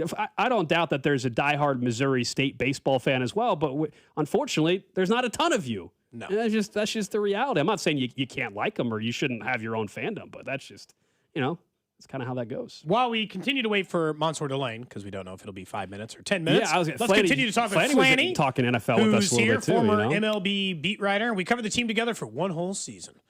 And you know what, Flanny? Honestly, funny enough, when I try to explain how our job works sometimes and some of the silliness that exists in it, I reference back to when we were covering the team, and Flanny and I and a couple of other beat reporters there at the time watched somebody pack their bags. Watch Brian Gooden pack his bags, say goodbye, and we're like, can we report on this? They're like, not yet. You're like, what do you mean? I watched him say goodbye. And then Flanny, we were all on an airplane flying back to Kansas City, and the news broke somewhere completely different than the rest of us. I was like, you know what? Fine. I guess that's how the job works. Yeah, there's a lot of weird circumstances, I'm sure, that have happened. We'll get into that in a second. We do have Mansour Delane on the line. Let's head out to the hotline and welcome in Chiefs rookie corner, Mansour Delane. Hey, it's great to have you back on the show. We talked to you right there in Pittsburgh after the draft, and you were way too nice to us because I think during the whole interview, I said your name wrong the entire time. I think I kept calling you Mansour Delane. So apologies now, and I appreciate you not embarrassing me, I guess, in the middle of the interview. Nah, it's all good. It's all good. It happens a lot. I was going to say, how often does that happen for you in your college days, or now that you're a pro? Yeah, people just call me, Coach OVC, Coach Merritt. He called me D sometimes. He called me, and Coach Bass called me Soar. So, I know it's pronounced spelled with an A. So, it's people probably say Mansour, but it's kind of almost like it's pronounced with spelled with an O, like Mansour. So, admittedly, we've had a couple over the years, Mansour. So you're not gonna say that it was actually pronounced the other way a few years from now, right? We've run into a couple where people don't correct us for a while. Yeah. Y'all good. It's Mansour. Have things settled down for you? We were talking on draft night. I'm sure your mind was racing. You were excited. You were emotional. You were trying to figure out how do I get to Kansas City and everything. Have things settled down? Nah, for sure. It's really the people that made it a lot easier on me. Just welcome me in. and they're really just trying to, get settled, understand the playbook, build this chemistry with my teammates, and that's the main thing to me. When you look at, I guess, what it was like to first get with Spags, first get with, like you mentioned, Dave Merritt, some of these guys, what was that feeling like, I guess, from a comfortable standpoint? Did you get to know those guys pretty well? Do you feel like this is going to be the kind of fit you were hoping for in Kansas City? For sure. The biggest thing I can say is, I just really see the people here, they love football. They about football, they about the ball, and at the same time, they're about this business. So like I said, it's a family feel, but at the same time, you come into the facility, you come into these meeting rooms, and it's a standard, to take care of business and know your assignment, know your 111. So that's just kind of, the mentality I've got since I've got here. You've been in high-level football for a long time. Is there any part of you that still gets starstruck? You stand on a field and you see Mahomes, you see Travis Kelce, guys you've probably been watching a long time. Is there part of that happens to you? Not really. I just say more so just appreciation, to be in the same, room, same team as, people who, would go down in the books as one of the best to do it. So really just the appreciation to be on the same field. But like I said, I look at them as, my teammates, my brothers, people I can learn from. So I just take it like that. We're talking to Mansour Delane here on 96.5 The Fan. Drew Tranquil spoke to the media yesterday, and he was kind of talking about, hey, a lot of you young guys that are there for OTAs, are willing to kind of learn the ropes, but also you're not coming in as, I'm the first round draft pick, and I'm already got my spot. What's the conversations been like with him, and feeling like you kind of have to earn, I guess, a little bit of the respect from those vets? No, for sure. That's like the main thing I'm trying to do right now. Just be humble and at the same time know my place, but then also understand at the same time, I'm here for a reason. So being confident in myself and just trying to earn the trust of the guys around me and the coaches by, doing my 111th and, being accountable and, knowing my responsibilities. So that's my main focus right now.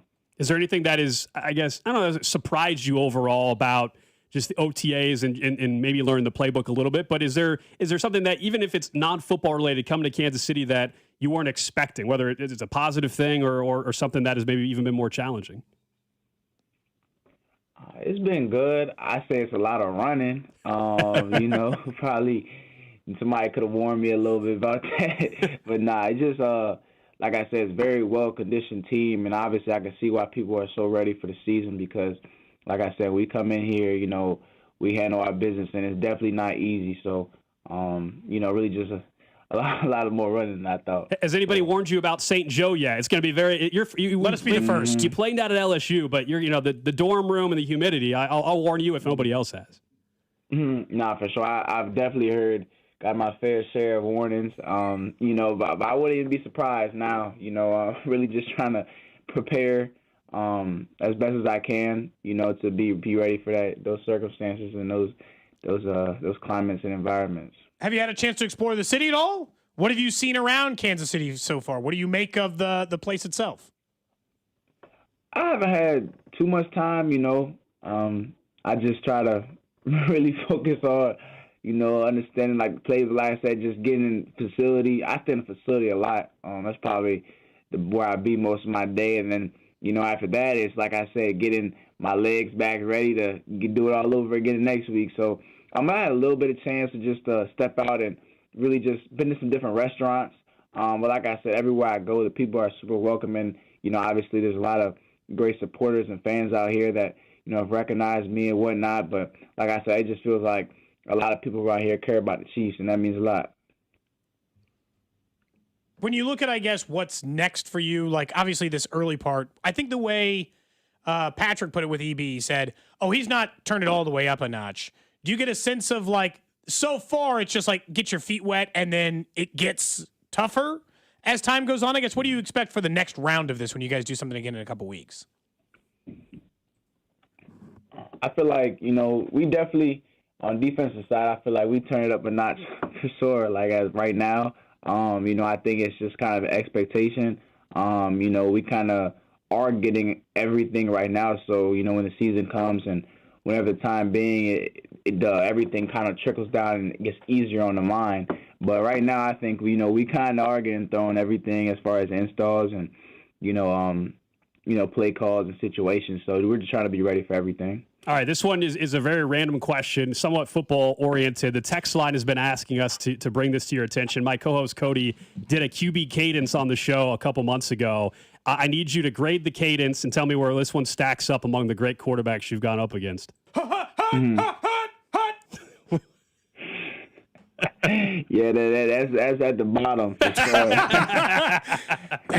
That's what I was hoping you were going to say. I didn't want you to prop him up too much. That would not have been good. It's the opposite. He tore me down. Yeah, that's fair. I got potential, though. Okay. Hey, I'll take it. I'll take it. That was nice at the end. All right. Hey, Mansour, appreciate the time, man. I'm sure we'll see you up in St. Joe here in about a month and a half or so. Thank you. It was great talking to y'all. There you go. That's Mansour Delane, Chiefs' 6th overall draft pick corner for the Kansas City Chiefs, getting acclimated to Kansas City a little bit. And there you go, Cody. There's your critique. The text line wanted the critique of the cadence. I'll take the could improve. Has potential. Oh man, it's like between that and the other stuff. Like we were talking with JJ Piccolo, Flanny.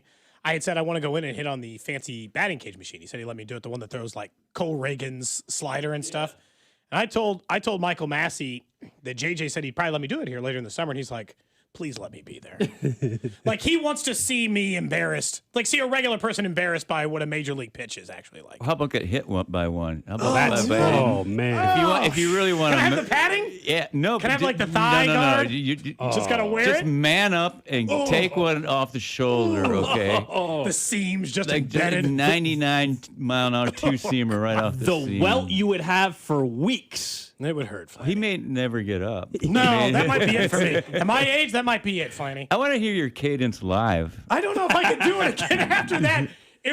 I was talking about how I think there should be a penalty, Flanny, on 4th down and 1 when they're going to punt anyway, and they just go up there and they do this nonsense cadence. So it should be a penalty. Either punt it or don't, but don't pretend like you're going to get up and go, hot, or whatever it is. I don't like it. Who was it who said, I don't remember. Some quarterback who just got up there and just backed up and said, this is not going to work? That was Mahomes. Yeah, Mahomes. That was Mahomes who said that, and then they ran the play. So he's doing his all I was thinking Aaron Rodgers did the same thing one time. Oh, Rodgers did do that. He had just said, why do we do this? Or Jameis, maybe. There's been a couple over the years where they just bail. Does it ever work? Jameis was the one who said, please jump, do this. I'm just standing here.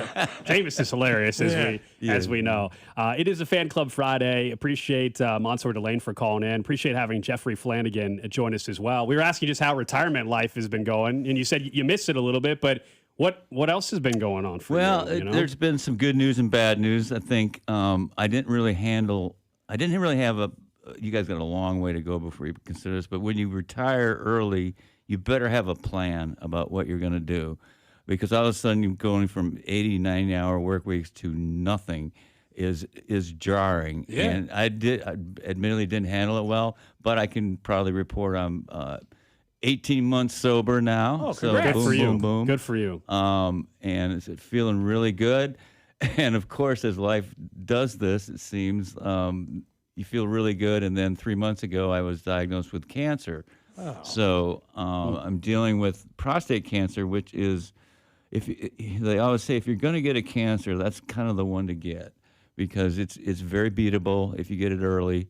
And we got mine fairly early. It was just total luck that we did, because I've not had a general practitioner doctor for years. I just see specialists when I need to, like a pulmonologist, cardiologist, whatever, Yeah, the normal. Right? Yeah, and I just don't have a general one. So I got one finally, like last winter, and he said, do you want to take a blood test, a PSA test? I didn't even know what a PSA test was.